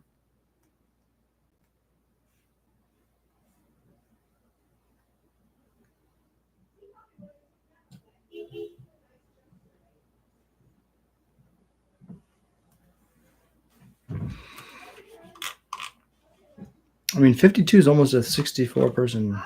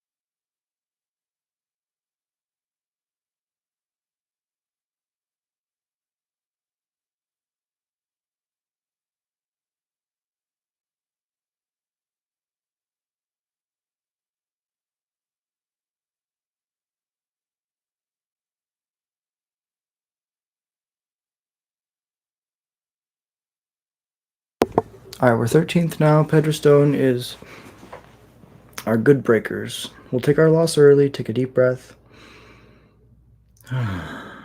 Reset. I think I have a really good matchup versus most of the field. We just got to see most of the field.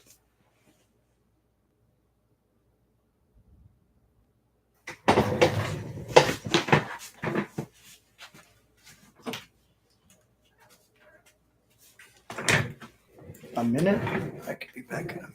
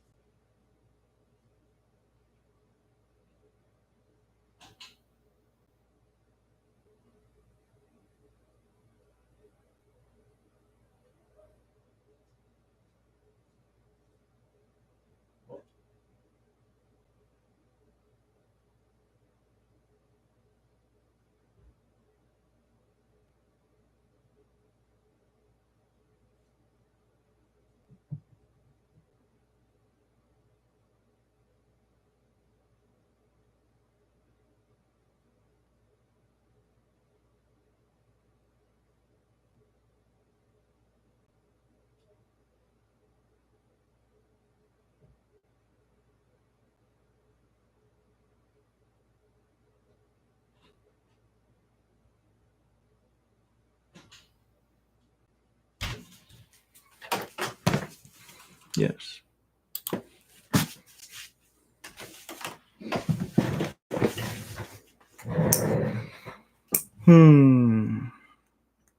Yeah. Let's try it. Cavern on Goblin. Loyalist.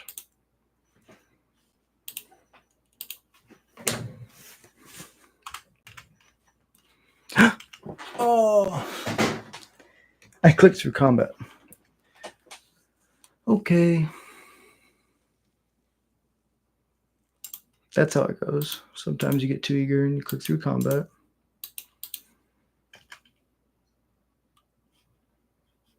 Combat, declare the attack. Damage. Okay, we're done clicking. Cavern on Goblin. Sear Slicer.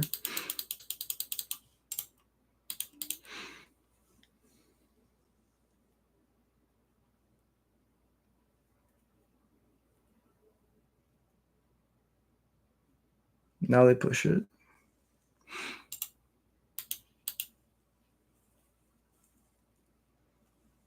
Thoughtseize looks at a good hand. Probably takes the call.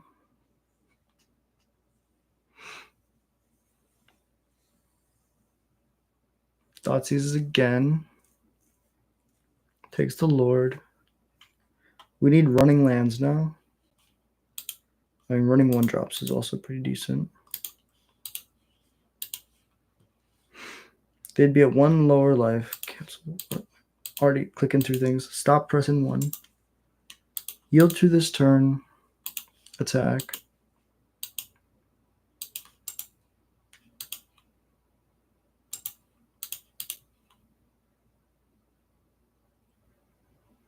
Preacher's fine. There's a Chain Whirler.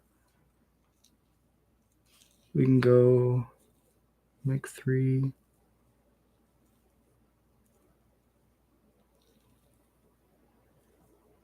First strike trample. They block the thing. We sack it. They trade.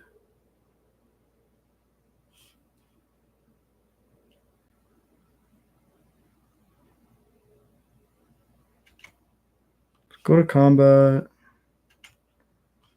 Attack with everything.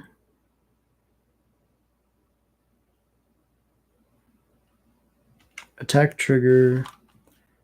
We'll layer it like first one on, last one off. Mobilize. First strike trample. Would you like to block?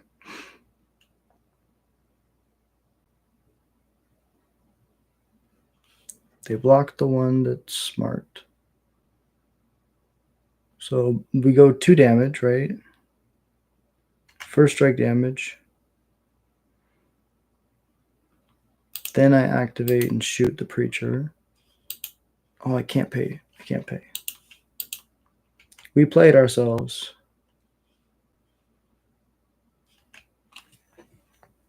We don't have a follow-up. Okay. Big punts, big punts. We should have just attacked with the Bastronaut. Saved our headliner for the following turn. Go blank. Takes our hand.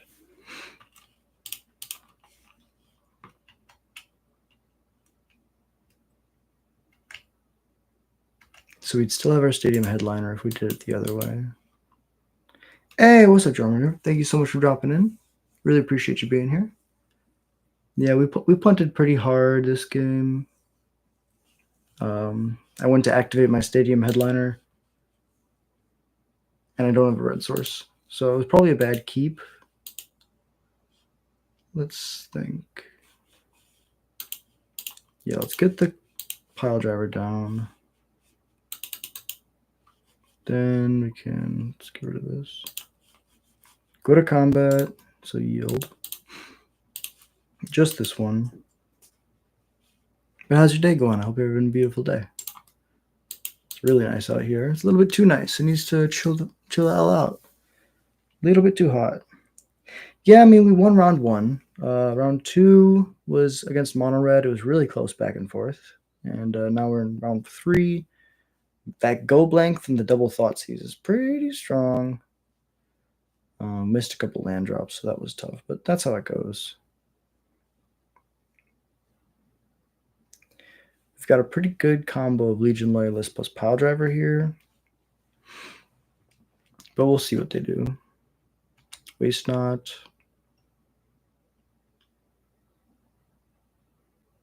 Activate Waste Not. Draw, discard Chain Whirler. That would have been pretty good here. They get to make a 2/2. No blocks. I mean, Lord is actually fantastic. We might actually win now. This is 6 for Strike Trample. This is 10. Yeah, I think we win. Attack with everything. Attack triggers are all good.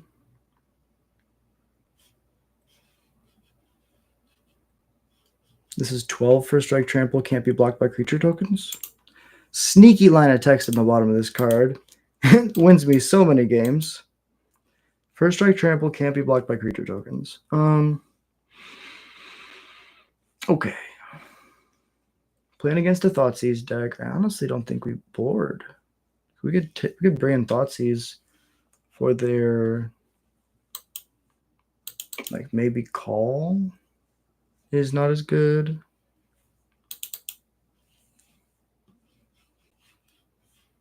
What would Thoughtseize take? A board wipe? We have a good amount of resiliency to board wipes right now. We probably just run it back. Yeah, so Pioneer is from Return to Ravnica forward.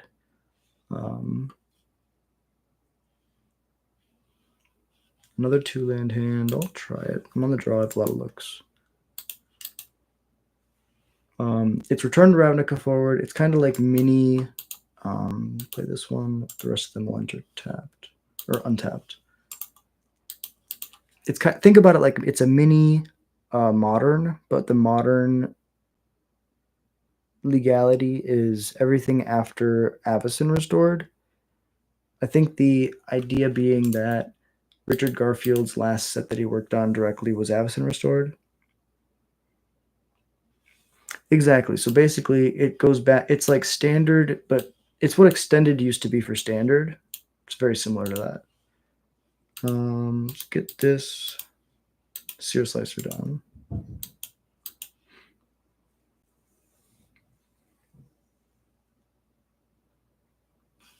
Gaia Reach is fine.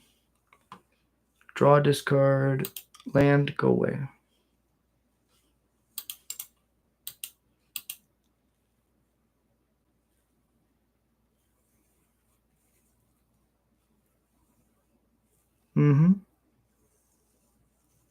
Another Waste Not? No. Okay. Play Blackleaf Cliffs. Play Chain Whirler.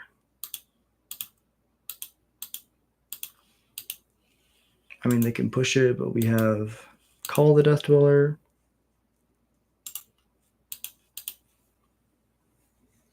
And I really like it because a lot of the goblins that I really enjoy the most are from like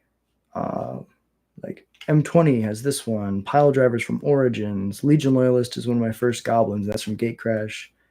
There's just so many cool things that I love from that era. We get Shock and play a Ringleader.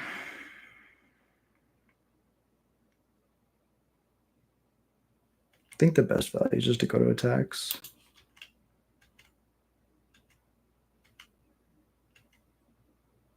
Damage is good. Then we can go Shock. Pay 2 life, yes. Play Horde Master. Maybe we play that next turn. We could draw a bunch of cards. The issue with drawing a bunch of cards is then we would have to discard a hand size, which is really good for them. Let's go cancel, cancel, cancel. Horde Master. Sear Slicer. Make a 2/2 at the end step.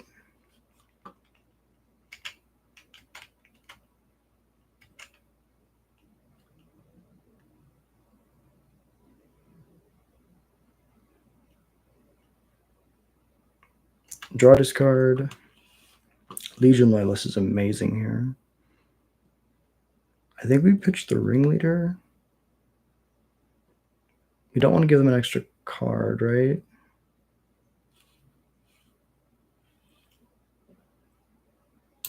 I mean, I'll give them a 2/2. We can call back the Legion Loyalist and the Seer Slicer. I think the 2/2 impacts the board the least. And the ringleader gives me a lot of extra cards in my hand. I also can't call back my ringleader. Path of Peril.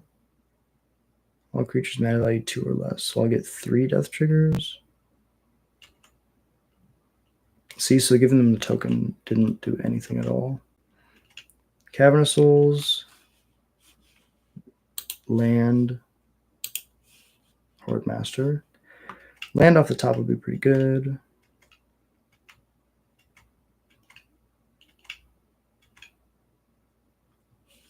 Land is really good. Cavern on Goblin. Red. Red. Horde Master. Yo, what's up, Derek? Appreciate you dropping in. Playing some Pioneer Goblins. Let's target our Legion Loyalist and our Seer Slicer. Black, red, red. Death Touch counter A.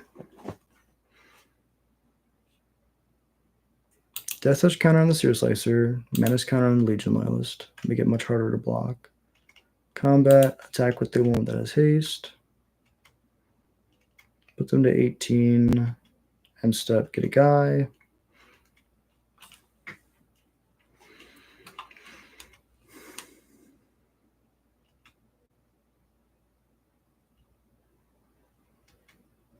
Draw a discard.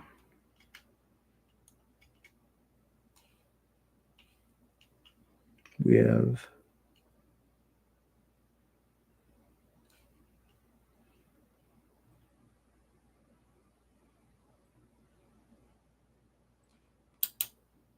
and I'll give them mana, that's fine.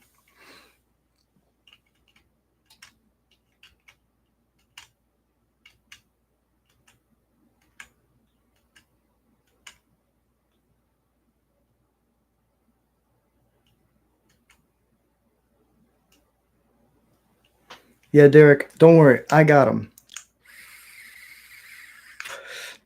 I'll hit it for him.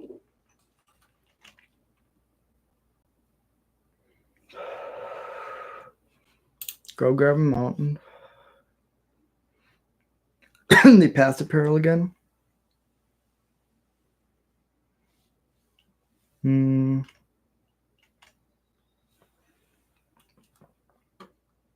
No attacks. They don't want the chain roller to die.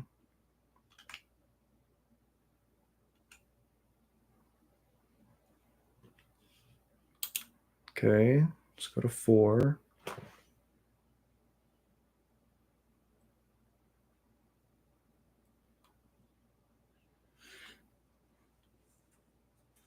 Really close here, really close. Because I die next turn. They're at 22.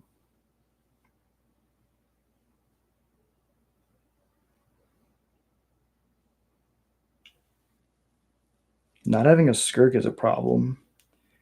Because it's our free way to kill our chain whirler. Yeah, attacking with the chain whirler was really greedy.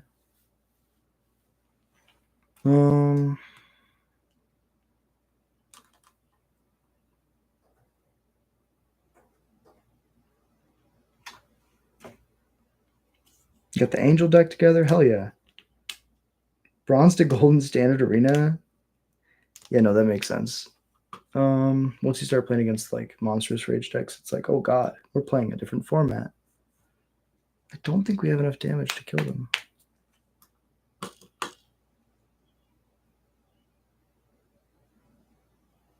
We really need a way to kill our own creature, which I don't think is an option.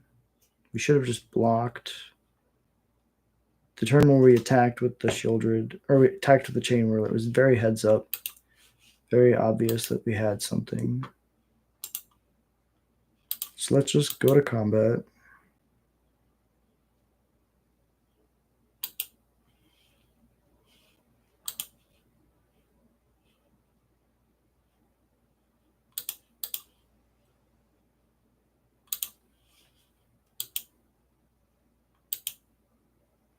Attack trigger.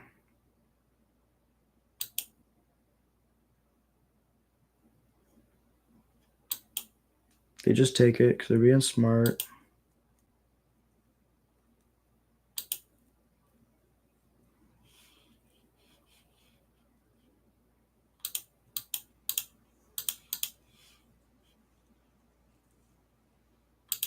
Play call back the Sear Slicer.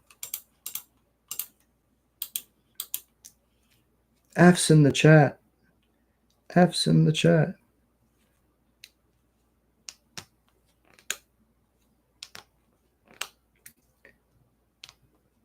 It's the token decks. That's fair.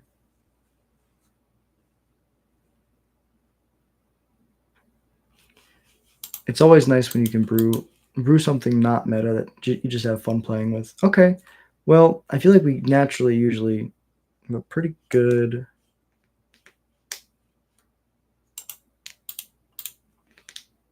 Oh, if we hadn't cast the Chain Whirler, we could have discarded it to the Gyre Reach Sanitarium. So that's most unfortunate.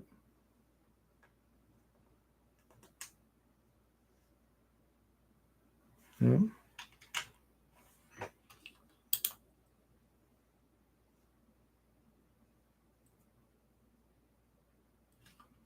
Yeah, now we die. I was going to say, how did we not die? Well, we die in our draw step. Good game. What? Fascinating. This is game 3. Thoughtseize takes Shieldred. That seems kind of important. Just a little bit. Headliner also kills Shieldred. Are any of these cards bad? I mean, if call was a Fatal Push there. I mean, if call was a Thoughtseize there. Maybe Fatal Push is better because it's Preacher and... So let's trim a call, trim a Chain Whirler. Trashmaster's not the right matchup. Loyalist, just bring in the Thoughtseizes.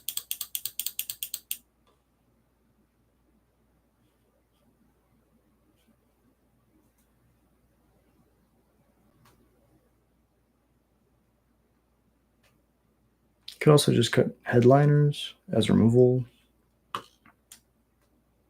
But it's kind of our only removal, so let's try it like this.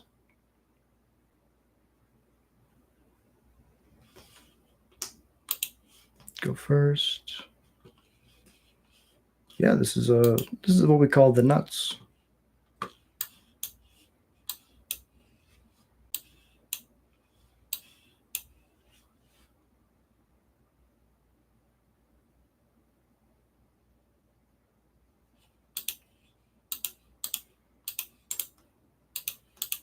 We're not going to click through combat this time.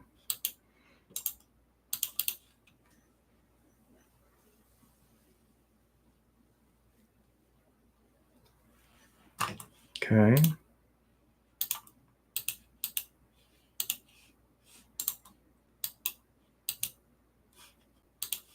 No attacks, pass it over.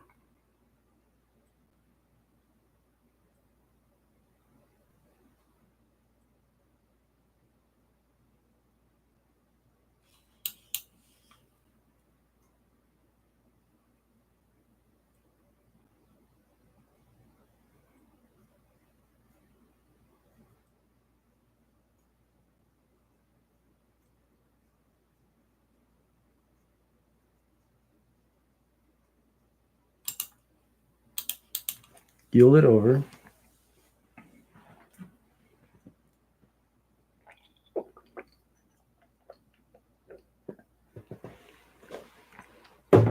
Holding down the fort.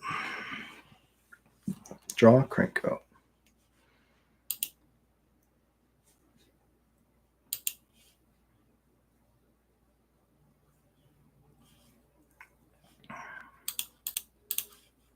swing like this.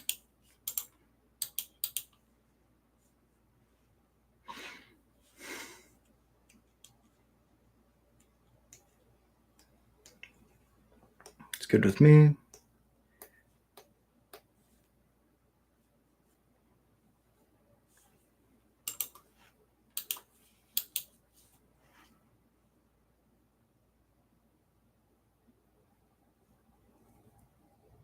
So Pioneer is everything that's after Return to Ravnica and forward.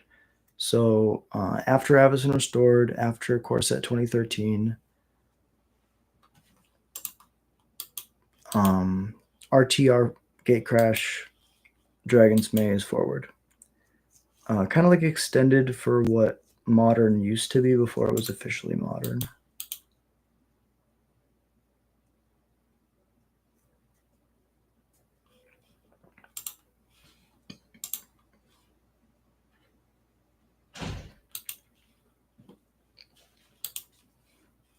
Give me some deck thinning.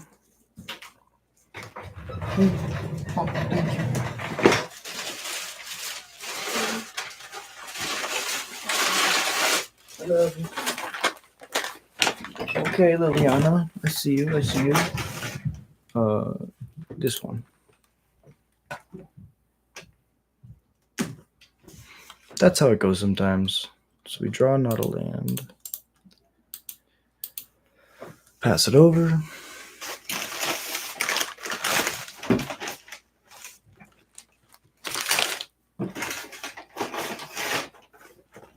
Waste not, that's cool. So in Pioneer, it is an eternal format. There is no rotation. So it's like a new version of Modern, basically. Just with a different endpoint. Pitch Krenko, they make it 2/2. If we draw a land eventually, we can just play this Fable.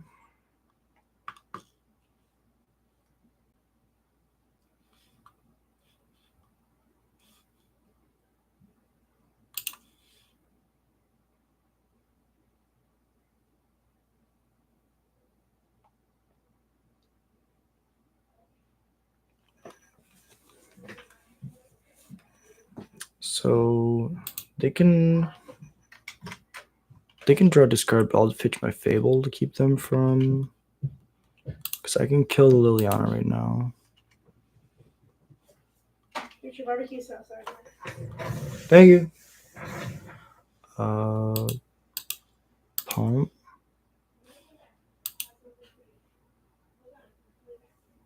Kill it in response.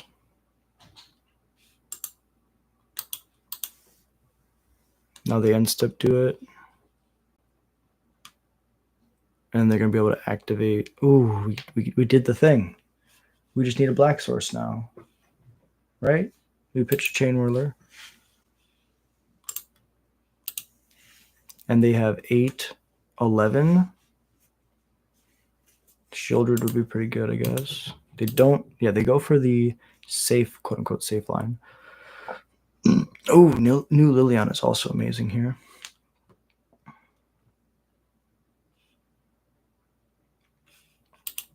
Pitch the Ringleader, just too many things. Make more 2/2s. All right, black land one time.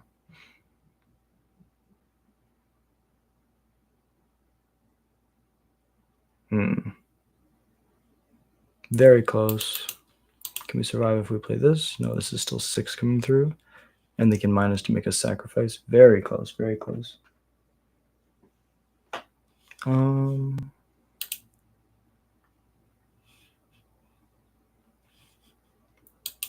Zombie tribal with changelings. Okay. Red green, sure. I mean, like, that's the cool thing about Goblins is we can build it 10 ways to Sunday. Like, any way that we want, we can build it. This is the way that I like to play the deck. And I think that, I just got a little bit greedy. Probably just need to... We also cut some lands. We went to 22. And we don't have any MDFCs. So trying to cast our 3s and our 4s reliably is probably pretty bad. Good game, opponent. Good game.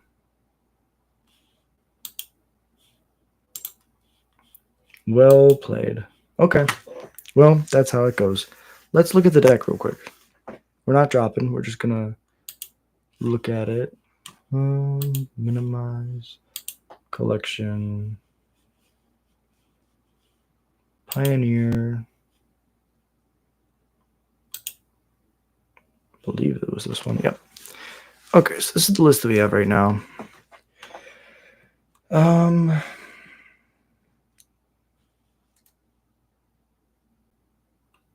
I kind of like it. Probably Shave a Battle Cry.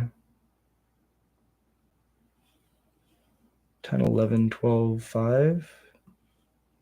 10, 11, 12, 4. We could cut the Trash Master or the second Krenko. And just get a couple more lands in here. I also could have just mulliganed, to more lands. I feel like my opponent had the Sweeper when they needed it, and then that game they had Double Waste Knot and Sunken Ruins, allowing them to activate their Geist really, really early is huge. Absolutely huge. What do you mean I got an Ugin? That's crazy. But yeah, the deck feels really good. I like this Pioneer list. The only thing I would say is the sideboard is probably a little bit outdated. So round 1 we played up against Mono Red Mice. So Pyroclasm would have been better there.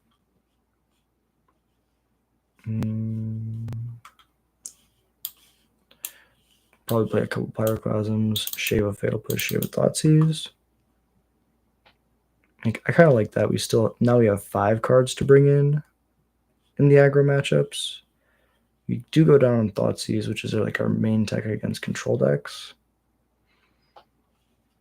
Leyline's also amazing if you get it. This is all very close. I think the cool thing about Pioneer right now is like this main deck is very strong. So what we could do, you lean all the way in on this plan. I mean, I like that. Oh yeah, that was the other thing. I really was missing my Skirk Prospectors. Because Skirk being legal in Pioneer is insane. It's from Dominaria. And it's just a free sack outlet, fizzles certain things, like allows you to get super aggressive out of nowhere. We could like trim a Legion Loyalist, trim 2 might even be too many. 1 Skirk is probably good enough. I mean, I'd probably no. 1 Skirk. Probably trim a Krenko. Add back the Fable. Trim a Howl Squad. 14 threes is just a little bit too many. Trim a Fable. Trim a Call. 2 Howl Squads. And then we can add I like a Pile Driver. 1 extra Pile Driver. Yeah, 10, 12, 12, 4, I think is what I was running at the NRG. Oh, and then lands. We can go back down.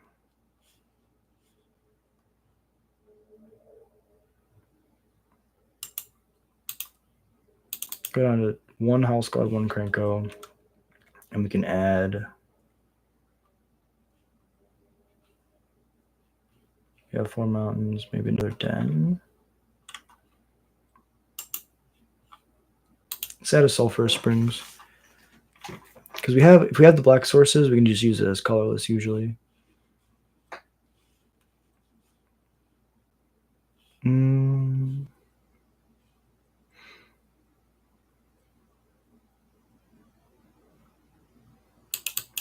Against Screaming Nemesis, Howl Squad Heavy is actually really bad. So let's do 4 Chamberlain, 4 Fable, 3, 3, 1, 3, 10, 12, 11, 4, 60. Let's go to 61. There's no way to give the Krenko haste, though. So maybe we don't even play Krenko.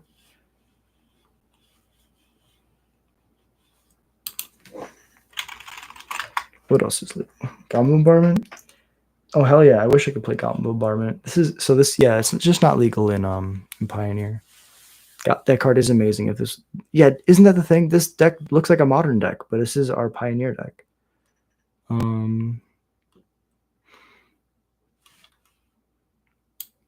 What other new additions are there? Pioneer only.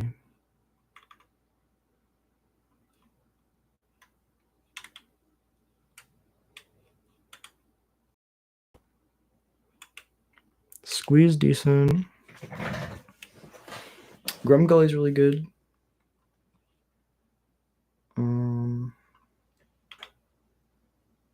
Volley Veteran's decent.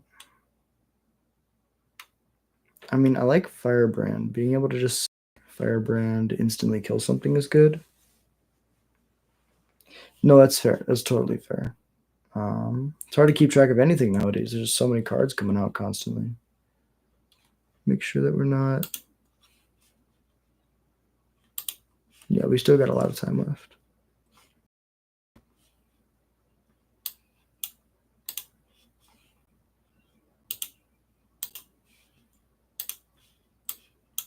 Let's put this here. Bring this down here.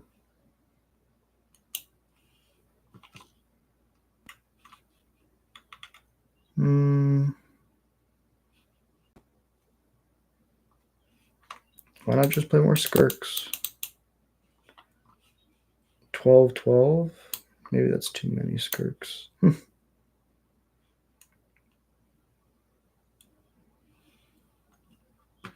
Ooh, I like Torbrand. It's a good idea. All your stuff deals double damage. Yeah, I mean, I don't really see anything better in this, so let's try it. Oh, you know what? I probably don't have it.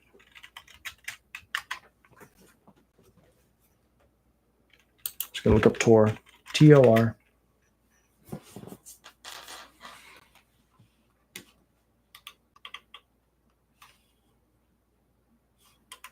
Oh, Scytheclaw Raptor is pretty cool. Ooh, we could play Magebane Lizard, I guess.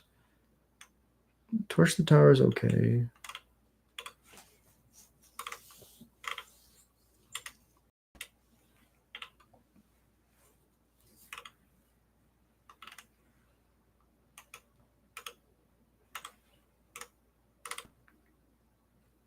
Man, remember Risk Factor? Oh, different times.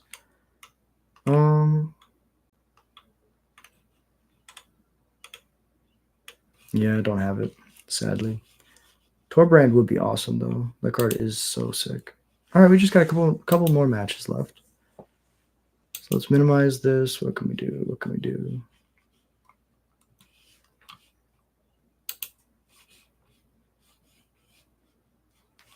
I'm going to eat this burger real quick.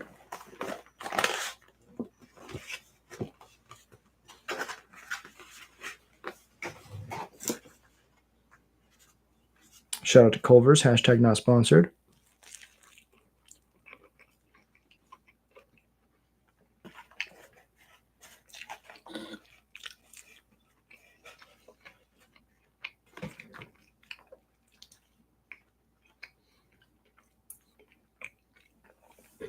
Hell yeah. Look, I appreciate the help.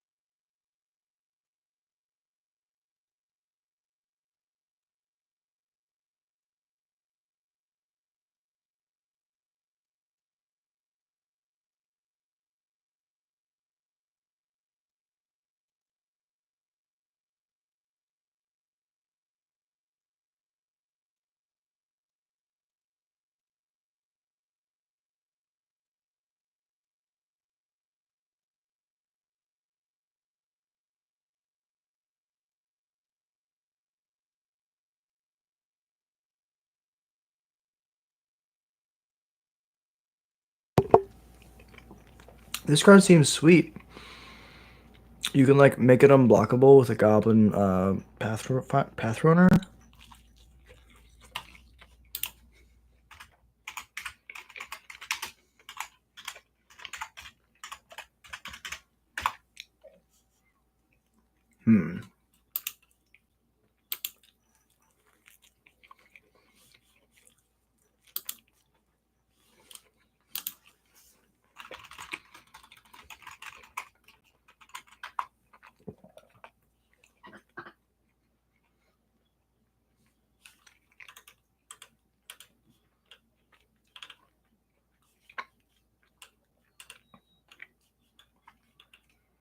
It's a goblin that taps to make another creature with power like 1 or 2 less, 2 or less, become unblockable on a turn.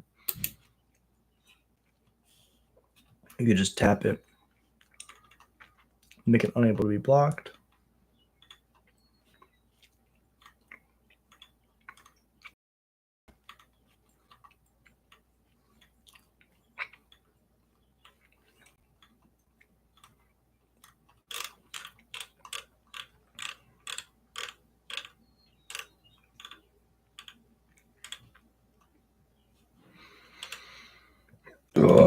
Excuse me.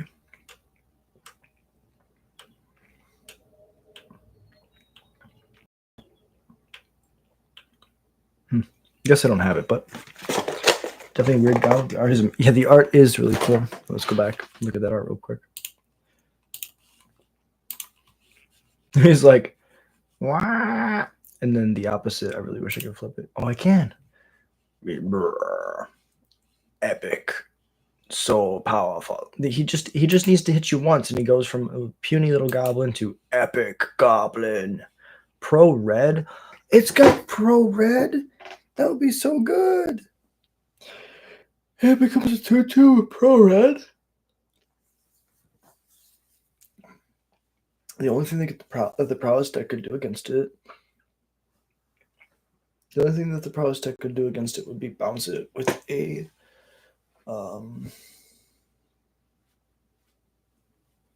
into the Floodmaw.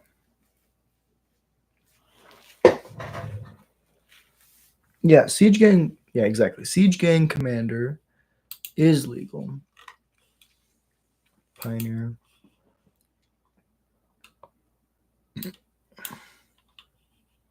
It's like right at the bottom usually.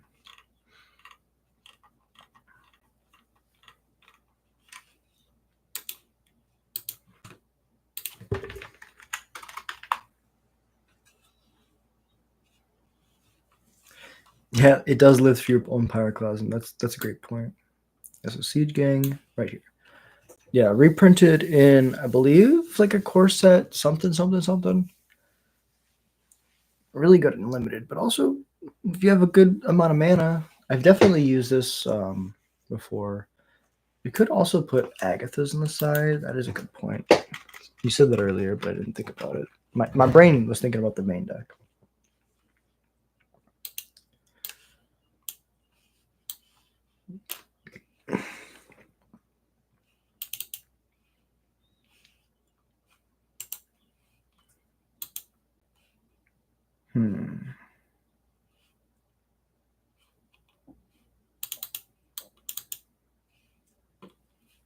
I mean, we could try the sideboard like this.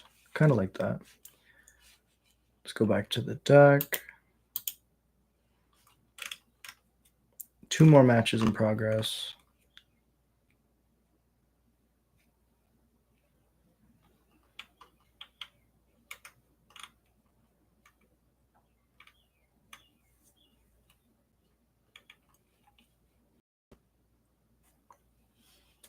Ooh, and I got the pair up. That was my. They're one of the only undefeateds. So my 2 losses are going to be really good. Yeah, you know what? Print file into standard. Nothing bad's going to happen. The creature decks are already like. I mean, the non-mouse creature decks are already pretty bad. I guess you wouldn't want to give the red decks in the format right now that at all. Seems like a horrible idea. Yeah, I love Zozu. As you can see in my collection, Zozu is proudly displayed. Modern.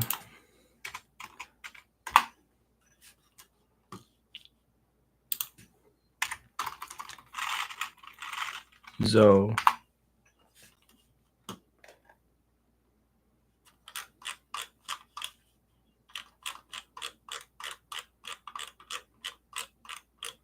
Boom. Zozu the Punisher.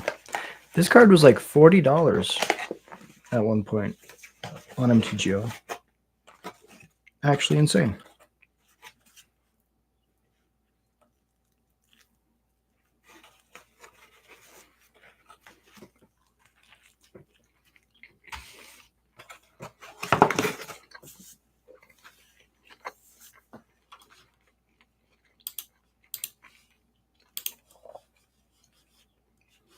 Collection still working.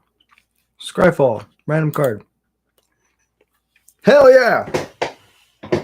Common Sharpshooter. I love this card.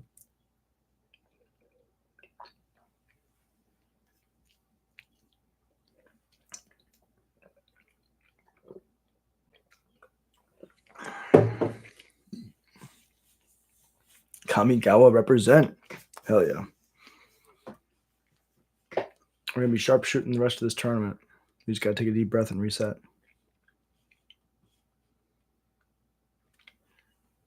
Talk to me, Derek. GTA shenanigans?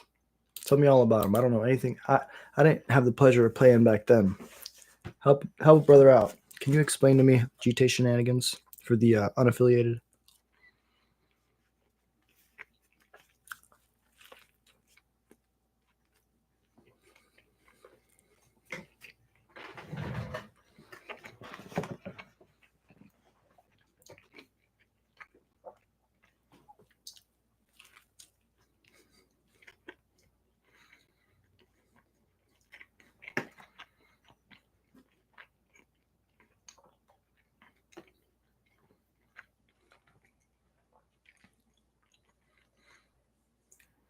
Yeah, GTA is really strong. It is banned in modern. I cannot imagine it in standard. Kamigawa's Neon Dynasty was really cool. I agree. Yeah, I know what the card does. I was curious if you had like any like stories or moments where like what you did was like incredibly gross. But I think you have a great point. If we just show the people at home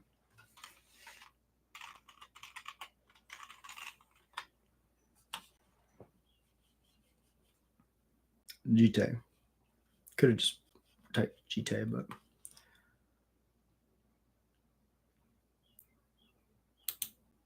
I can't spell. And my computer's broken. Everything's going to crap. Let's go back to Scryfall.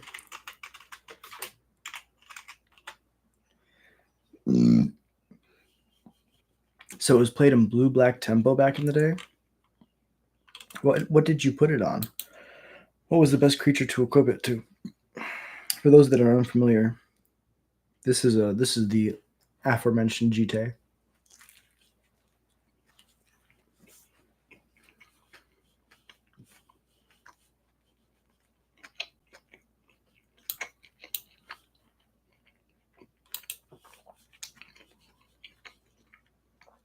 It was called a Planeswalker in its time because you would just put counters on it. Bob's and Hypnotic Spectre. So you would put this on a Hypnotic Spectre or a Dark Confidant, also known as Bob. I think most people know about Hypnotic Spectre because it just got reprinted. Or most people know about Dark Confidant because it got reprinted, but Hypnotic Spectre hasn't been played in a while.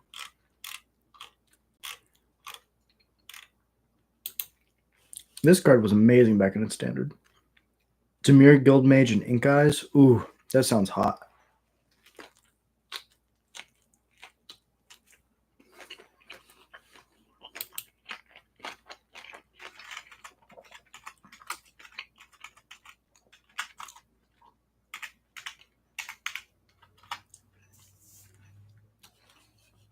Put it on this one, is what he's saying.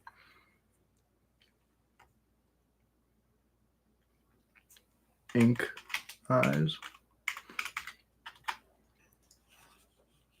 Oh, can't imagine playing this card in standard. That's so cool.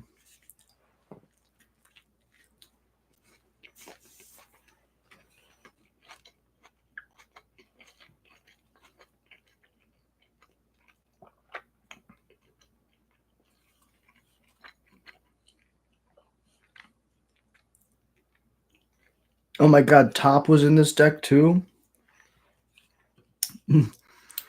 Jorminger said, if there's a card that gives me nightmares, though, it's Sensei Divining Top.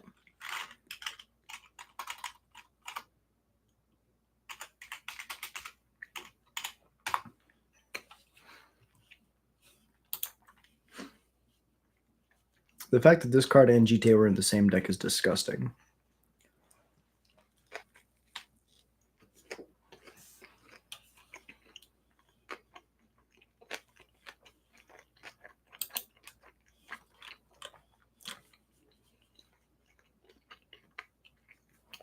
The fact that it was an uncommon is actually insane. They were like, this card's fine. Nothing bad's going to happen. Uncommon. Draft staple. That's insane.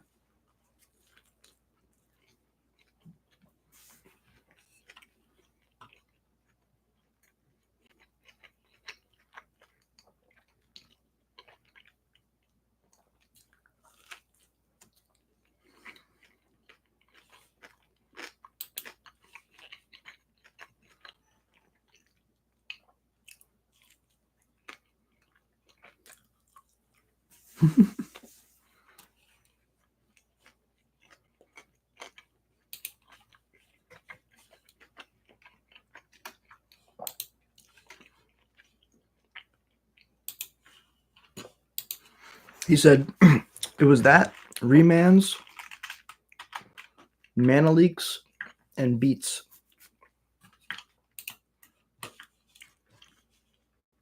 And what's insane is that sounds like a modern deck.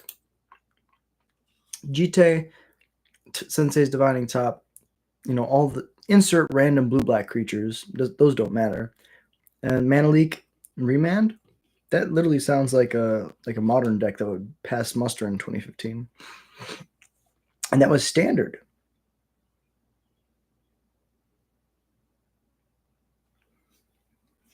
And we just got Shocklands in Ravnica. Like the first ever Shocklands came out. That's actually insane. What a time to be alive. You're looking at literally modern staples and legacy staples being printed into the format and just being like, oh, this is fine. It'll be fine. I'm going to walk outside, breathe some fresh air, and I'll be right back.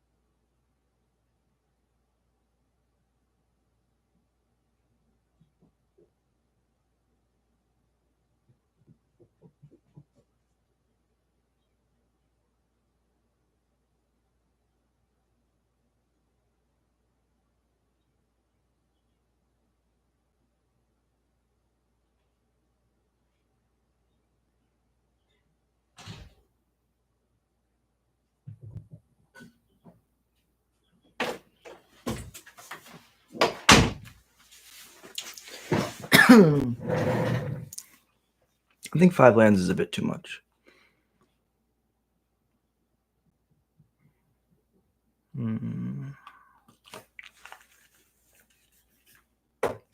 But I think this is the deck that's really mana hungry. We can do a lot with a little.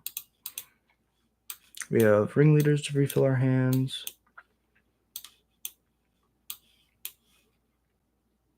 Den into tap land into mountain.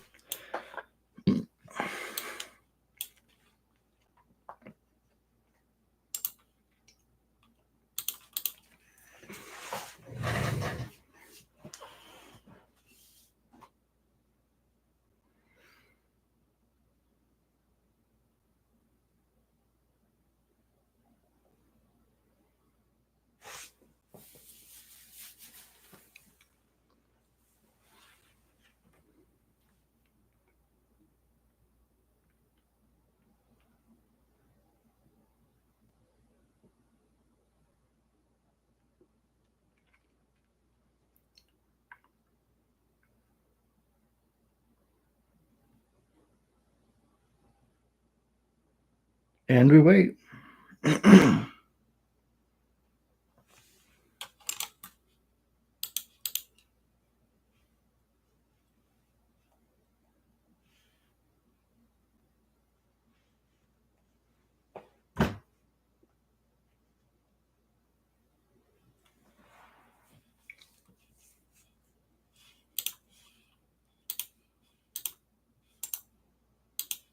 I wonder if they're playing mono white angels. Could be. Players back in the day living that Simpsons "I'm in danger" meme the second they sit down and we're second to play, I see. Yes. That's pretty dope. I love saying I'm in danger. That's one of my favorite things. I'm in danger when my opponent's doing something cool. Because it makes, like, a lot of Magic players are very serious, right? They want to do everything right. They feel bad when they mess up. And it's just so cool when you get to, like, help somebody laugh, help them relax a little bit, enjoy the game. Because it's a game, right?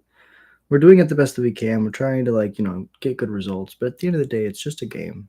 We're just trying to have fun.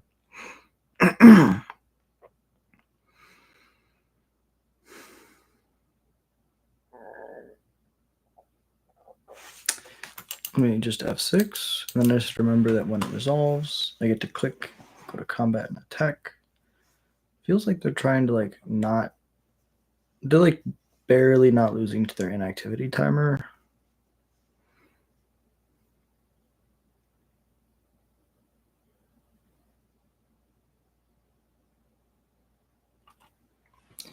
I'm not even going to think about it. If they time out, they time out.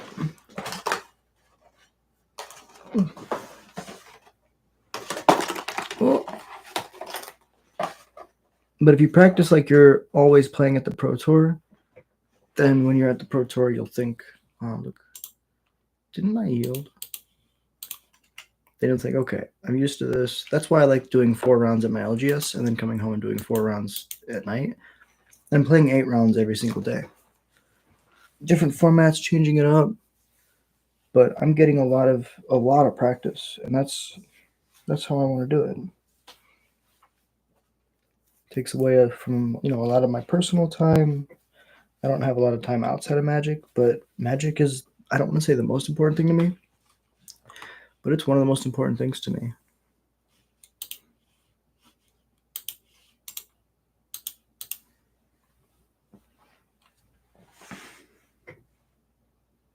And so I enjoy the grind. I enjoy going all in.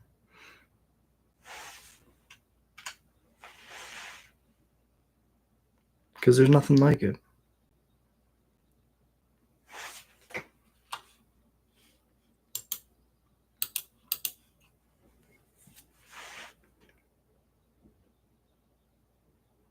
Fatal Push.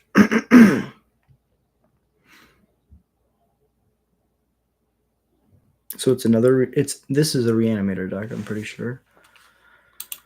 Mountain. All right, we need to not see any more lands. Like the Den gives us built-in resiliency.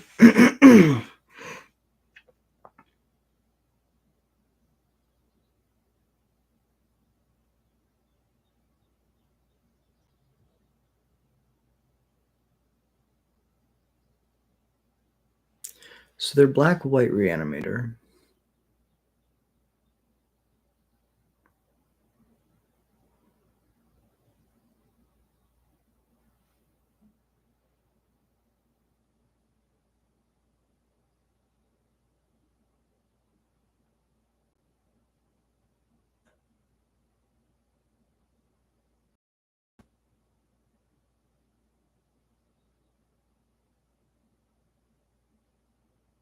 There's the Grease Fang, okay.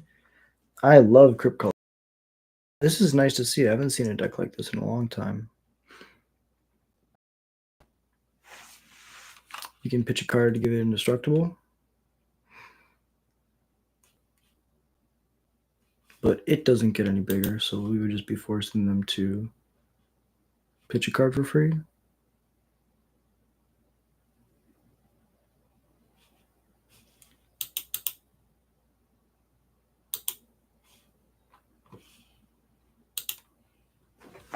Tap land, go to combat.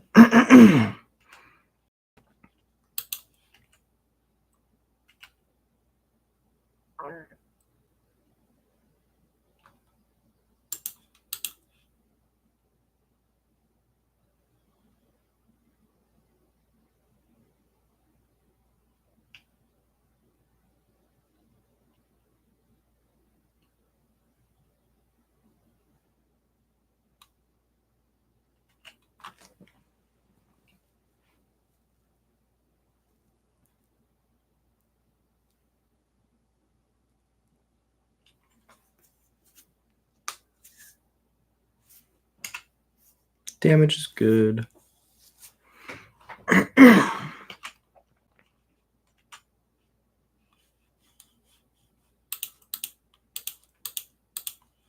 Do it again. We can race pretty well now. We're attacking for 10 next turn.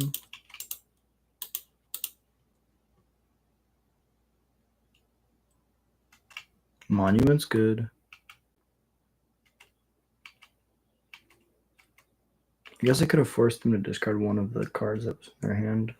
That would have been really good. But alas, that's how it goes.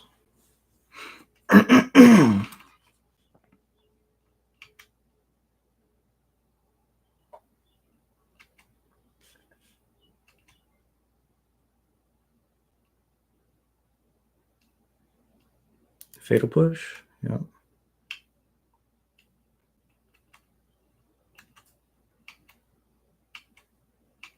They drain us.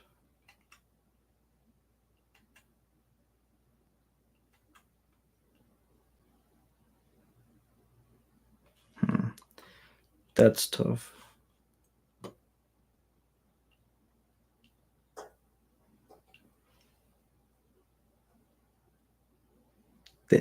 Every single game, that's insane. They had to sprint Force Spike just to offset it. When they have to like create cards like that just to like,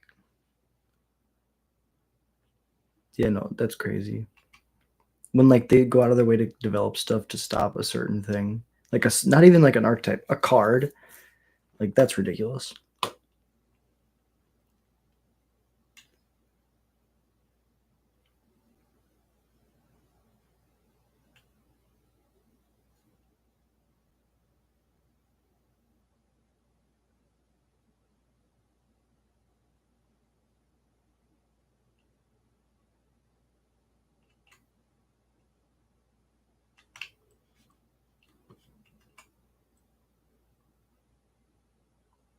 Swing with this.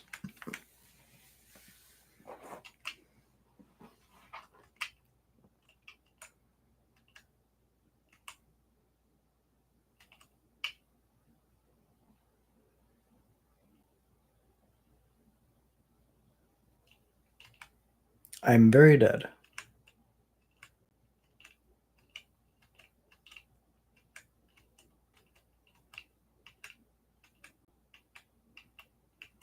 There it is. Well, that's what we needed. We had a PTQ that was an Emperor, and the 4 of Rule was amongst all 3 decks. That was an interesting way to deal with the craziness. we had a. I need to read that out loud again. We had a PTQ that was Emperor, and the 4 of rule was amongst all 3 decks. That was an interesting way to deal with the craziness. Emperor means you have 3 players, right? Is it like teams? Is it like sealed or not sealed? Is it like teams that you have to kill the people on the outside first? That's insane. That's crazy. That sounds like such a fun time and also something that's insane. All right. Going to sideboards. Really like ley lines. Cards that are bad here. Trash Master's good. Krenko, not so much. Ringleader, not so much. Call and the Chain Whirler plan is going to be how we win usually. So we'll trim everything that's top end.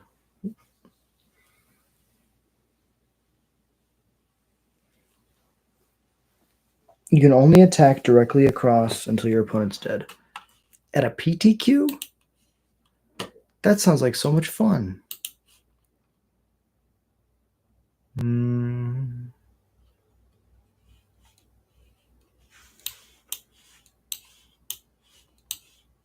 No ley line. I'm silly. I'm very silly. I guess we could be trying to do this on purpose. We try to be aggressive this game, race them because we're on the play, then on the draw for game 3, then we bring in the ley lines. Or, quote unquote, bring in the ley lines. Show them the ley lines.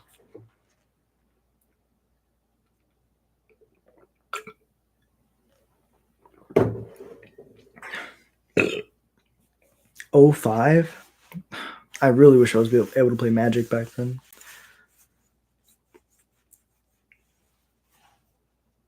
I love playing like old school Magic. Like, to me, I feel like that's like one of the best times to play. I've loved all the years that I've played Magic. I started, course of 2013 was my first set. First pack I ever bought was out of Innistrad, OG Innistrad, Dark Ascension, one of those 2. Blackleaf Cliffs.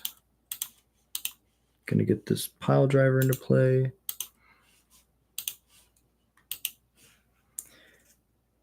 You're 42? Legend. Hey, you're just a legend. That's it. Someone who worked really hard, loved the game, invested time, and now you got the stories. That's the dream. 2. What's the best one to play first? Pile driver, Sear Slicer. Sear Slicer starts going wide. If we hit 2 more land drops, we can play Pile Driver and Pump. Your first pack was Mirage. I can't even imagine how that felt. Like, I'm trying to remember the like joy of my first pack, like the opening that pack and seeing the aesthetic of Magic. Like, I had seen cards, right? But like those cards were all mine. I can't imagine how like beautiful that, like the glow, right? And Mirage was like a really unique, flavorful set, like based around something specific. You didn't even know what you were looking at. That's totally fair. I think I was a really like sheltered kid, so like Innistrad was like everything that I thought that I had never seen before, right? It was like super edgy, it was full of monsters and death, which I was all like, whoa, right? I was like, that's crazy. Now looking back, it's like, okay, it's just like a beautiful aesthetic that R&D chose, and yeah, I loved it. I loved that time. Let's not attack. So like Magic kind of was like my insight into culture that I had never seen before, because I grew up really sheltered on a farm. I never experienced like horror movies or like anything related to that genre.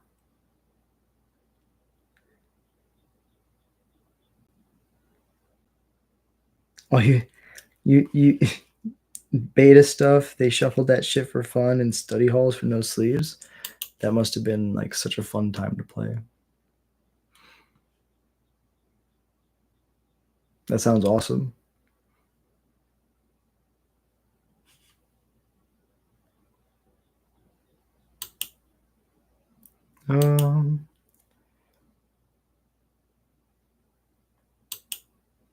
No, I love that. I think that it really helped like balance me out. I was really into lore and reading and stuff, and that opened my eyes to so much more. I loved it. Cavern on Goblin. Hurling Minotaurs and Fireball. That's magic as it should be. As Richard Garfield intended. Krenko.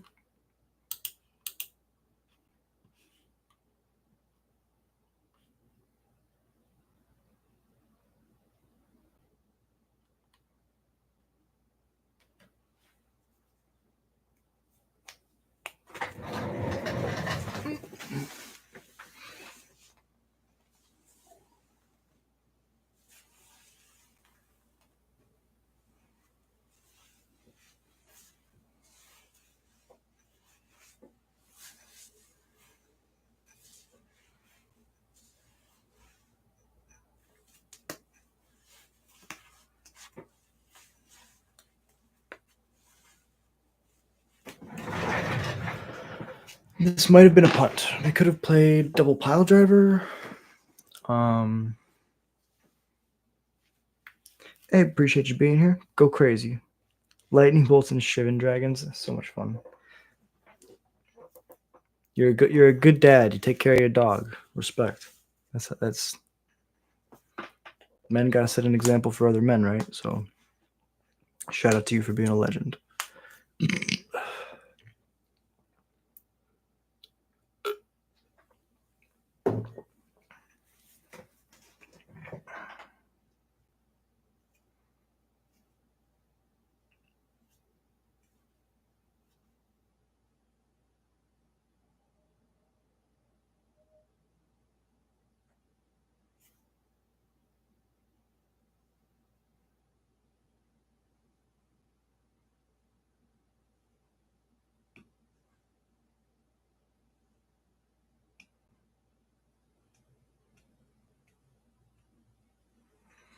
Walk like thunder. Walk like thunder.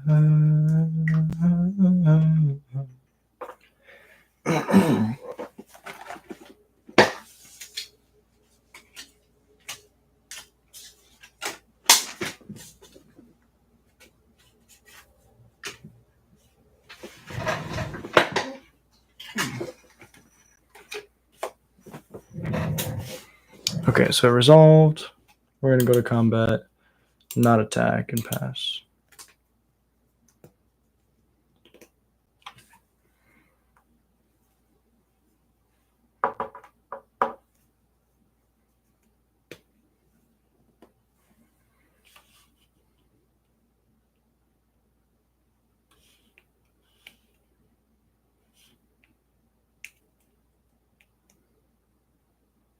Fatal push? No.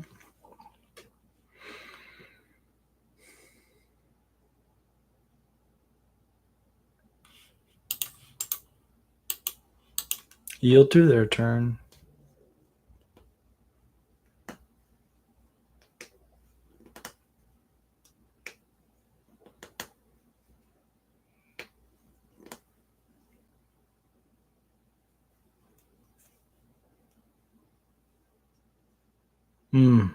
That's pretty good.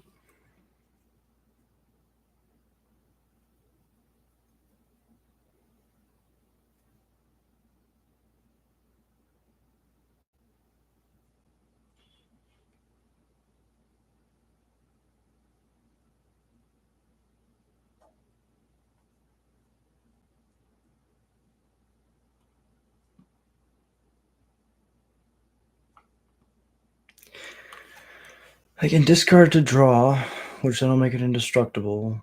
So now they'll have one card left in hand. They can do it again next turn. I think I just take it. We don't really have a window to trade right now. Worst draw is probably a ley line.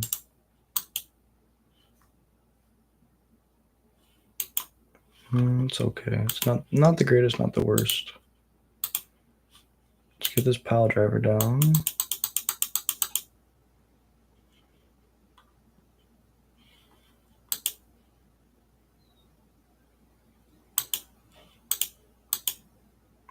Activate this, give everything haste. Then we get to go to combat. Attack with everything, attack trigger, attack trigger. We want this one to be at the bottom.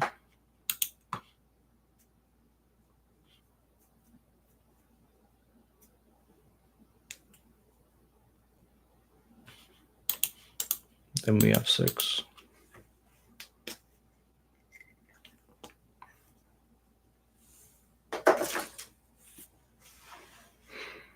Trade with the, or block the pile driver, discard their last card, draw.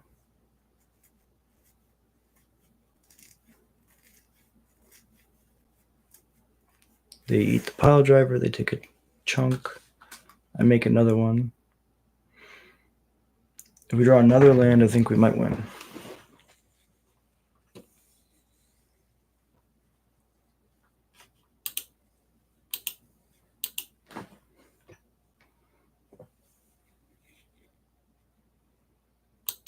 Okay, they have the push.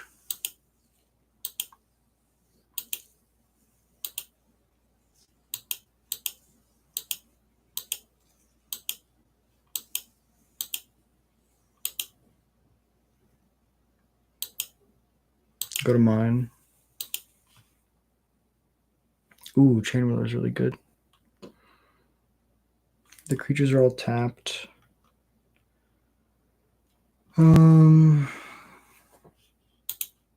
We can force them to discard again. I like that.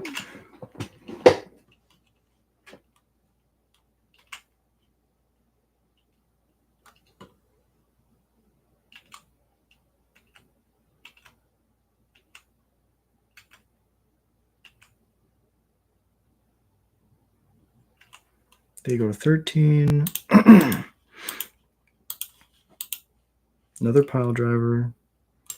Now I can yield, go to combat, attack with all.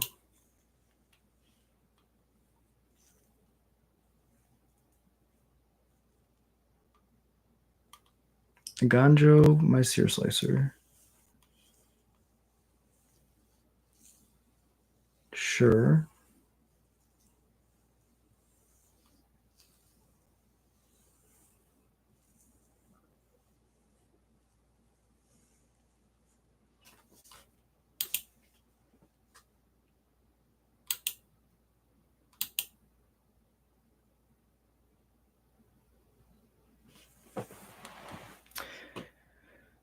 Six plus 3 is 9.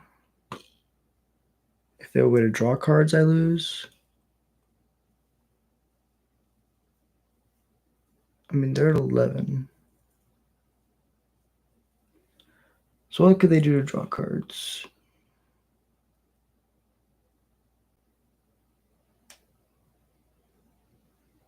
They can exile my pile driver. This is 3, 6, 7, 8, 9, 10.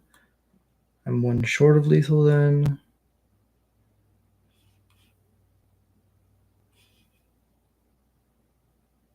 I say no blocks.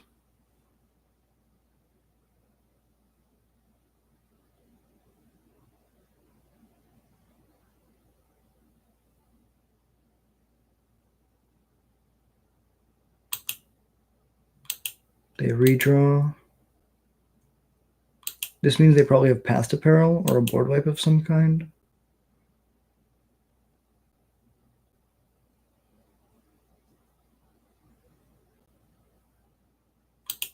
Greasefang's second main.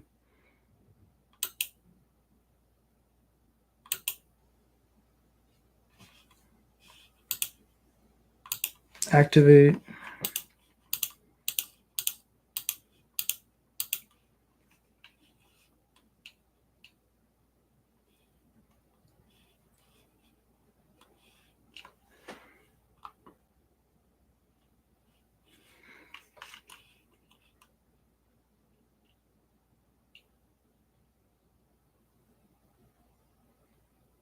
So we go to combat. We don't attack with everything. Hey, appreciate you being back. We are in the middle of a grind. So combat's good. Attack, attack.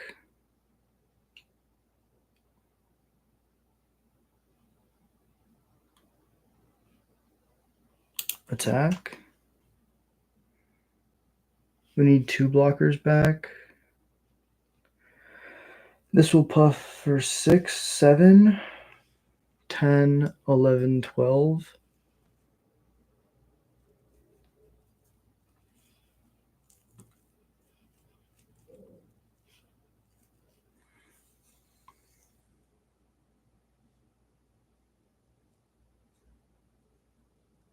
So this would be 1, 2, 3, 6, 7, 10, 11, 12.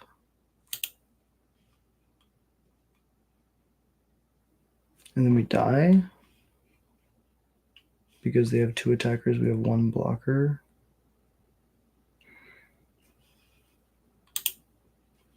Three, 6, 13, 14. Okay, this is lethal. So they have to block this way.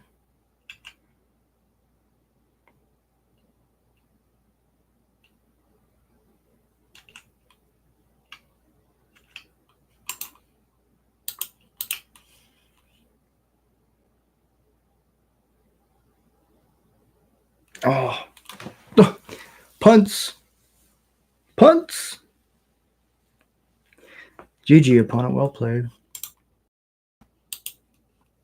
Yeah. Okay. Okay. If we attack with 1 more token to get there, the issue is then they Grease Fang gets eaten. I have 1 blocker. They discard the card they draw to make me lose 3, and then yeah, they have 2. They have 2 attackers for 3. I wonder if there's any way to go back and see where I punted. But that's why we record this, so y'all see me mess up. What is this thing you're using to play? I usually see you. Yes, this is mtgo. This is the original version of Arena. It was created in like 99. Basically, it's like spreadsheet simulator where you're able to. It's basically just a bunch of PDFs, and it understands basically you have all of the rules of Magic plugged into this program. You can simulate games of Magic using just PDFs, basically, like a bunch of small. I guess they're called JPEGs. I'm not sure what these images would be called, but yeah, it's really cool. Do you have to put mons in? Do you have to put mons in it? You mean like Pashlik mons? Oh, money? Yes. All the cards are individual. The cool thing is, though, if you're playing a deck that isn't like very high demand, the cards for MTGO are very cheap. There's also a rental service where you can pay like a subscription fee and you can like play any number of decks. Like you don't need to buy the cards. But you do usually have to go to like a website to obtain the cards. But once you own the card, like you have it permanently in your collection. Like for me, right, if I go to just Goblin, boom. If I go to my collection, right, I own all of these. And the cool thing about like playing a niche deck is that the cards that you buy are pretty cheap. Like I think the most expensive one here was probably like Kiki was probably like $12. Zozu's probably like 20, 22. And that's all because like not a lot of people have it, so not a lot of people are selling it. But like a lot of these goblins, right? People just have them and they're like, please take them out of my collection. And so they're very cheap. I would recommend it's MTG NFTs, but you get to like play the game, and nerds will pay anything in order to play more Magic. And so before you had Arena, right? If you wanted to play something digital, you had to have an MTGO collection and you had to have a deck to play with. I like it because you get to play the older formats on MTGO. Like Modern is my personal favorite format. It's just not available on Arena. So you have to go back and you have to like go to this deck. Julian, this is Better Titan. And this is my Modern deck and I absolutely love it. You're only ever able to like play Modern on this client. Same thing for Legacy. I love playing Legacy. Only really available on this client. Yeah. But anyways, back to the matter at hand. We got 3 more rounds. Maybe I stream some Elden Ring Night Rain. We should totes do a Goblins versus Angels match. I would be down.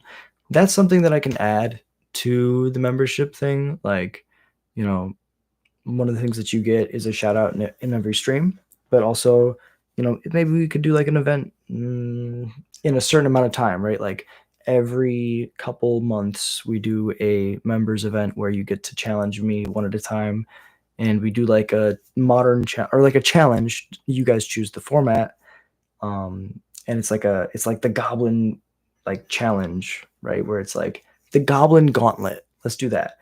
The Goblin. What is it? Because y'all are called the entry-level goblins because we're all just grinding at our future, right? So the entry-level goblins, we could do like the Goblin Gauntlet, the group Goblin Gauntlet. There we go. GGG. I'm cheesy as hell. We'll figure something out. I think that would be fun because I y'all don't just like goblins. I am an anomaly in that I can do the same thing 1,000 times over. Expecting maybe that means I'm insane, but I just love playing goblins. I love the deck building aspect of it. I love the innovation that you have to do in order to like try to succeed. Like, I love being the underdog and having people doubt you. My favorite thing is when people are like, "What deck are you playing?" Or they've been like, "Are you playing goblins?" And I'm like, "Yep." And they get to laugh with me. And then I go like into the tournament, and sometimes I do better than those people. And they're like, "With goblins?" And I'm like, "Yeah. So what?" It's like I want to prove people wrong that, you know, the deck can be legit. The deck can be good. The issue with this is I've just punted a little bit.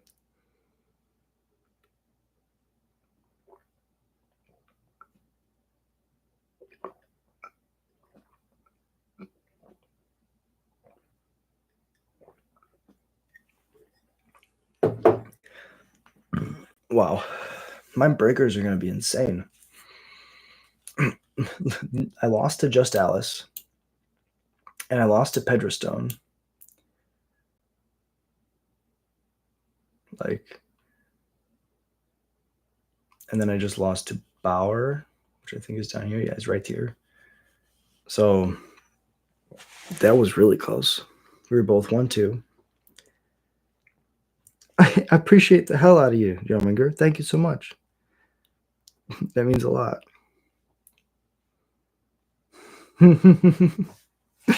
Well, and that's the thing is I don't want it to be like, you know, some people are like $5, you know, whatever. I like it to be like literally as little as it possibly can. That's the smallest increment that I can ask for. And that's because, you know, I can't, you know, I don't have a high production value right now. It's just me sitting in my room with a camera and a webcam and a mic and, you know, a computer. And so just like asking for stuff doesn't feel right because right now what I'm doing, anybody could do for free. But what it does do is it encourages me to try to do more.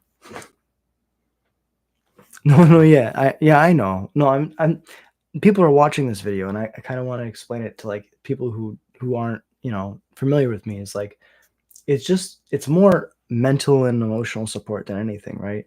The fact that somebody would do that like you just did means so much to me because it shows that like what I'm doing is, you know, has some kind of value, right? Like to somebody it helps them. Or you get to like come and laugh with me, right? You get to come and laugh with we meet new people, we make friends. And so, you know, it's more than just a name on a board. But I really appreciate the hell out of you. And yeah, it encourages me to try to do more, right? Because it's like, look, people care, people are invested. Well, that then encourages me to be like, okay, so what can I do to give back? You know, I try to do new stuff all the time. I also think that a lot of people don't do grinds, right? They don't lock into one thing and then just test and test and test and test because that's really difficult. But I enjoy the difficult. And so, you know, even if I'm not testing like the best deck, I'm testing a deck and I'm trying to make it the best that I can. So yeah, I feel like our breakers are insane because look, we beat Bad Man and he dropped, but that doesn't matter, right? But Bad Man.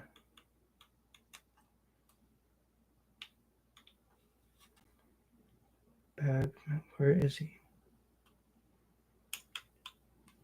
Probably dropped. It's probably not even. Wait, where? There he is. Okay. Currently 2-2.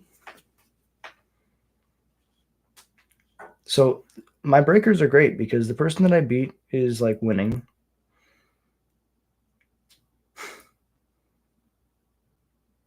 Oh, hell yeah. Thank you so much. Yeah, Portugal's dope. Yeah, I think you are. I'm pretty sure. I don't know where that's something that I don't really see. But thank you for telling me. Coming over from Portugal, that's so cool. So we might get the bye next round as I look at all this, right? I mean, my breakers are probably good enough to get another pair up. Because Just Dallas was my opponent one round. Pedro Stone was my opponent in another round. Bar was my opponent just now. Bad Man was my opponent round one. So I feel like we're in a pretty good spot.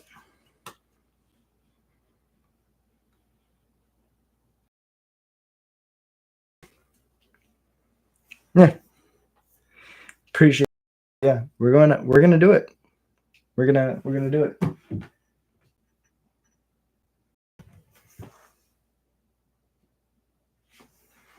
Just gotta make sure, check some. No, not.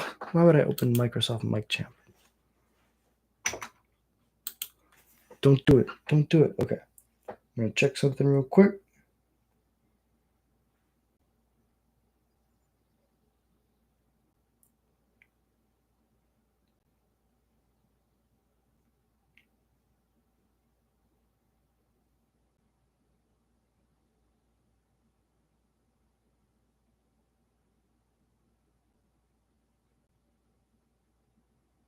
How do we?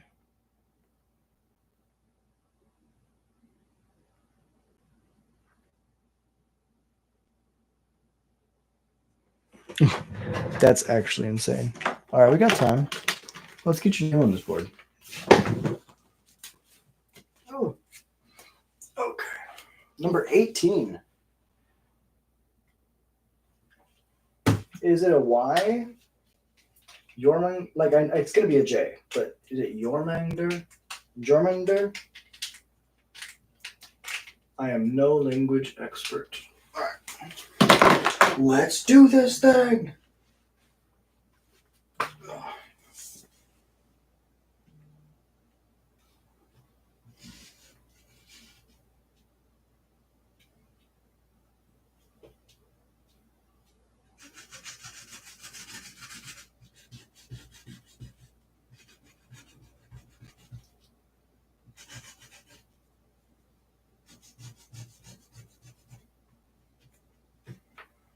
Wow, my handwriting right now is J-O-R.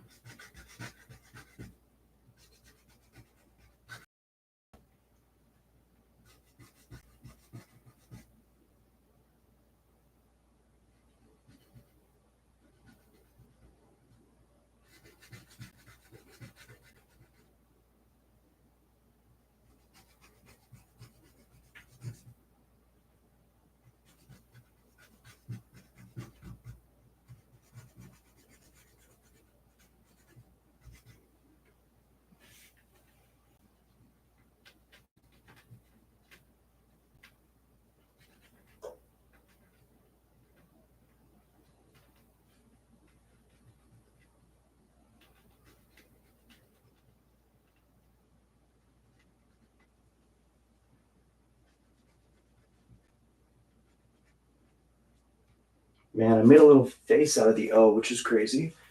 Don't know how I feel about that. We got time. JORMUN.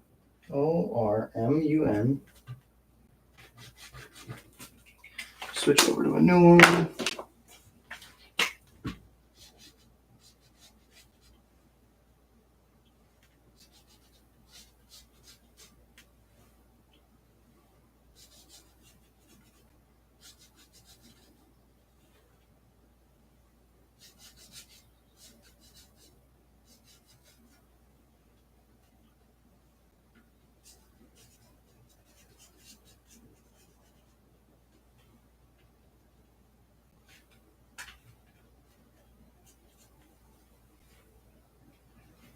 GA.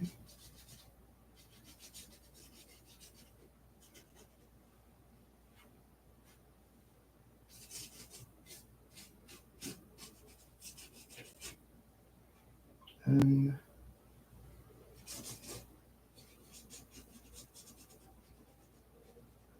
D R.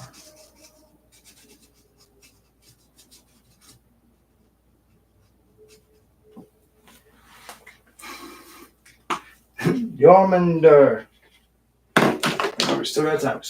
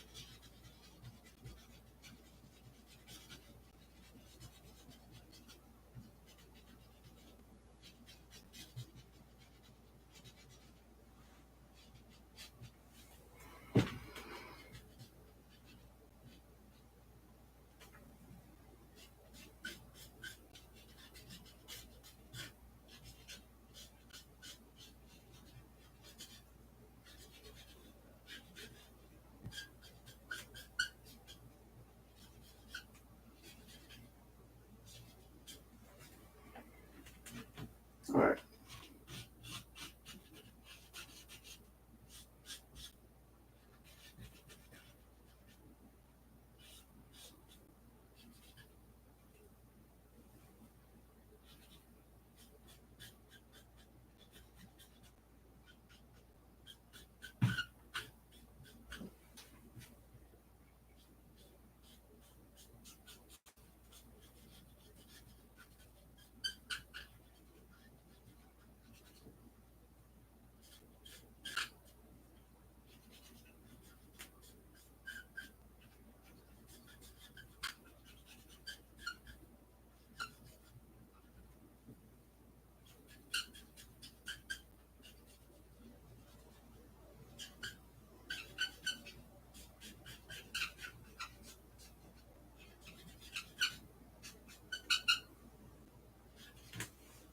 All right, we got time. Come on, Jack. You can do this.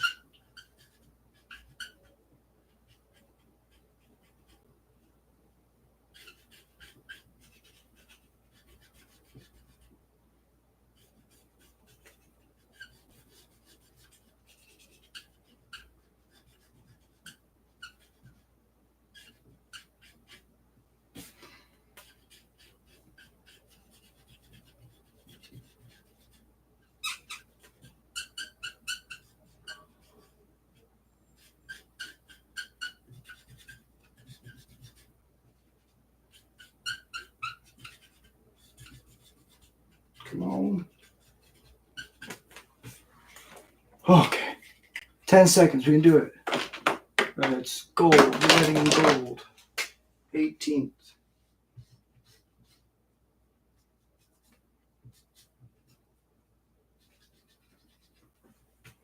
That's not working. Other gold.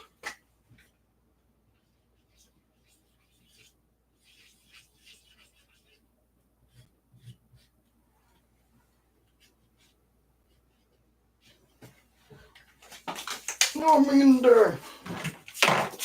Okay. Hadouken! Number 18, Absolute Legend. Appreciate you so much. What was this?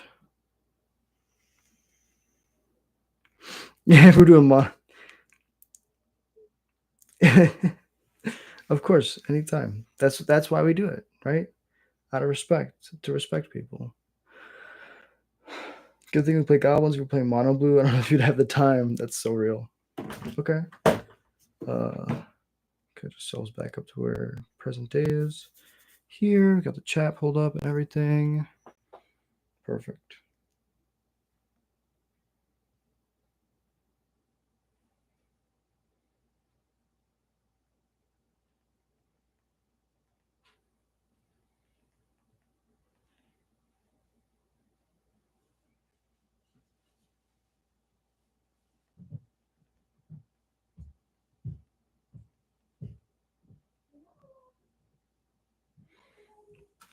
All right, we'll keep this hand.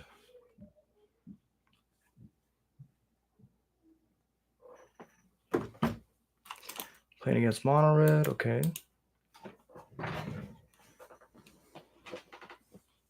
Land is what we want to see. We'll shock ourselves. Get down on 1-drop. They're going to play a Heartfire hero. Is that what it's called? No, it's the 2-mana haste dude. Burst Lightning, eh? Burst Lightning and pass. Play a Sulphurous Springs. Red, colorless, Sear Slicer. Pass it over.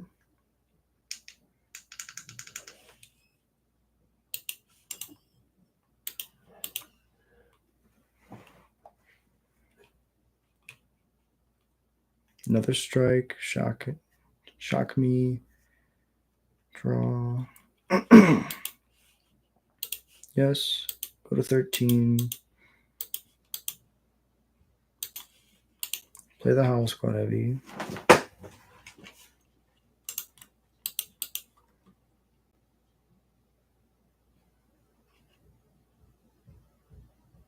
They could torch sacrificing their. Oh, God damn it. My phone died. They could torch sacrificing their Kamano to keep me from getting the token. But that's good for me because that would mean that they don't have the aggression that they usually have. That Emberheart Challenger, thank you. Yes, this attack is good with me. This can go on the ground. This can go here. This can go here. Perfect. Okay, so there's a Heartfire hero we don't really care about.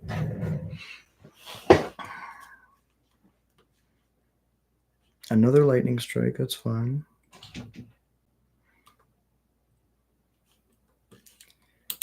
We can play a tapped Blood Crypt, deal ourselves a damage, play a Chain Whirler.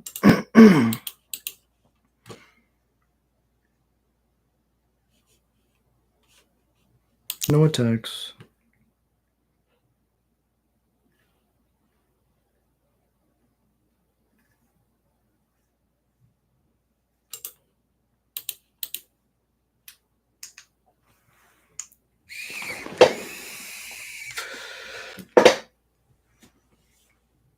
Yeah, mono blue is definitely pretty slow. You're like, can I counter your spells? Sometimes they have Cavern, and it's like, no, you can't. They could go Burn Spell here to my face. I like getting Krenko down. Not attacking.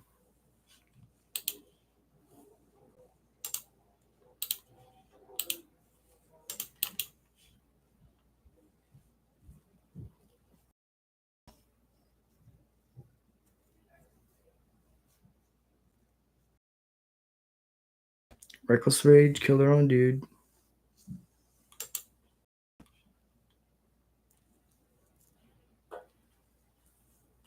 Lynx is fine. I'll take 4, go to 5.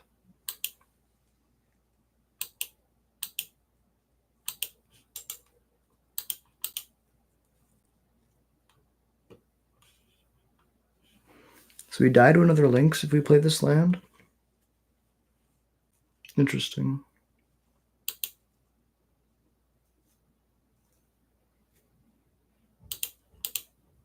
I mean, they can't really attack if we play a Chain Whirler.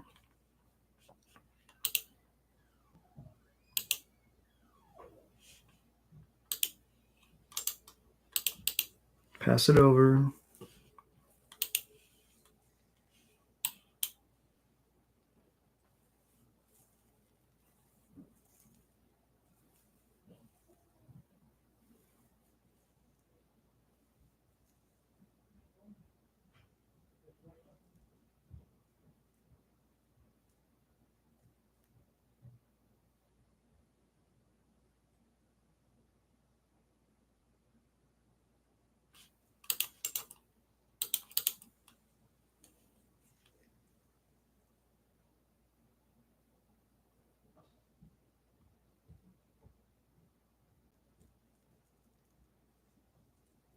That feels like a burn spell then.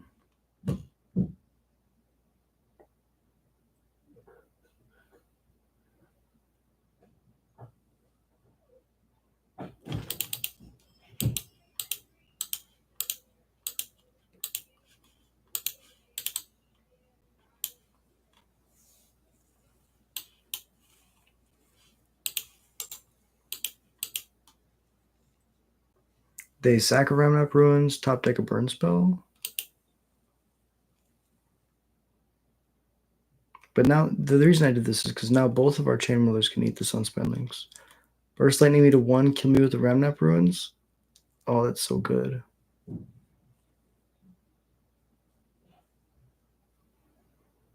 Another Sunspine Links. Okay, so they had it no matter what. Even if we played around it, there was no sequence that beat a second Sunspine Links. Yeah,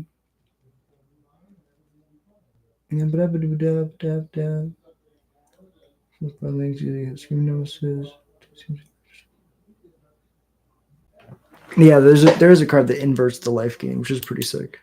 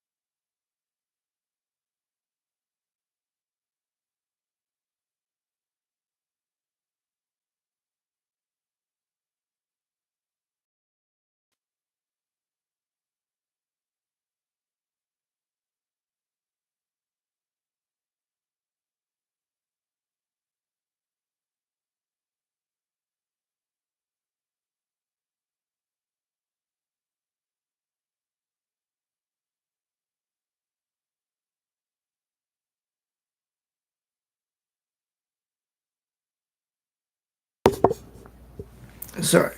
No, yeah, I think that overall, our board is probably just a little bit outdated.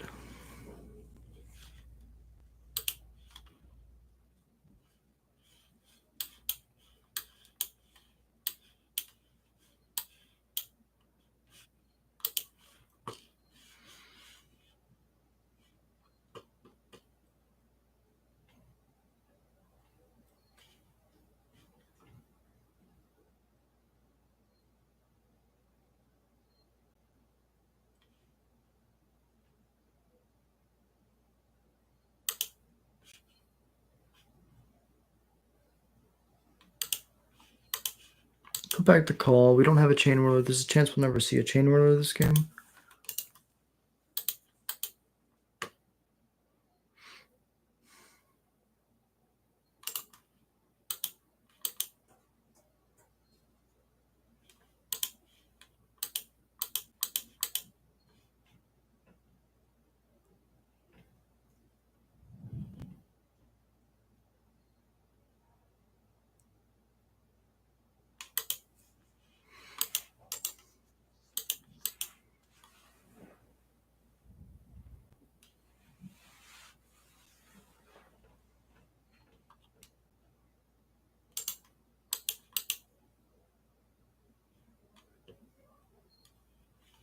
Bastronaut's good. Play Bastronaut.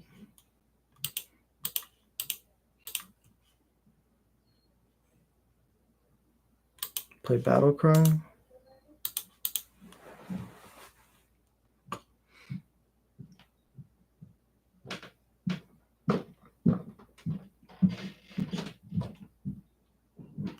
Mm-hmm.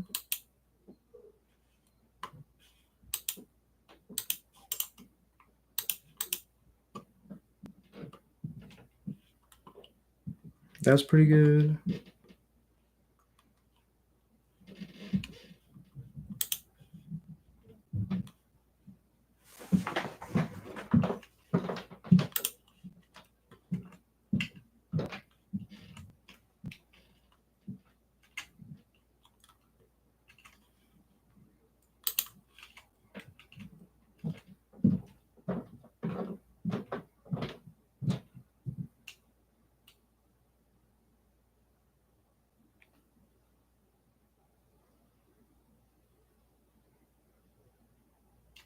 Yeah, that's fine.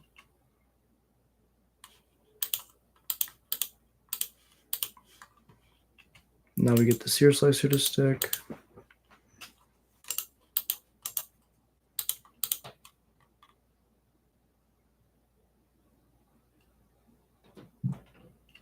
Manifold Mouse is good.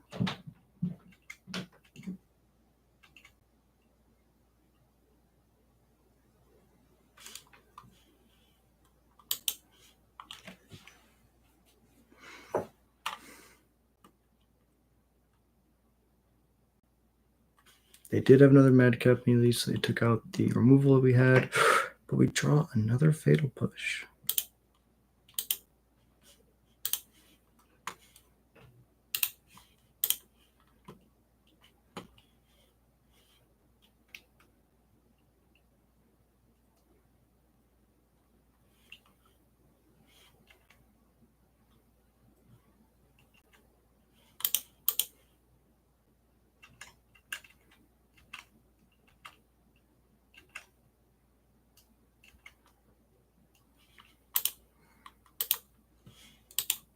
I think we do this main phase.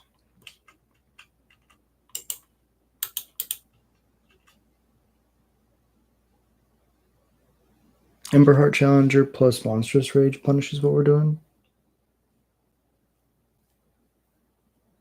Play Bolt. Burst Lightning. Yeah, we used to play Burst Lightning in this deck. Alright, Challenger plus Rage. That's the sequence that makes us wish that we held our Bolt.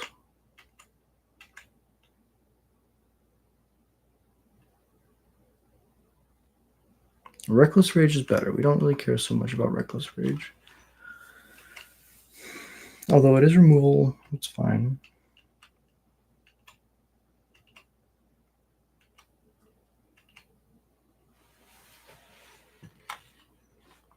That's pretty good.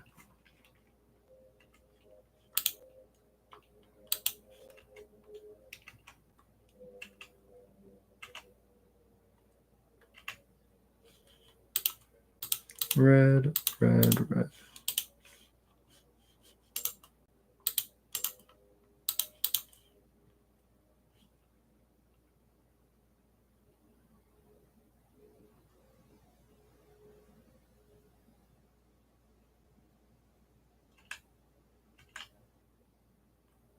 Stormbrood's pretty good.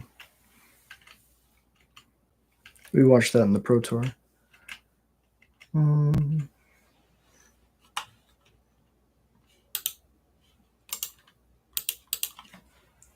So if that was, is this the Howl Squad Heavy? No. Howl Squad Heavy used to be Squeeze. Squeeze has an Earth, so that's something. I guess we don't even have 4 mana here.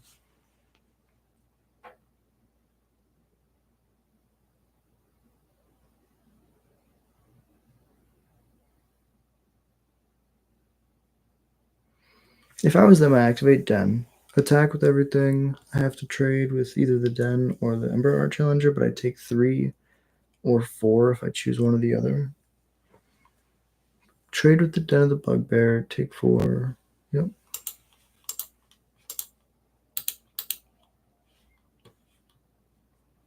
take 3, go 2-3.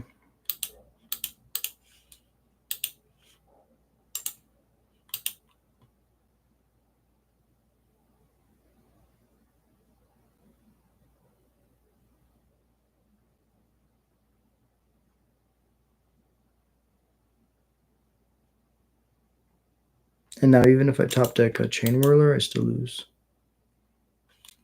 Good game, opponent. Well played.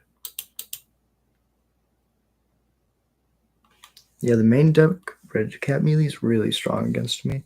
Hits pretty much everything in my deck.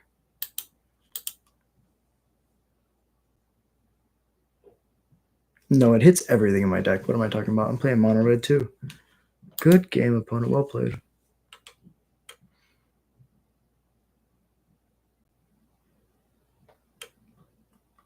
All right, one more round.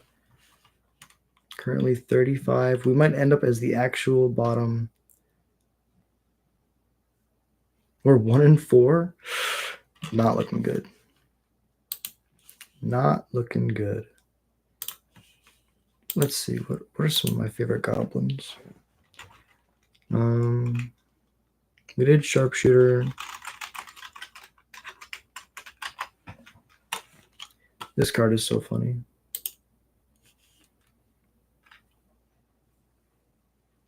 Being able to give all your goblins white, right? Single targeted, like stop swords and stuff. Very strong. Also, who needs to attack and deal damage with a lackey? You could just tap this. Chuck it straight into play. Ball Lightning, Conspicuous Snoop.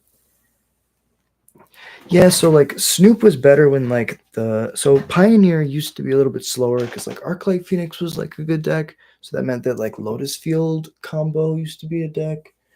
Because it could just go like there was a lot of different decks back then. Mice is out now, Shieldred's out now, and a lot of the decks that used to make up Pioneer just died. I'm basically literally playing a slightly upgraded version of my list from back then. And so I don't know anything about the Pioneer meta right now. I guess we could play it on Arena. The issue with playing it on Arena is a lot of the Goblins aren't on Arena just because they don't prioritize the Goblins. Who would have thought? Conspicuous Snoop is cool in like Modern, but it's not as good in Pioneer. What else? Let's do a Goblin search. Box of free range goblins. You can make 6 goblins or 1. Conduit Goblin is an energy card. On enters, you get 2 energy. At the beginning of combat on your turn, you may pay an energy. If you do, another creature gets +1/+1 haste. It can give your Snoop haste. It's not the greatest, but it's something.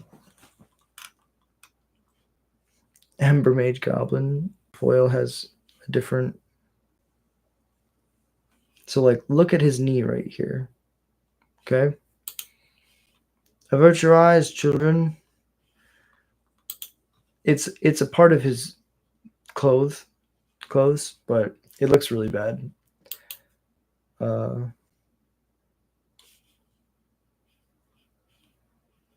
It's an anatomical part of his thing that got removed. Yeah, it's the carrot is the carrot on top. Mine sticker name Goblin. Rest in peace, old friend. Let's see if we can find the goblin that does the thing I was talking about.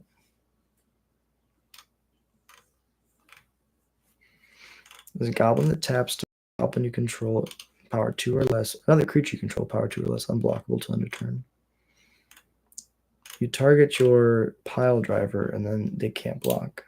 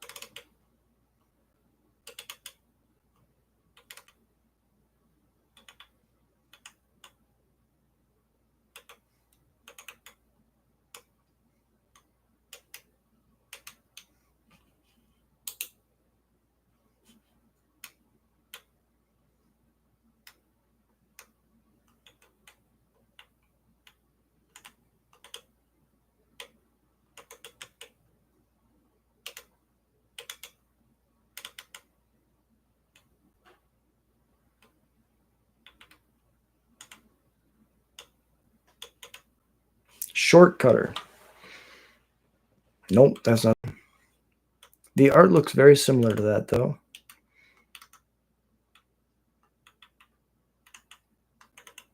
He's carrying like a staff of some kind.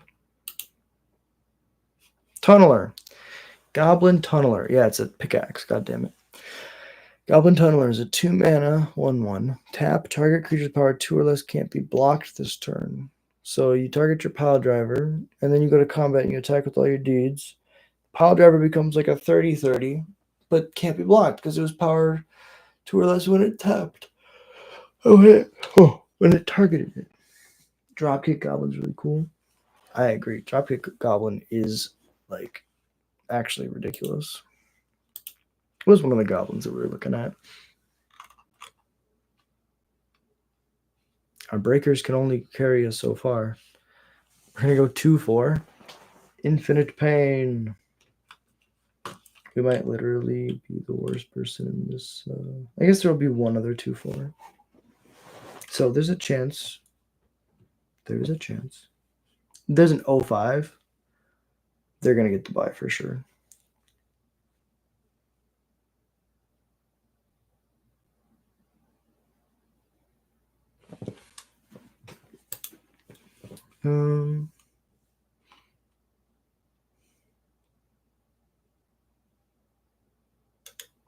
That's an insane flavor text.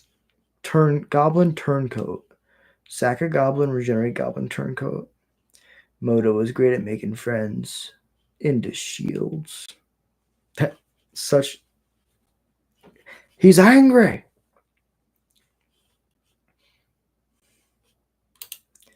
Goblin Trenches. Sack a land, put 2/1/1 goblins into play.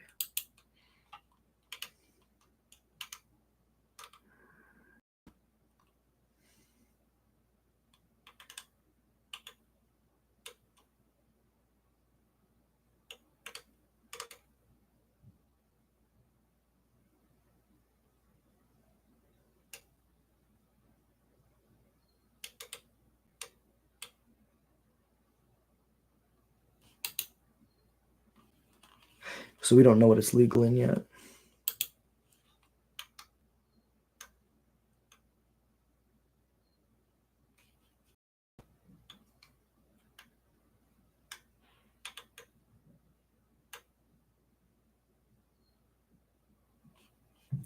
And this is the, yeah, this is the version that's legal on mtgo.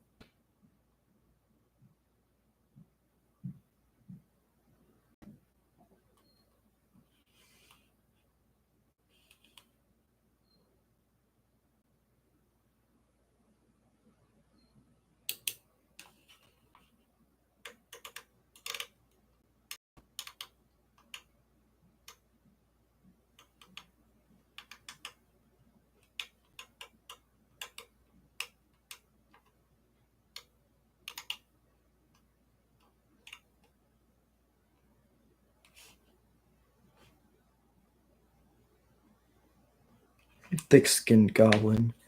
Make pay 0 rather than the echo cost for permanents you control. But if they kill this, then your echo costs are so much, and then you lose your board.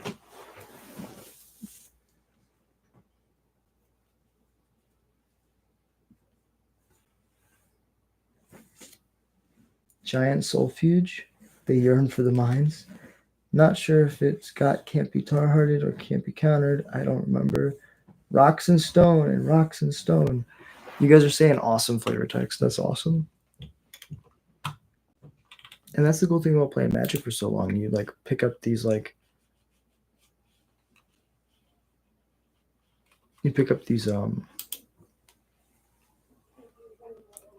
these little pieces of lore. And I love lore. Like stories are like some of my one of the things that makes me so excited is like lore and stories. Like the story of Squee and how he became immortal is insane.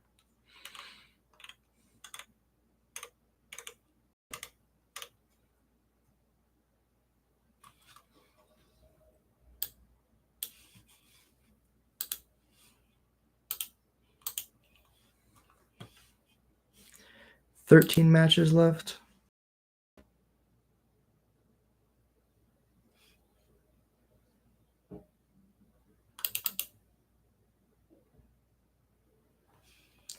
Probably jump in a game of Fortnite. My brother got me into Fortnite. Now it's what I do to relax and turn my brain off after playing like hyper stressful Magic. I really messed up. Whereas in Fortnite, you're just like, don't play any builds. Fuck building. Don't know how the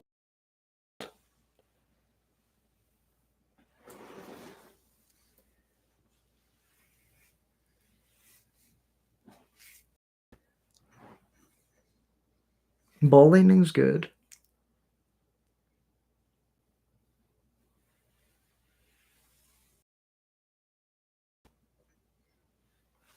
Hell yeah, you both like ball lightning? Modern deck that's all ball lightnings. It's based on. Have you seen Lightning Skelemental? If you enjoy ball lightning.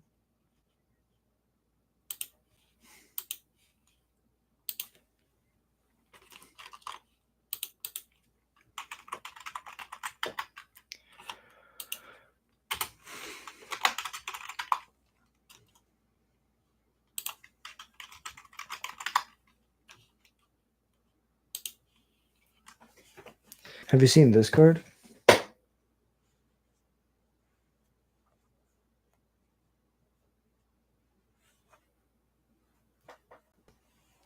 Yeah, it's nice to play cards that like people don't usually expect, because I feel like that is a common occurrence where people have like so much money and they have so many expensive cards. I love playing like quote unquote budget, right? And just playing budget well. Like this card. This is a ball lightning that's stapled to a blightning. I guess it's not blightning. It's a mind rot. It's got mind rot and yeah, cards are cards, but you got a house. Take the house all day. 1000%.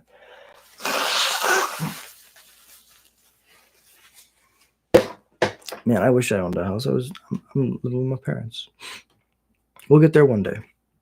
That's why we grind. But yeah, Lightning Skelemental is really sweet. Ball lightning, for the people who don't know, is really sweet. You play it with like Unearth and like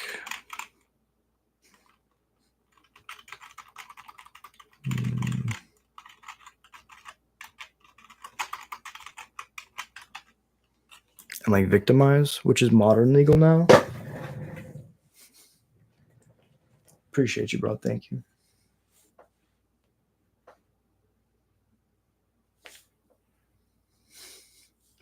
That's funny.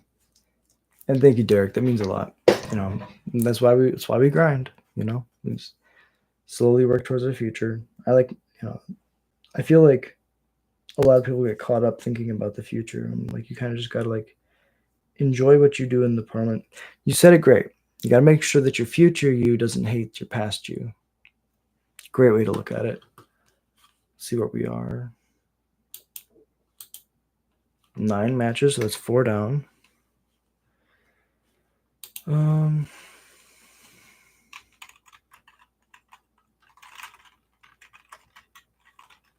Why does it not pop up? Interesting.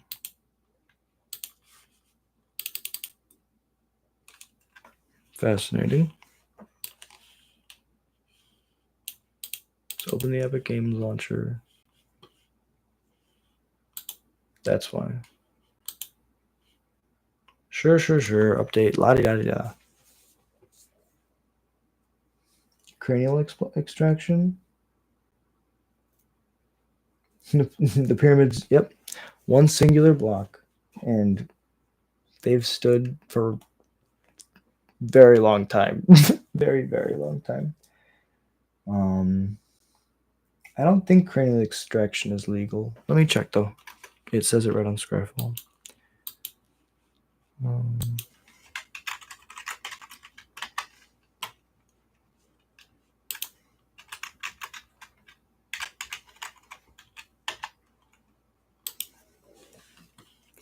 Oh, it is legal. Oh no, it's legal in Modern, but not Pioneer.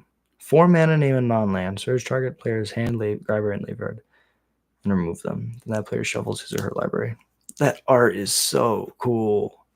It's pretty gnarly, but that's so fucking like that's like the epitome of dark magic, right? That fucking demon. Don't sweat it. We may not have wins. Sure. Hey, I appreciate you. Yeah, you know what? That means a lot. Sometimes you win, sometimes you lose, and you know you're right. The matchups were definitely not in our favor the whole time. We played up against a lot of like mono red, which is probably one of the best decks in Pioneer right now. We had some really. I feel like all of the games are close though, right? There were certain decisions that I made wrong that I can go back and rewatch this and reflect on. And ultimately, I think I should just need more reps in Pioneer. I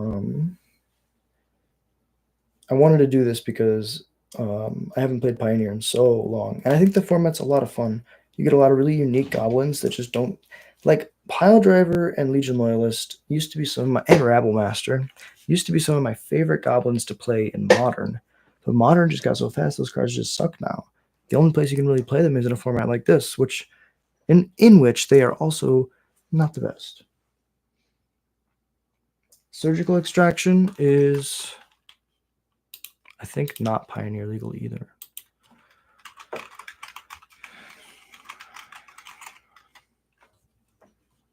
Yeah, it's not Pioneer legal, sadly. Let me see if this works. They keep adding stuff to Fortnite, and I just think about it like it's a very basic game. But I understand they got to keep trying to sell things to kids.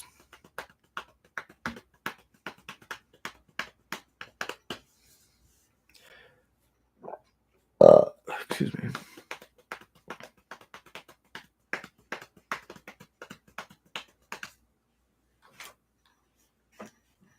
Please get off my screen.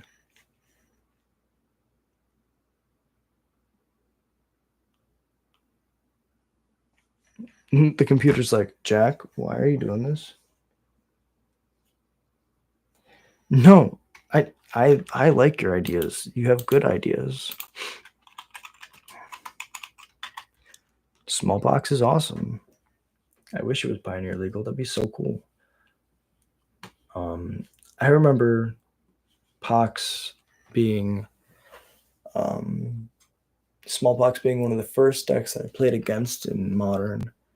And I was just like, wait, what do you mean I have to discard all my stuff and get rid of all my things? This is insane. How does anybody ever beat this thing? And then, you know, I started playing more and I was like, okay, it's not as difficult as I thought. Ranked 0 build, yep.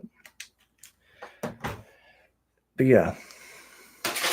Magic over time, I think, is like just such a blessing. You get to see things that are just so different from every other like aspect of life. There's nothing like it. Pox and Goif, oh hell yeah. Playing in Commander, yes. Play what you want in Commander. Play what makes you smile and makes you happy. Ultimately, that's all that matters. I'm gonna fill my water up real quick.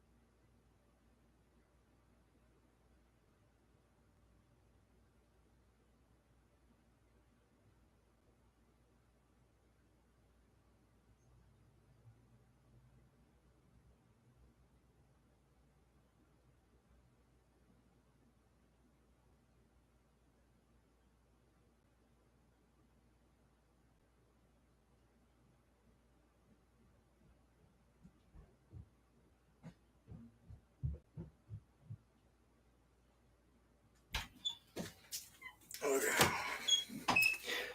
We got the water.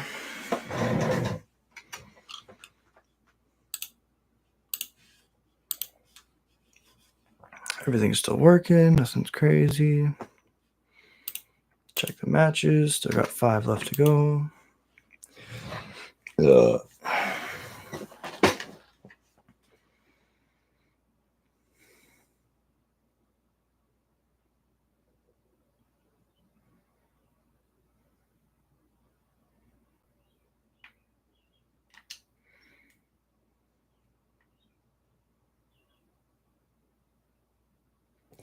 And away we go.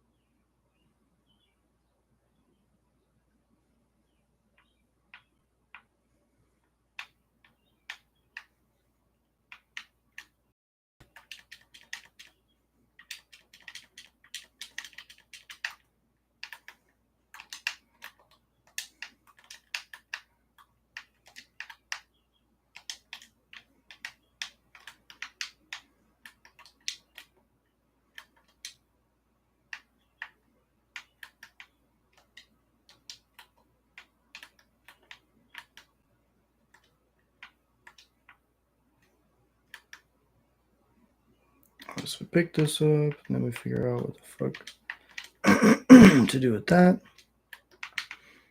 Then we probably pick this up, switch this with that, say we don't need this. This is weird. It's a burst pistol. Let's say pistol sight. I'll do it like this.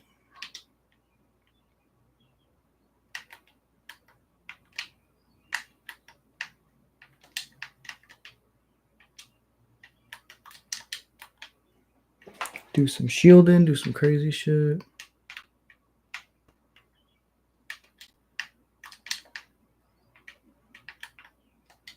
Well, I definitely did that in the wrong order. It's fine. So there's a couple more chests we have to crack, then we can start moving.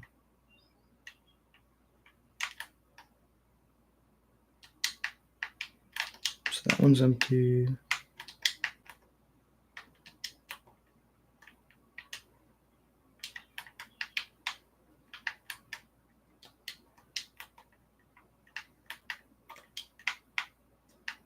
Not there, not there. The hell? Don't know what that does, but we're not even gonna ask.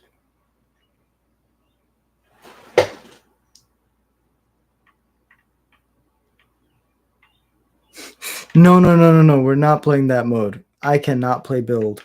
That's not how we do it.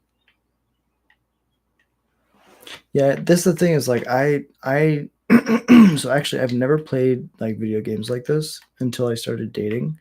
And then my girlfriends in the past would get me into games like this and be like, well, you just got to play this. You got to play this. And of course, you know, once your girlfriend is like, hey, do something, you're like, sure, I'll do it for you, babe. So I got like really big into video game or like these kinds of battle royale video games. Okay, I see him. I see him. I see him. I wouldn't say I'm like really good, but like you're trying to impress your girlfriend, you try to impress your girlfriend, you know?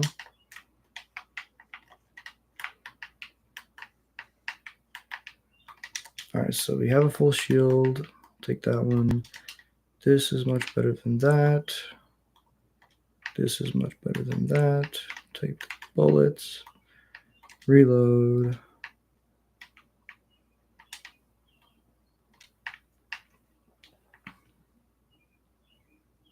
Jump back into thing.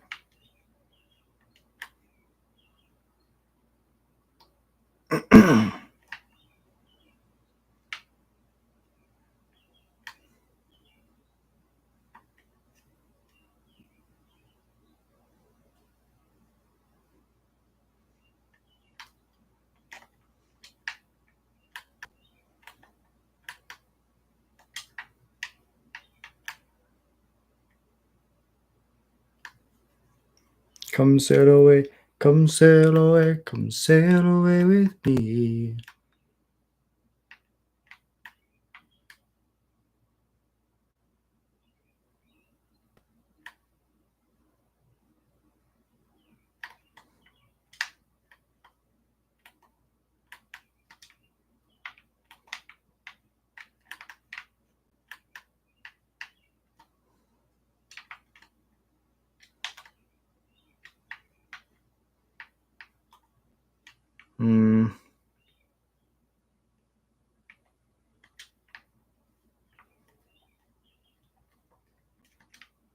I think it's just so bad. Probably a pretty decent close range gun. But I think I'd rather just have like normal machine guns. I have to figure out what the hell this does.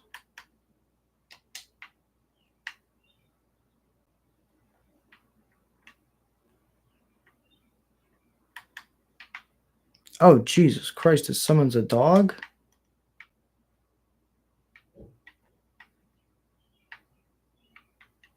It's like a bomb. You summon a bomb. I thought he was gonna hop in the car.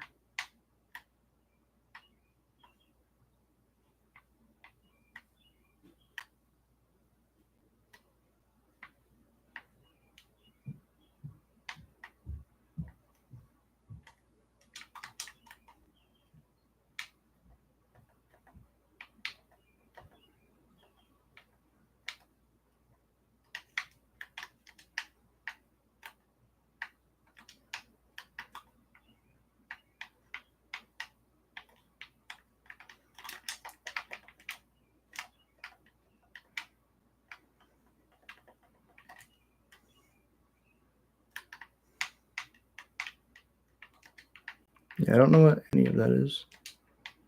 Rather have this. This is probably better than that. I know this is better than that. So I can go like, yeah, it's like a movement mechanic. I think the rest of this is fine. The birds are tough because they don't actually like hit the way that you expect them to hit.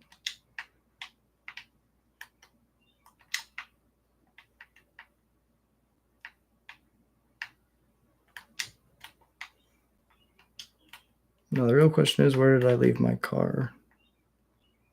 Probably was over here. It's on the top of this hill. I got out and it probably flew all the way down. Let's do it.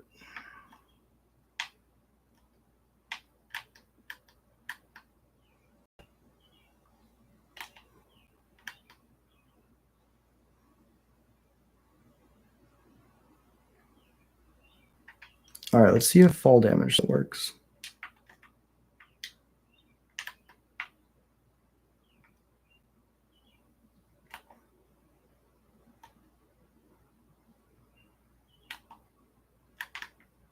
Nice.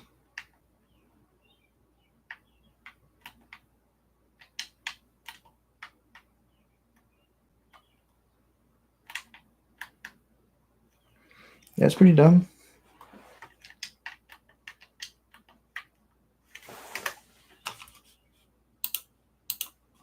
One match left.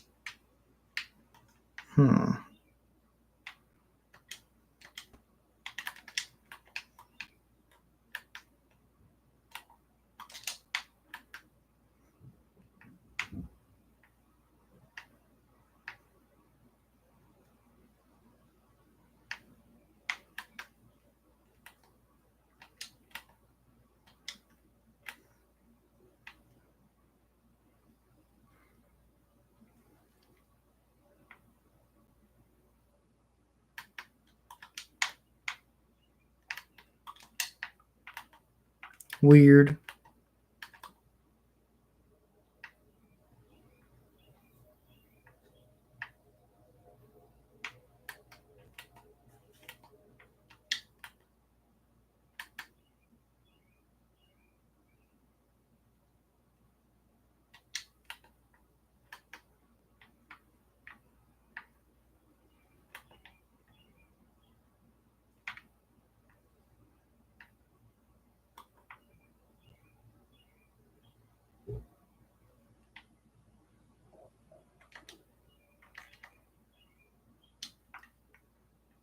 Yeah, I have so many questions.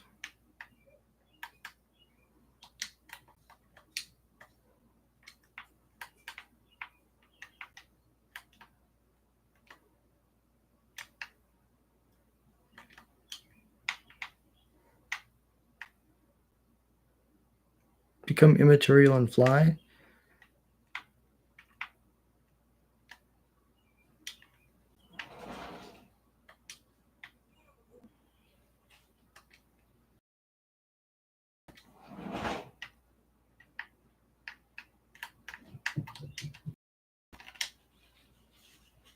Wow. That's insane.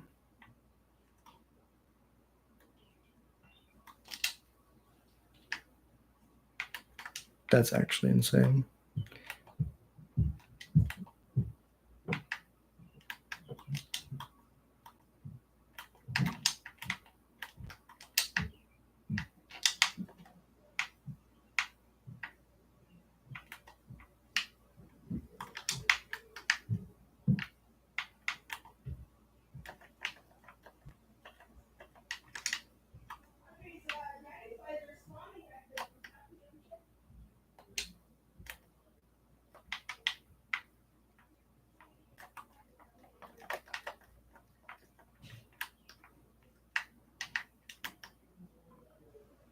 So that worked.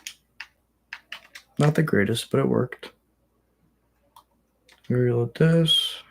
I mean, that cape is really dumb. It's like as dumb as you can possibly be. I want a vehicle, though. A vehicle would make this so much easier.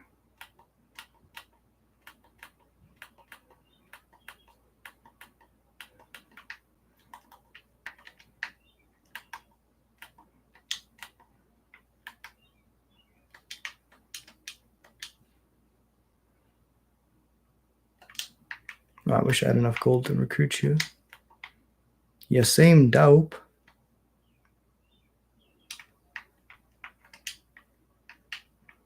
Take another boon.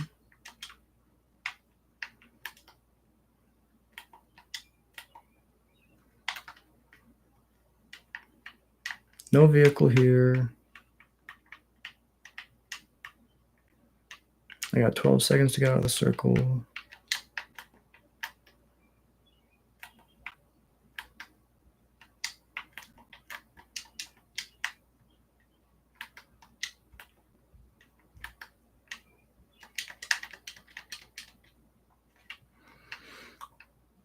I'm not going to tell you how many times I've accidentally just jumped off and straight up died, because it happens.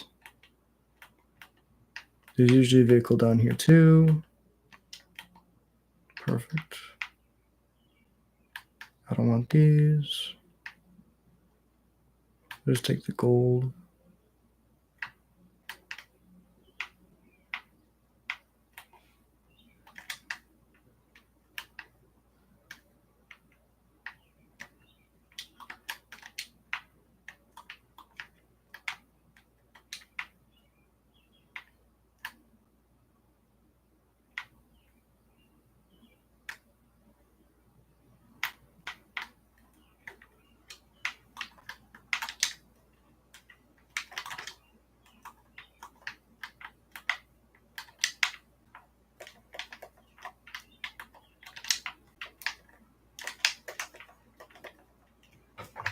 Oh, that was so close.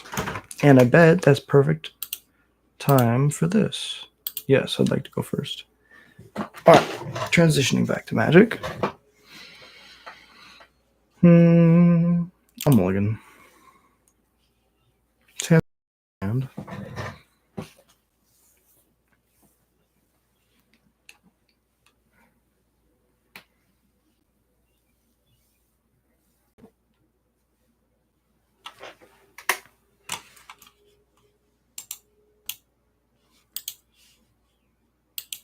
keep this bottom of second cavern done.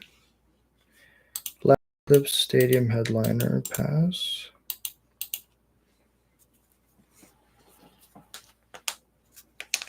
Yeah, that's how it is. That was a good final fight. I got too aggressive because I knew I was running out of time. I would have driven away and had a little bit more room just to like shoot at him for a little bit, take his shields out, then go in. But it was a good firefight at the end. Good for content, you know.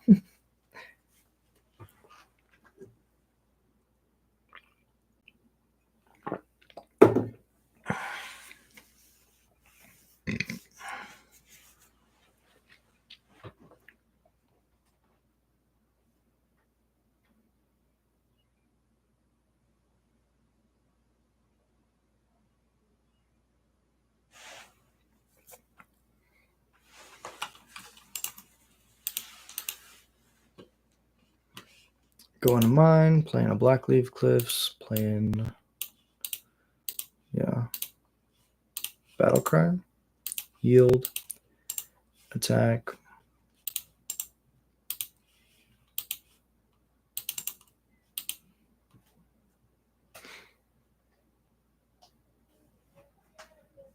This could be mono white control.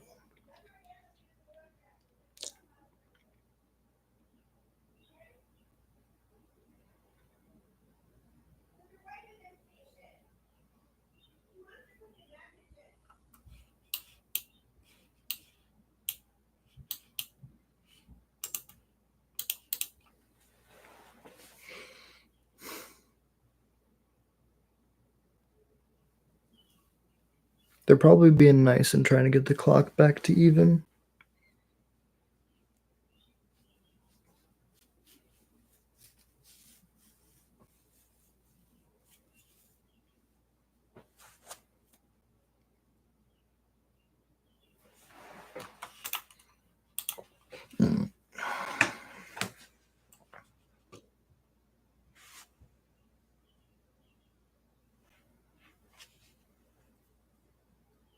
Sure.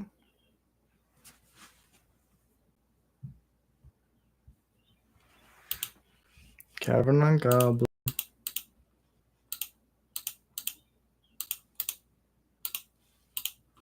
Play the Chain Whirler. Yield through the turn. Attack with Justice.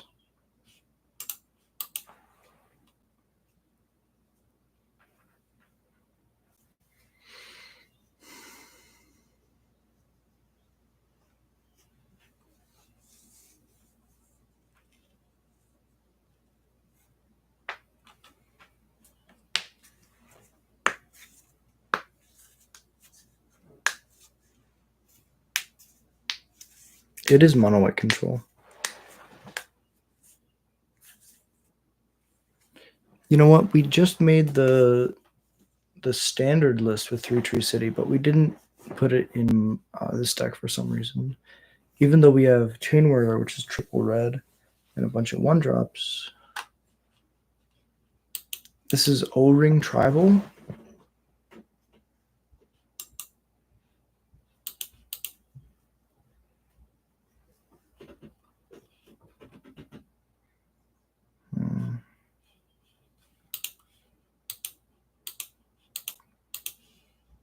I mean, we obviously just want to be attacking and playing things that make more tokens because they can attack, go around. If they're playing specifically O-Ring Tribal, then this is the way we want to do it. Go super wide. Eventually they have 2 temporary lockdown. They can also like Wrath of God. But then I get to bring both these back with this call. Depends. It's very, very interesting. Blast Zone can blow up the stadium headliner.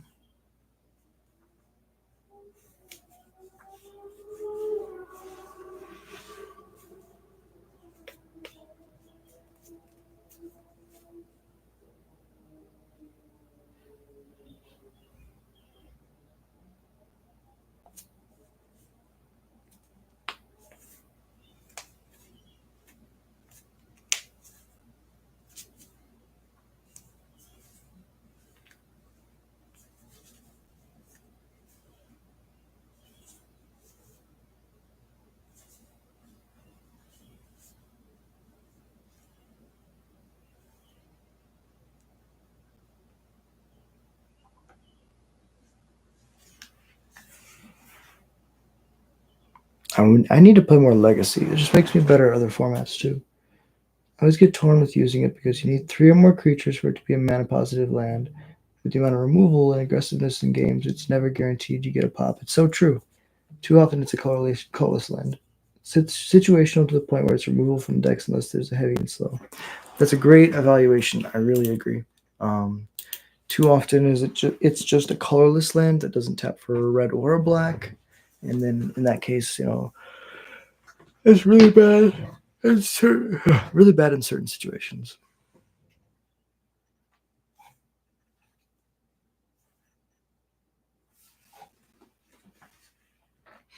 But it's nice in standard when you have so many tokens, because the whole idea of the standard deck is to go super wide. It's just, like you said, it's really hard to get to that point where that matters. And you're not just dying because decks are either super aggressive or they're all removal.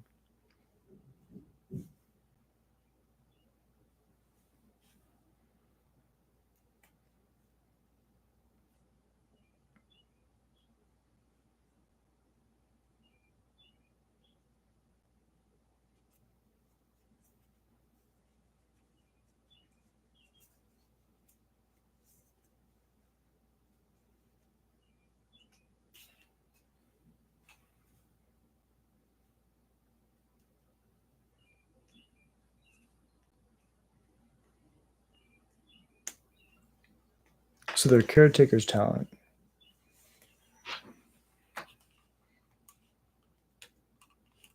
Ossification, taking the Seer Slicer.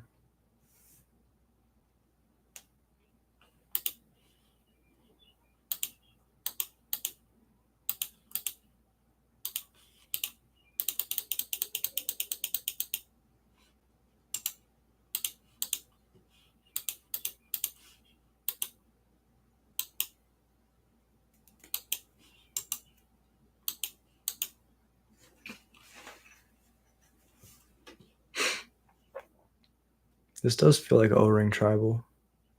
Kindred. O-Ring Kindred.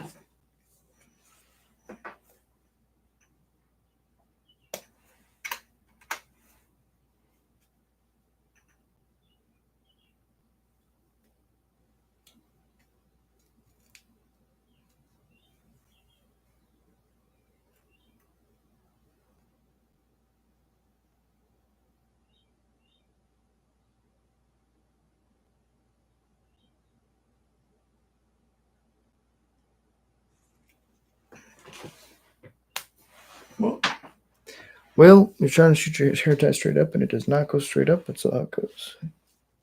Yeah, what's up? Anything.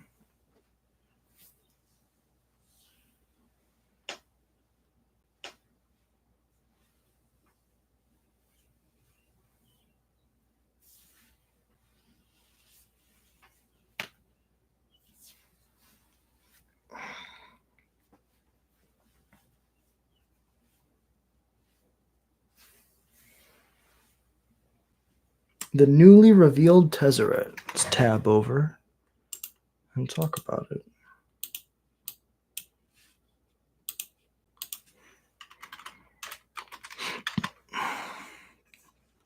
Show me all the Tez. Tezzeret, Cruel Captain. 3 generic for a 4 loyalty. Whenever an artifact you control enters, put a loyalty counter on Tezzeret. 0 mana untap, target artifact or creature. If it's an artifact creature, put 1 counter on it.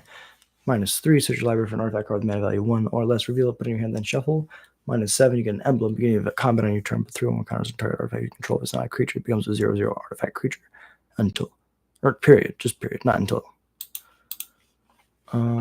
Yeah, United Battlefront. 2 more O-rings.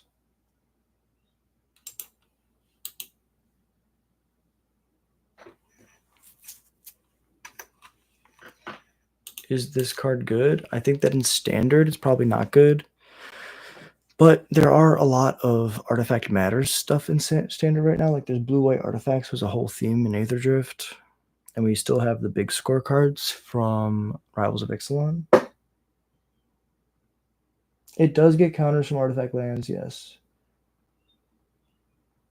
Yes. It does. It does get the counters, and that is pretty scary. Is Tezzeret, Ugin, Aetherspark. That is pretty strong. Pretty strong. So we drew a land. They got 2 more O-rings.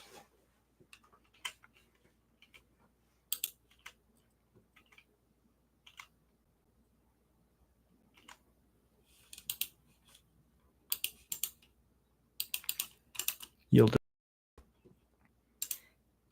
it over.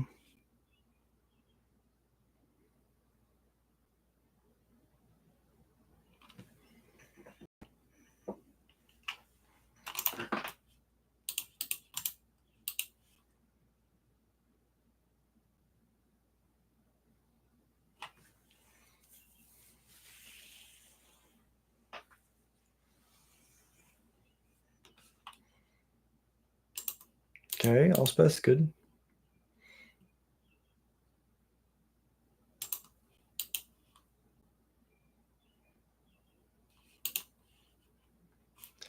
None of the removal was non-exile. It was all O-ring style effects, so I can't really attack. Or so I can't bring anything back with my Call of the Death Dweller, but I also can't attack.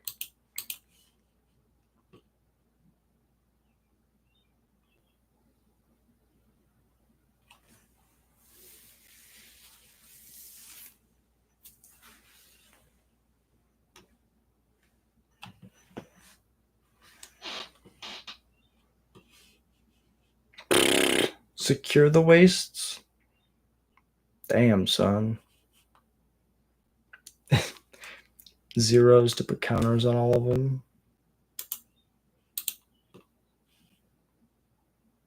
They're like, you'll die next turn. I'm like, yeah, I do. I do definitely die. And we'll play a land. And then just concede for time. Wow. That's pretty good. Pretty good. Let's go. Thoughtseize is in. Trash Master is not the greatest. I mean, no. Call the Death Dweller is the card that we cut.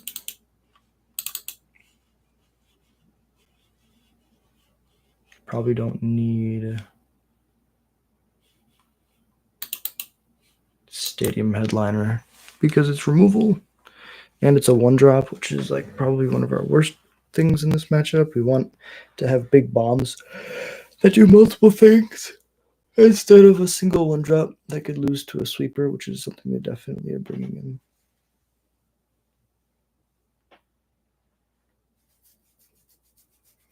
in. Yeah, we were hitting them. The deck really needs some kind of final push, some way to just like get that extra damage through. That's why I've like really enjoyed Boros in Standard. Having like access to Boros Charm and Lightning Helix is just so strong. Because you like get some early damage in, then they play a bunch of board wipes, and then you just kill them. Yeah, extra oomph. 1000%. Boros Charm is a lot. There's like this new card, this Cerberus card. The issue is the 4-drop, but if you can wait 2 turns after playing it, so on turn 6, you cast a Boros Charm and you deal them 12. But the issue is Standard is not conducive to 3-card turn 6 combo. yeah, Start Your Engines is really good. Actually, we'll play some Arena after this, just to show you all what it's like. And then I'll jump off.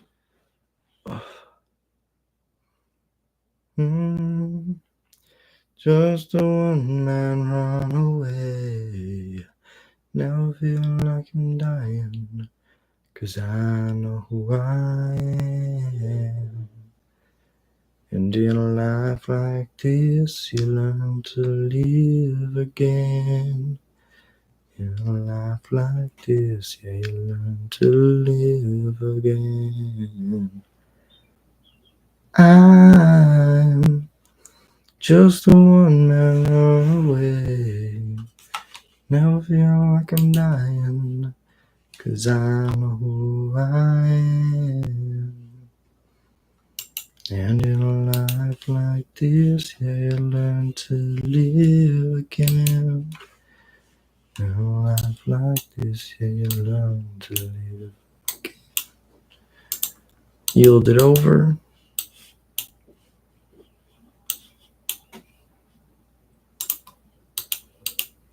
Yield it back.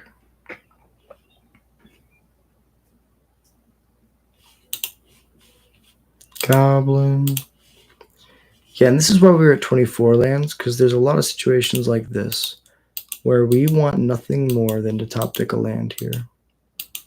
And if we had 24, we could probably reliably top deck a land.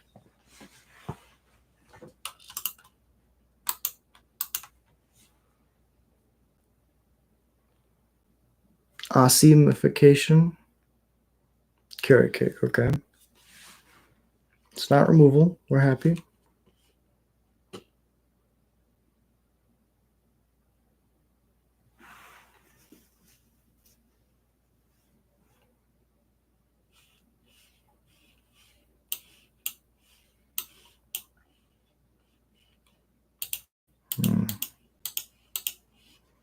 Play the Lord.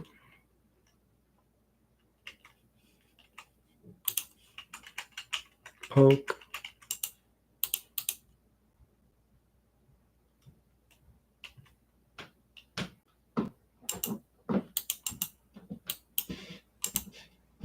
Yield. Apocalypse Runner or Fortune End Boss. Gastro Thrill Seeker. Hell yeah. All those cards sound sick. I'd be down to try some new stuff. Chain Roller would have been so good here.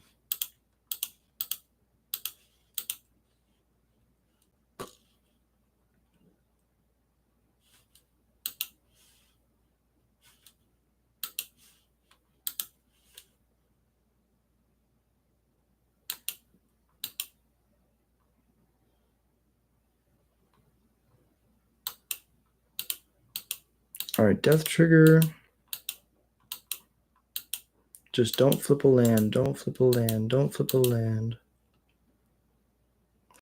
Good, good, good. Day of Judgment.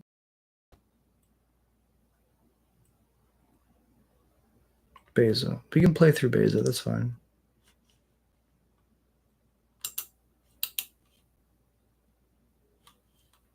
Pile Driver A.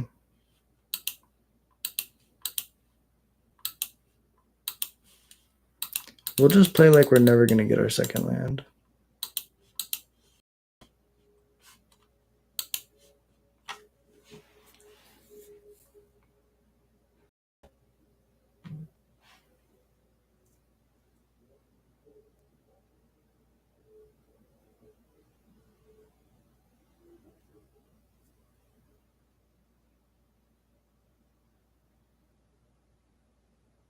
Nykthos.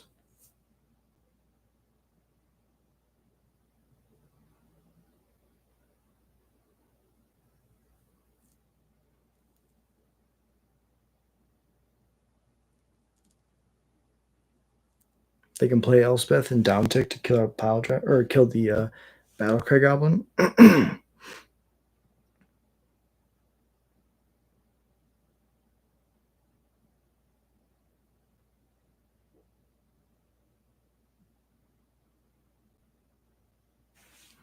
All right, United Battlefront. Go crazy. Temporary lockdown fucks my day up.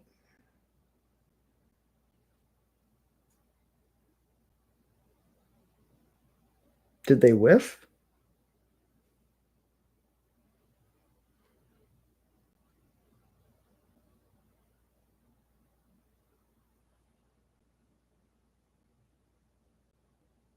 Pay life, make a fish draw.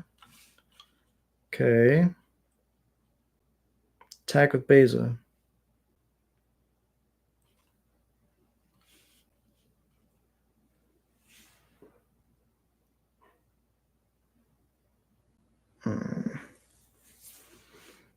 Eventually, there's going to be a land on top.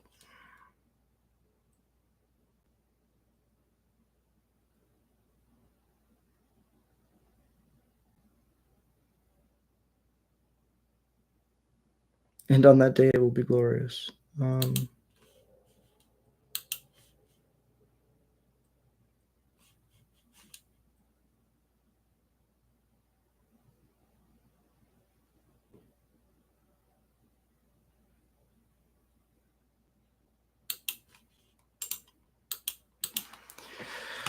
If we draw a land, we can play Chain Whirler and basically kill them.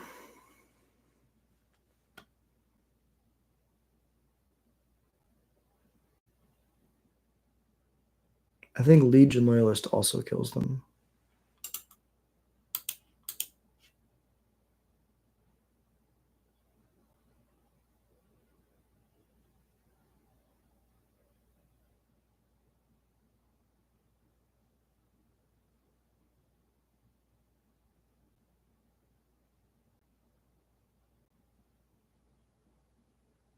Crack the carrot cake, draw, so scry draw.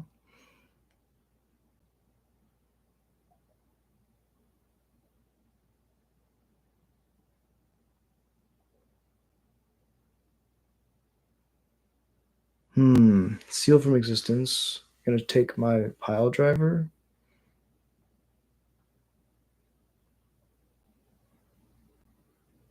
Take my lord. I like that more.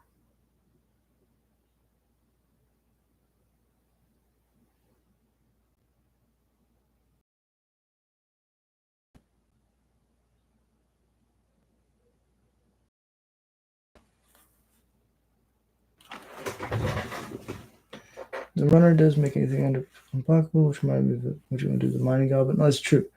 Not top taking lands. They're mountains. Mountains are heavy and they all sink to the bottom. That's so funny. You're right. Okay, we finally got. Thank you for saying the word mountain. You broke my. That's the reason to not have attacked last turn, so that's huge. Play the Chain Whirler.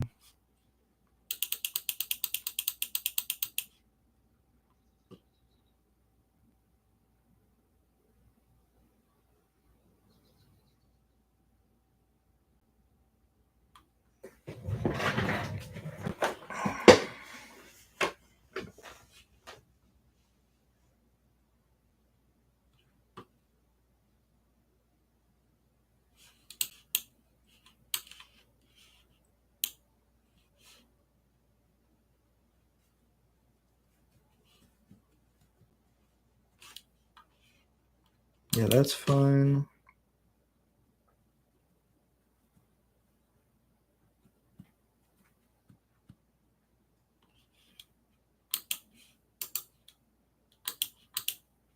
Can't really attack well. Next turn, we could double pump and kill them.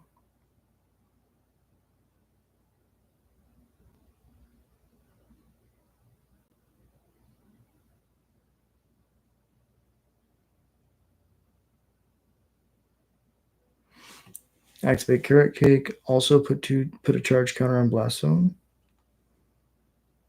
Charge counter on Blast Zone is really good because it blows up our entire board.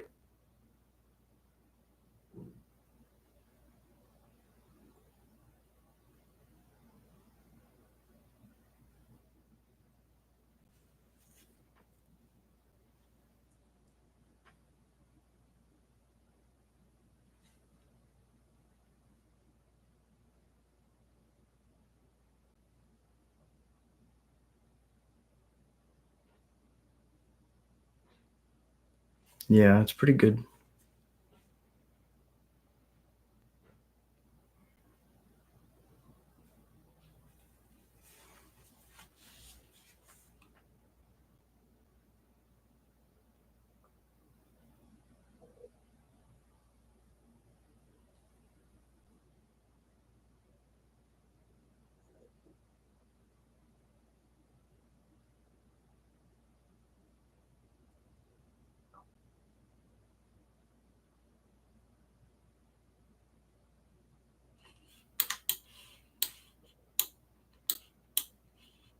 Our new plan is to go House Squad Heavy into Krenko into Lord. So we need to draw one land over 2 turns.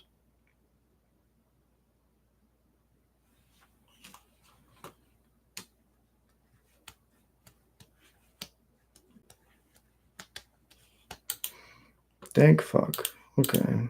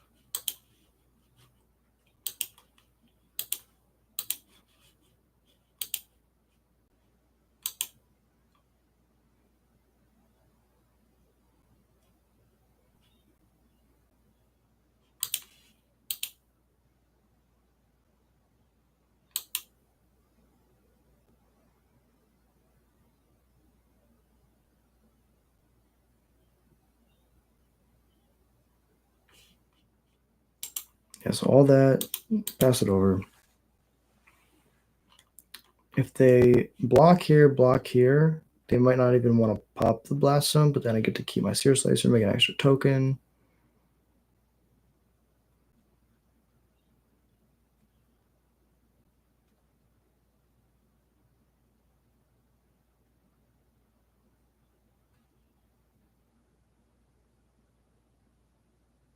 Settle the wreckage.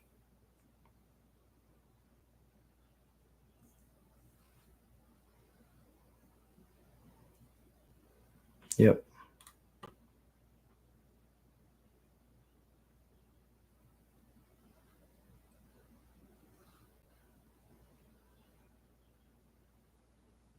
Secure the waste X is 4. Okay, that's really good.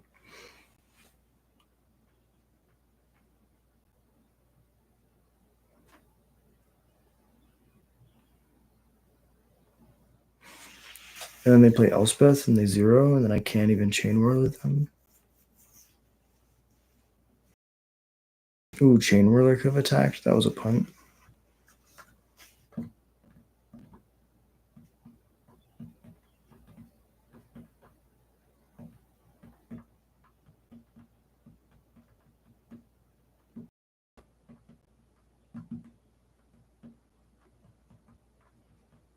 Secure the waste plus Elspeth is such a fast way to end a game.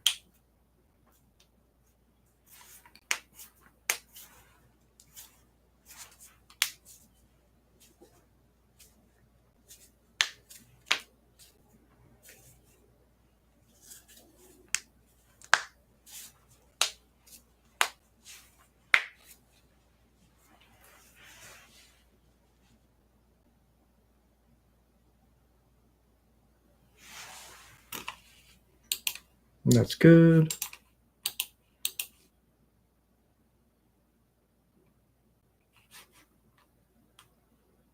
Oh no. They get to level it all the way up. So they'll draw 2 off this. And then they'll level it all the way up and their tokens will get +2/+2 and they'll become 3 3s. 3, 6, 9, 12, 15 coming in. Not including the Beza. The Beza makes it 19. Wow.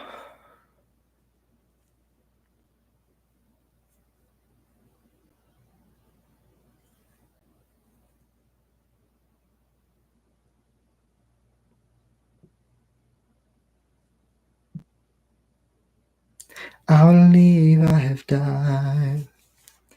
I believe I have fucking died. I think about it every night and day. I wanna close my eyes and fly away. 'Cause I believe I have died. Yeah, I believe I have fucking died. I think about it every night and day. I wanna spread my wings and fly away. 'Cause I believe I have died. Yeah, I believe I have fucking died. When I think about it every night and day, I wanna spread my wings and fly away. Oh my god, oh my god. Oh my god, oh my god. I can't even haste my Krenko anymore. Because this is literally 19. 3, 6, 9, 12, 15. 3, 6, 9, 12, 15, 19. So I have to block 1. I guess if I chump, I should chump the 4. Well, if we're going to end a challenge, we're going to end it with style, playing the namesake of the deck.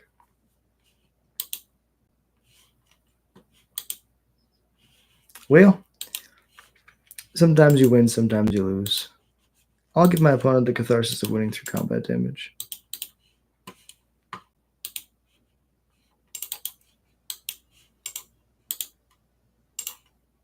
Yield.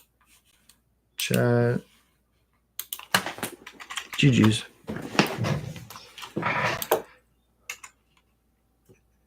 Good games. Well played, opponent. Okay. So it looks like I'm actually going to be the bottom of this entire bracket. 1 and 5 was my final record. Not the greatest. That's just how it goes. The deck was a little bit outdated. We'll see where everything shakes up in the end. But let's jump over 7:30. I'll do a little bit of standard and then I'm going to crash. But I really appreciate y'all being here. Thank you so much for watching. If you enjoyed all this content, if you enjoyed listening to me ramble, hit like and subscribe. Easiest way to support the channel, and it's free.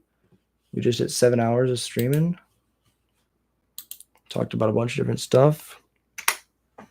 It's going to be fun.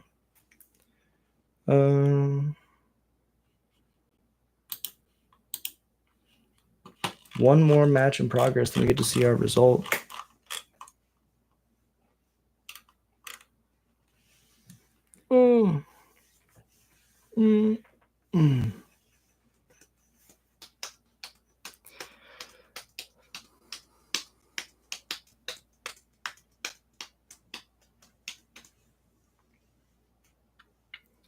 We almost got top 32 just by not dropping. Oh. Not that means anything. Our record was horrible. Thank you. Thank you, Derek. I appreciate you. Sometimes all you can do is play the thing that you love and just go, well, I did the thing. The whole point of me playing was to play the ringleader. Plus, being stuck on 2 that one game was tough. There's a lot of stuff that contributed to that. Let's play a quick standard game. Right now we got 0 wins. Let's see if we can change that.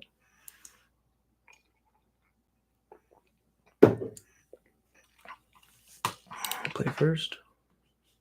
Mulligan. Bottom Cranko.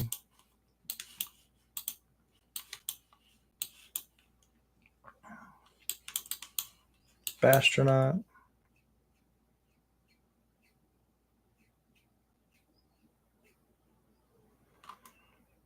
So it's either Thundering Falls is like half the format right now, so it's not very telling, honestly. Play the Horde Master, combat, attack.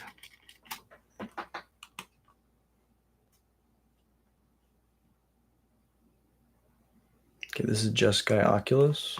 Oh no, it's right here. This is Shiko Control. Cool. Discarding Roiling Dragonstorm, so we missed.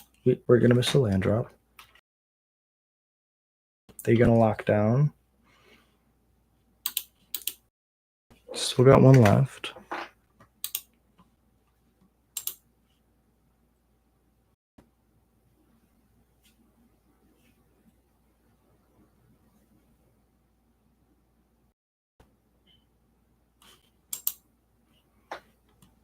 I love the art. He's got a sausage in his mouth, and he's got a handful of food. Play another defaced gallery. 7.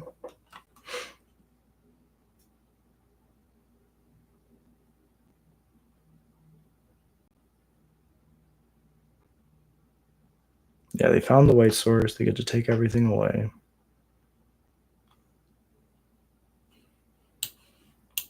Play the Sear Slicer.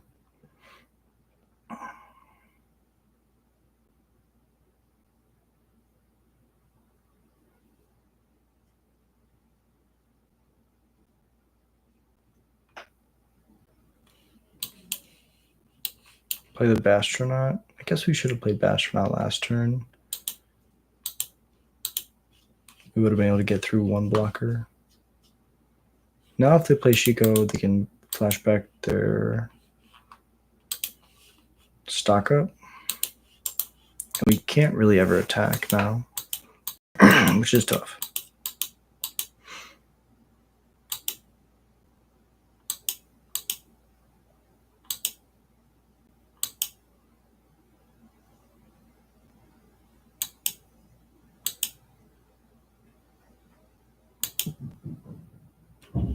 Okay, another sear slicer. Let's get it down. Let's go to combat and attack. It's gonna get eaten. That's fine. Because we get 2 goblins for the price of 1. Lockdown. Oh, that's even better.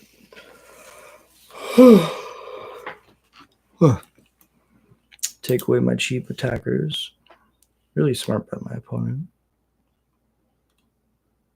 And then I die in the air next turn. They're going to cast a lightning helix, and then I'm going to die in the air. Attack for 1. They don't even care. They should not even care. They should not block. I have 1 mana. I play Monstrous Rage.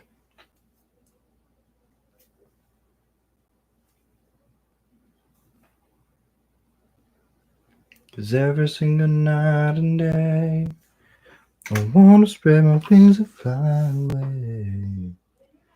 Appreciate y'all watching. Thank you so much. Wait. Let's check here. Still 1 left. Almost there.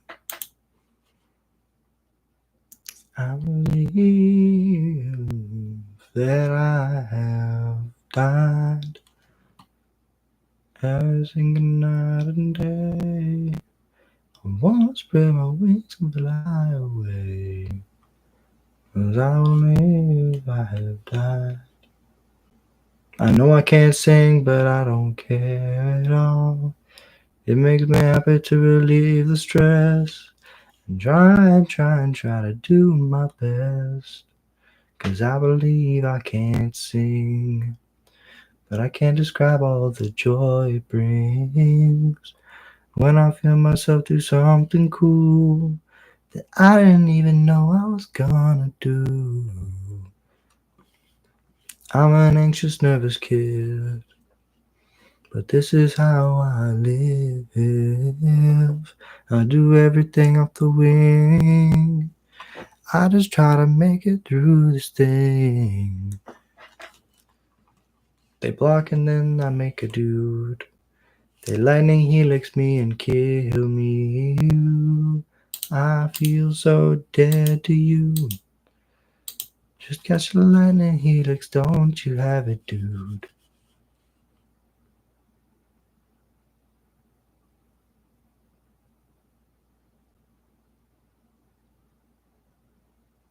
I believe they have it. Deja vu with that basic. Yeah, you're right. Well, I remember timely reinforcements used to be played in Modern. You know? Basis like 1 more mana, but you get a 4/5. Like, actually insane, right?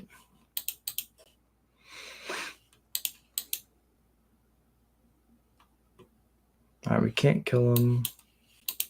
Let's flip 2 cards.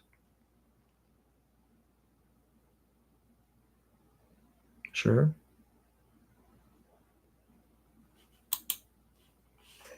Good game.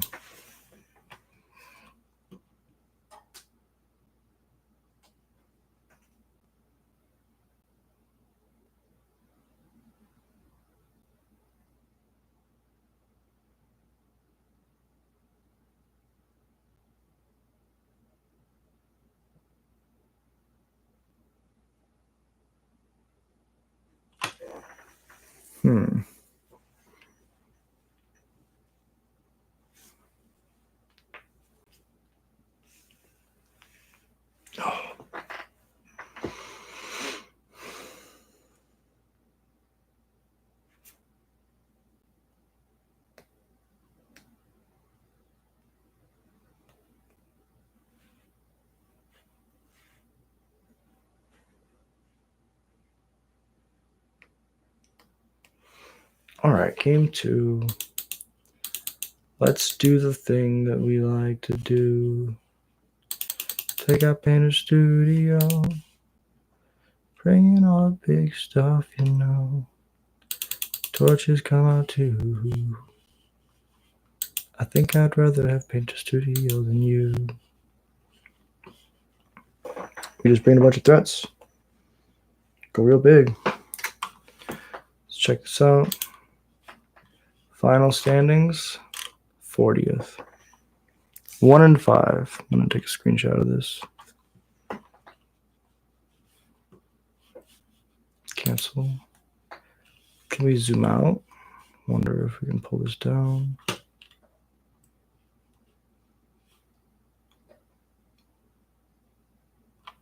My opponent, Pagerstone, killed the hell out of me.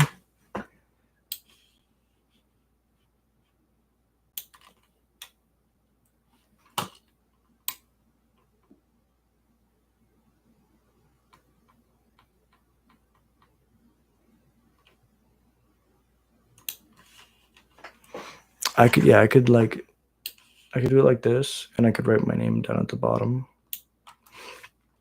40th. I would like to play first. Ooh, we need to add some lands. This is pretty bad. At bottom of land. Play this, pass it over.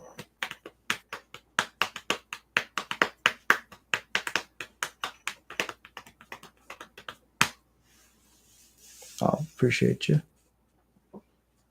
Oh. Think about it every night and day. I wanna spread my wings and fly away. So I believe I fly. I believe I have fucking died every single night and day. Wanna just spread my wings and fly away. But I believe I have died. I believe I have fucking died. Think about it every night and day. I want to spread my wings and fly away. Split up, you got me really good. I wish I could say that you didn't, but you did. You did the thing. I'd rather flip a spell and play it than get O-ringed. I think if they have a temporary lockdown and I go play this 2 and these 2 ones, they play a temporary lockdown, then I'm done. I don't have anything left to play my entire hand, and then I just die, and I feel sad.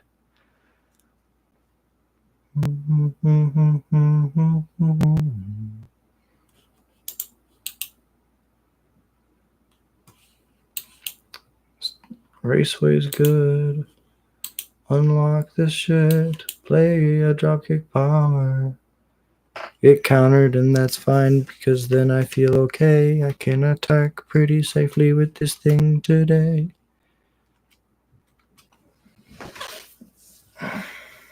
Now we're at max speed, so we can give our stuff haste.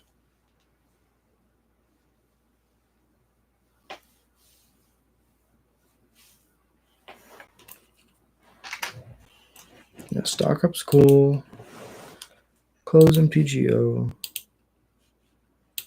Play Cavern and Goblin.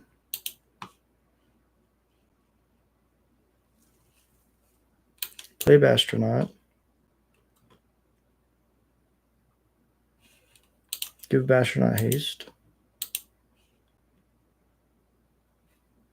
Lightning Helix.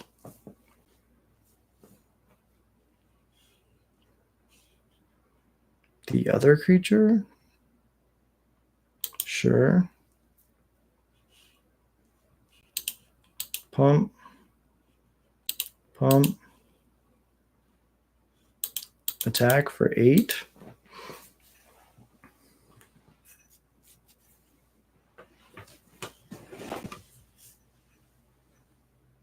Shiko Lightning Helix again, okay.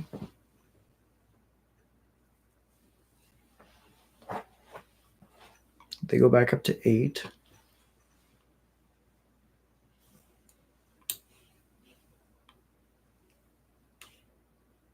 Stadium Headliner. This gets haste attacks for 4 technically. But it's got 5 toughness. This should work. This creature gains haste. Go to combat. Attack.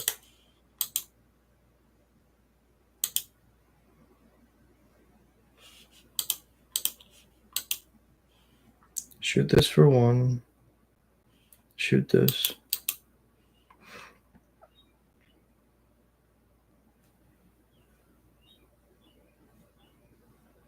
New Shuko.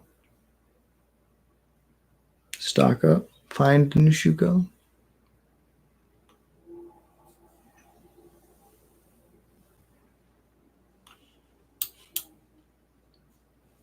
That's how that goes.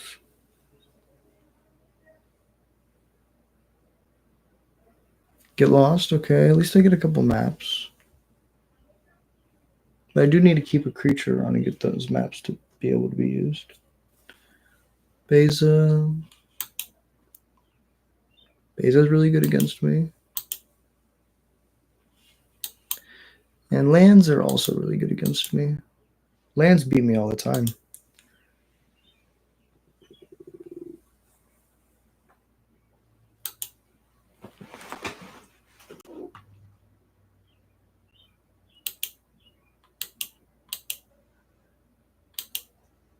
Authority's good. Damage is good. Now my Krenko, if I draw, it's never going to do anything. This enters tapped if it resolves. Then I'm going to crack a map on it, which is going to mean that it gets killed in response.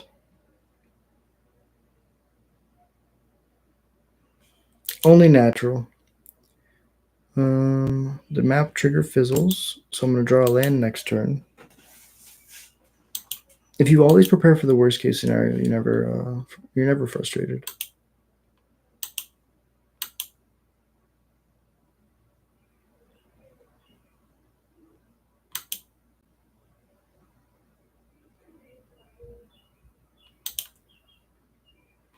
Hey, that's not a land. Enters tapped. Crack a map on it.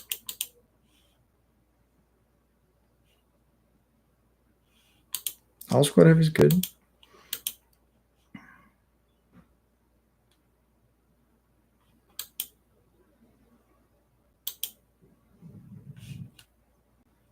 So it's always a tap land, but it allows you to just draw an extra card every turn if you're flooding. This might be good in our deck. I mean, we could play it in Boros. We're at 8.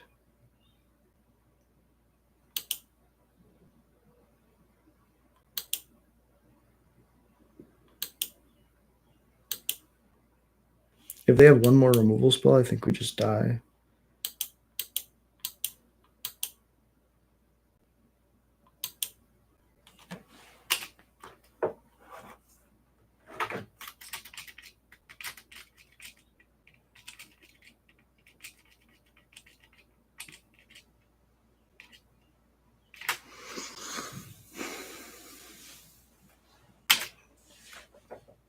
Oh, Shiko's really good.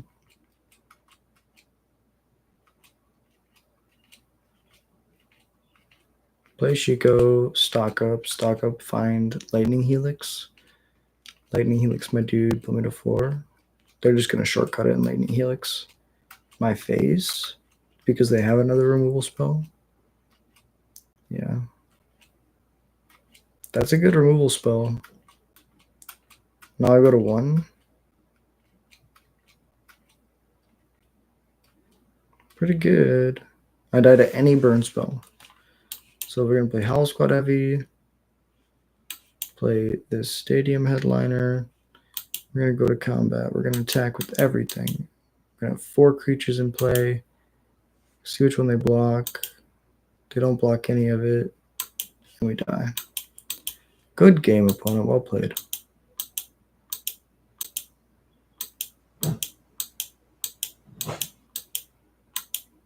That's the way it goes. Sometimes you win, sometimes you lose. All right, so we just played Standard. Standard Goblins is a good time.